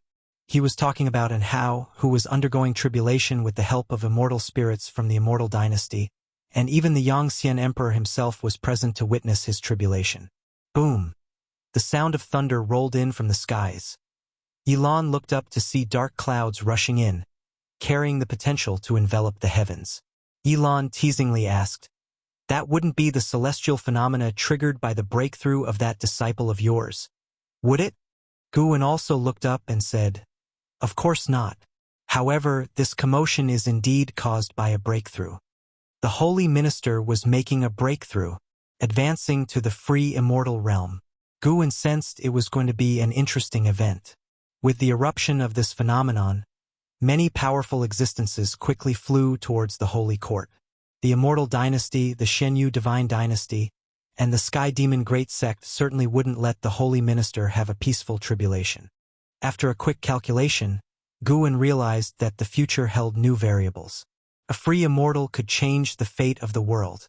Yilan's eyes sparkled with curiosity upon hearing Guwen's words. What kind of realm was capable of causing such a breakthrough phenomenon? It was at that moment that Guwen saw a powerful aura coming from the depths of the cosmos. A meteorite wrapped in demonic chi was hurtling out of the silent destruction domain, bearing down on the great heavenly spirit land with unstoppable force. Such momentum suggested it had the cultivation level of the 9th layer of the free immortal realm. Guwen hadn't been particularly concerned, for in recent years, there had been more than a handful of free immortals arriving in the great heavenly spirit land. But suddenly he felt a familiar presence. This aura was the Annihilation God Emperor.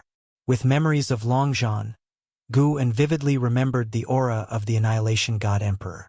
Indeed, this aura belonged to him, albeit not as powerful as what Longzhan remembered. Chapter 428 Long Qing's fear Holy Minister broke through. Annihilation God Emperor descended. Guwen recalculated the momentum of great heavenly spirit land and found that the future became blurred. Many things could not be thoroughly predicted. Most critically, Guwen was unclear about the purpose of the Annihilation God Emperor's visit to the great heavenly spirit land. Longzhan was from an era far distant from his own, with the battle court he established becoming ancient legend, making the Annihilation God Emperor only stronger than before. How could he not be wary?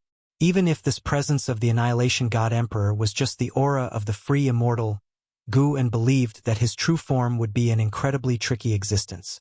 Under Guwen's watch, the meteorite carrying the aura of the Annihilation God Emperor rapidly approached the great heavenly spirit land. The powerful beings within the great heavenly spirit land were also alarmed by the Annihilation God Emperor, all using divine thought and divine sense to probe, but no one dared to obstruct the Annihilation God Emperor.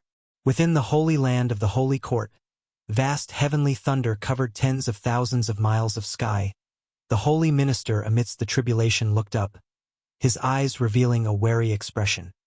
He knew his crossing of tribulation would bring trouble, but he had not expected such a powerful being to come. The aura of the Annihilation God Emperor reminded him of the primordial immortal king from before. He cursed the heavens for being unfair, but at this point, he could only grit his teeth and break through. Once the heavenly tribulation began, there was no turning back. Either die or succeed in crossing. He leveraged the chief fortune of the Holy Court to break through. He could not afford to lose, because if he failed, the entire Holy Court would suffer greatly, chief fortune connecting every living being of the court. Rings upon rings of grand formations guarded the holy minister, dazzling and emitting vast and infinite pressure, countering the heavenly might, stirring chaos in the heaven and earth rules, which also caused the surrounding mountains and oceans of the Holy Court to trigger cataclysms. Under the holy minister's gaze, a meteor streaked across the sky, the celestial thunder unable to obscure the meteor's brilliance. At this moment, not only the holy minister saw the meteor, great cultivators and demons from various powers across the land also saw it. Inside Yi Mansion, Yilan also saw the meteor crossing the horizon, and for some reason, she felt an unexplained palpitation. She couldn't help but look towards Guin and asked, "Did you see that meteor just now?" Guin nodded, said, "Did you make a wish?" Yilan gave him a glance, a worried expression across her brow, said, "At that moment just now, I was inexplicably scared. Could it be another demon from outer heaven descending?" Guin chuckled and said, "What's there to fear? When has the supreme sect ever encountered such calamity? I've always felt quite at peace. The danger lies in the overseas realms." "That's not the right way to think. We can't always rely on others. The sword Venerable Fudao will leave eventually." Yilan shook her head. Guin offered comfort, said, "I am the sword Venerable Fudao. Don't worry." She laughed upon hearing this, said, "Really? Then can Senior teach me divine skills?" "It's not impossible. Say something nice." "Want to hear something nice?" Yilan gave Guin a flirtatious smile, then stood up and walked towards him. Guin hurriedly raised his hand and said, "I was joking." "Humph. I took it seriously." Boom! The meteor, enshrouded in blazing flames, shattered the sea of clouds, crashing down upon the mountains with terrifying momentum, instantly crushing miles of mountains and forests. Bright light bursting forth. Rolling dust rose into the air, like a massive wall of dust pushing towards the distance, destroying everything in its path. The earth shook and trembled, as if it were the apocalypse. As this force spread to the horizon, terrifying waves of flame emerged at the center of the explosion, seeming to burst through the sky. This power from beyond wreaked havoc on all upon the land, merciless and brutally cruel. After an unknown period, the roaring between heaven and earth ceased, but the rolling dust continued to churn, just without its former intensity. A figure stepped out from the dust, clad in a black robe overlaid with black scale armor shimmering with a cold light. He wore a fierce helmet with two horn-like blades pointing to the sky.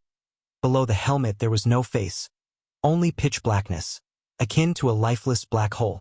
With each step, the gravel beneath his feet turned to dust. The surface revealed magma patterns, terribly fearsome. He stopped walking, looked up, still pitch black under the helmet. Without eyes, it was unclear what he was looking at, or perhaps what he was sensing. He shifted his left foot to the side, instantly dispersing the dust between heaven and earth, revealing the wounded land. Shocking to behold, he stood within a massive crater, over 100 miles wide. Outside the crater, the land was littered with rocks and crevices, barren and desolate. Not just the dust on the land, even the sky suddenly cleared. The Annihilation God Emperor turned his head towards the distance. After looking for several moments, he turned and walked away. With one step, his figure shifted millions of miles. The land was boundlessly vast. He took 5 continuous steps and still had not reached the edge of the continent. He arrived at a cliff, where the area was still trembling. Following his gaze downward, a city below the cliff was collapsing, and the mortals were wailing and crying, their misery extreme. The Annihilation God Emperor remained silent for a while, then suddenly waved his sleeve, and the earth regained its calm. Pieces of rubble and wooden pillars rose and flew toward the distance. After doing all this, he disappeared on the cliff. The cries beneath the cliff abruptly ceased, and the whole world fell into silence. In the evening, Guan entered the third Medicine Valley, watching the Annihilation God Emperor travel the other side of the world, temporarily unable to discern his purpose. The Annihilation God Emperor did not head toward the Holy Court, indicating that he was not attracted by the Holy Minister's tribulation. He seemed more like he was searching for something. Perhaps it was no coincidence, fearing the Holy Minister's tribulation might affect what he was seeking. As soon as Guan entered the valley, Long Qing hurried over, his face eager to please, expressing concern and warmth. Get lost. If you can't comprehend, it means the time isn't right, and your mindset is still not stable. Guan glared at Long Qing and said thus. Within the Supreme Sect, many believed Guan was a disciple of Sword Venerable Fudao, but many disciples within the Third Medicine Valley, including Long Qing, thought Guan was Sword Venerable Fudao himself. This was also confirmed by Shin Xinzi, who now showed extreme respect for Guan, entirely in the manner of a junior. How long must I wait? Why do I have to wait? Long Qing asked indignantly. Guan suddenly thought of something. Could it be that the Annihilation God Emperor was here for Long Qing? It was very likely. Guan said sternly, You already know your physique is special. Can't you guess that you might be carrying a significant cause and effect? If you don't settle down, you'll face great trouble, and even I won't be able to protect you, possibly not even the whole world. His tone was severe, causing Long Qing to be stunned. As Long Qing reflected on Guan's words, he couldn't help feeling uneasy and panicked. Guan was influencing his emotions with his Taoist intent. He had to scare the young man. Without absolute certainty, Guan dared not let Long Qing reveal his true identity. The cause and effect of the Dragon Clan were too significant, likely to draw the real body of the Annihilation God Emperor and the current battle court. Long Qing's expression shifted uncertainly, but Guan did not continue to frighten him and instead walked past him. Just a few steps away, an Xian arrived, reporting that some disciples were fighting and needed his intervention. Hearing the names of the fighters, Guan understood why an Xian had to seek him out. Two geniuses, ranked among the top in talent within the valley.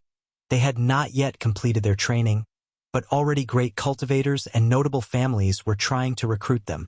It's typical of geniuses. They tend to be arrogant, and when arrogant individuals meet, conflicts are inevitable. Guan followed an Xian, not feeling troubled, his thoughts still on the Annihilation God Emperor. The setting sun was like blood, but it didn't add a touch of tragedy over Third Medicine Valley. It was still full of vitality. The Holy Minister's tribulation eventually led to a great battle, with the Immortal Dynasty, Shenyu Divine Dynasty, Sky Demon Great Sect, and a few forces bearing grudges against the Holy Court all attacking together. The battle was spectacular, prompting even Guan to watch.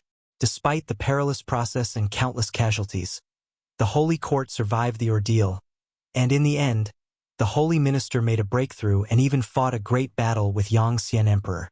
Although the Holy Minister was a civilian official, his combat strength was formidable, able to hold his ground against the Yangxian Emperor, which surprised Guan. The Yangxian Emperor did not entangle further, otherwise, his alliance with the Shenyu Divine Dynasty and the Sky Demon Great Sect's free immortal might have been able to eliminate the Holy Minister.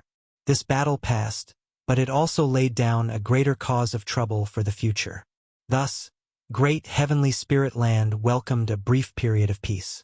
8 years quickly passed. One day, Guan, accompanied by an Xian and blood prison great saint, arrived at Tianya Valley. LV Xian had unexpectedly returned, specifically to seek out Guan. Before meeting with LV Xian, Guan collected medicinal herbs first.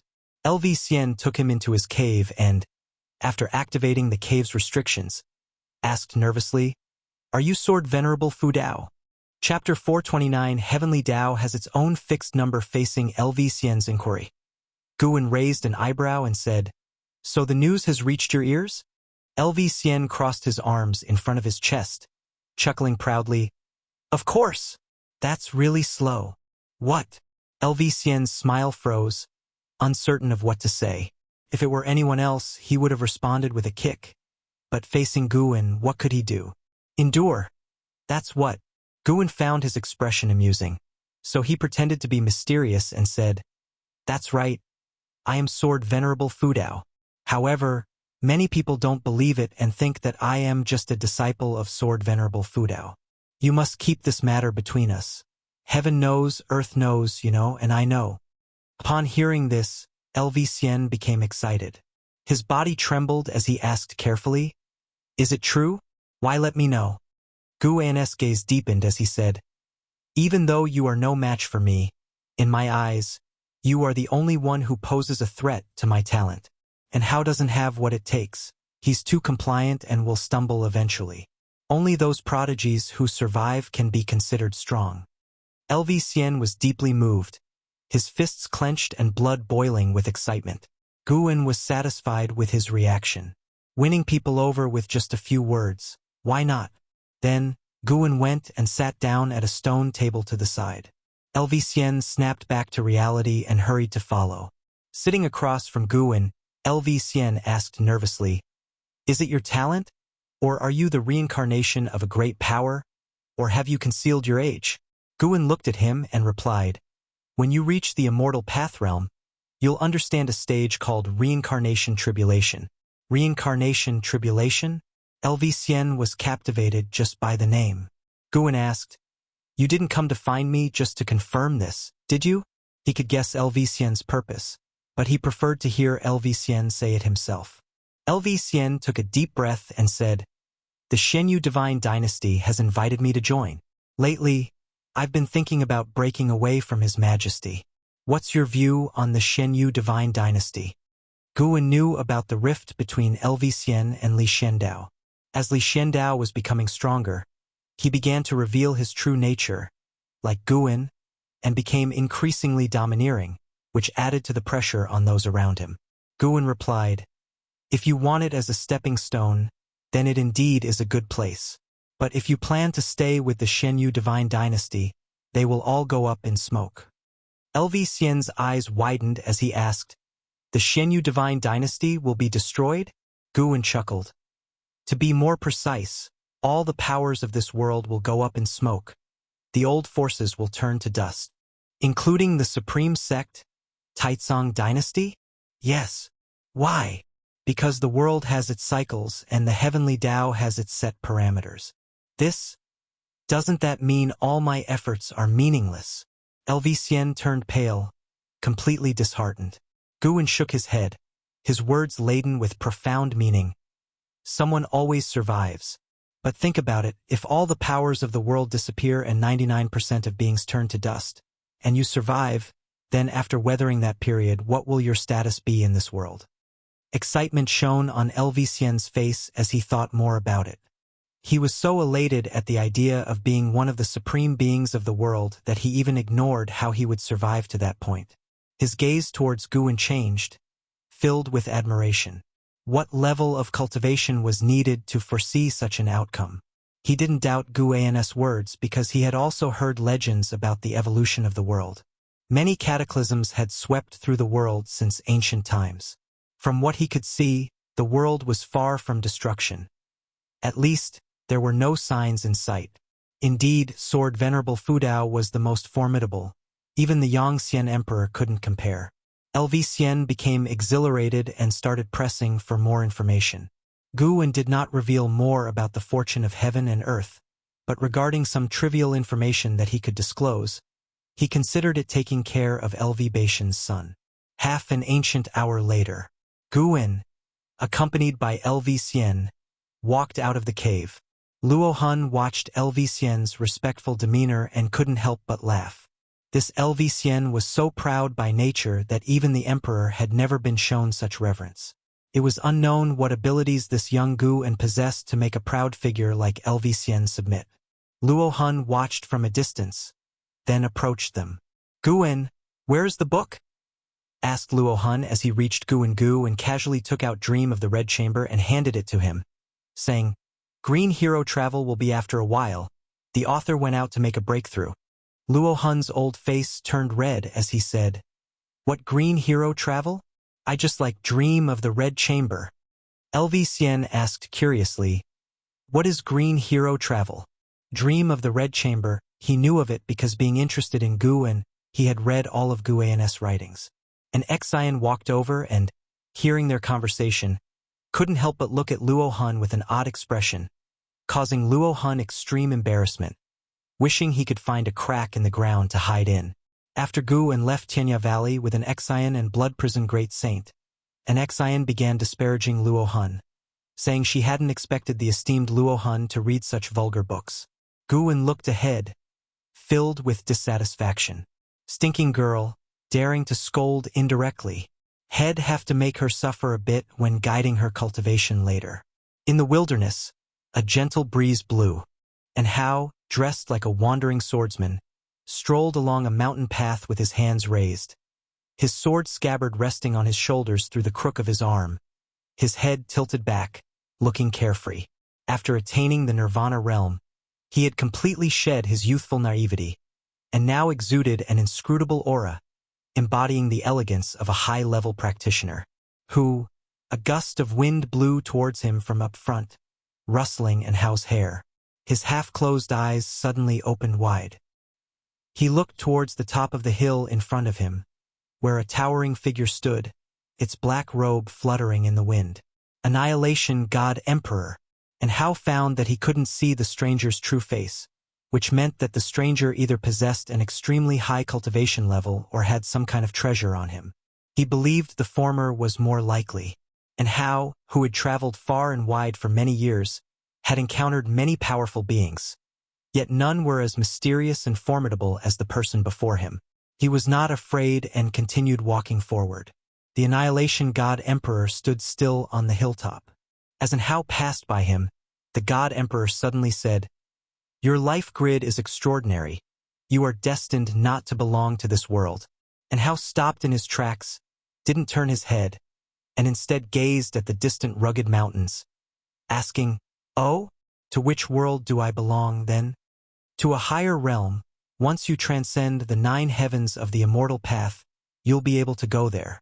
"Is that so? May I ask if your excellency comes from that realm?" And Hao did not sound surprised, his tone as calm as ever. The Annihilation God Emperor turned around, and Hao turned to face him, only 5 steps apart. Looking under the God Emperor's helmet at the pitch darkness, and Hao felt wary but not intimidated. Even before Nirvana, and Hao often faced beings far surpassing his own realm. No matter where he was, he had never been afraid. He had long regarded life and death indifferently. Suddenly, a purple vortex appeared under the Annihilation God Emperor's helmet, and Hao unconsciously looked at it, his gaze changing and losing its brightness.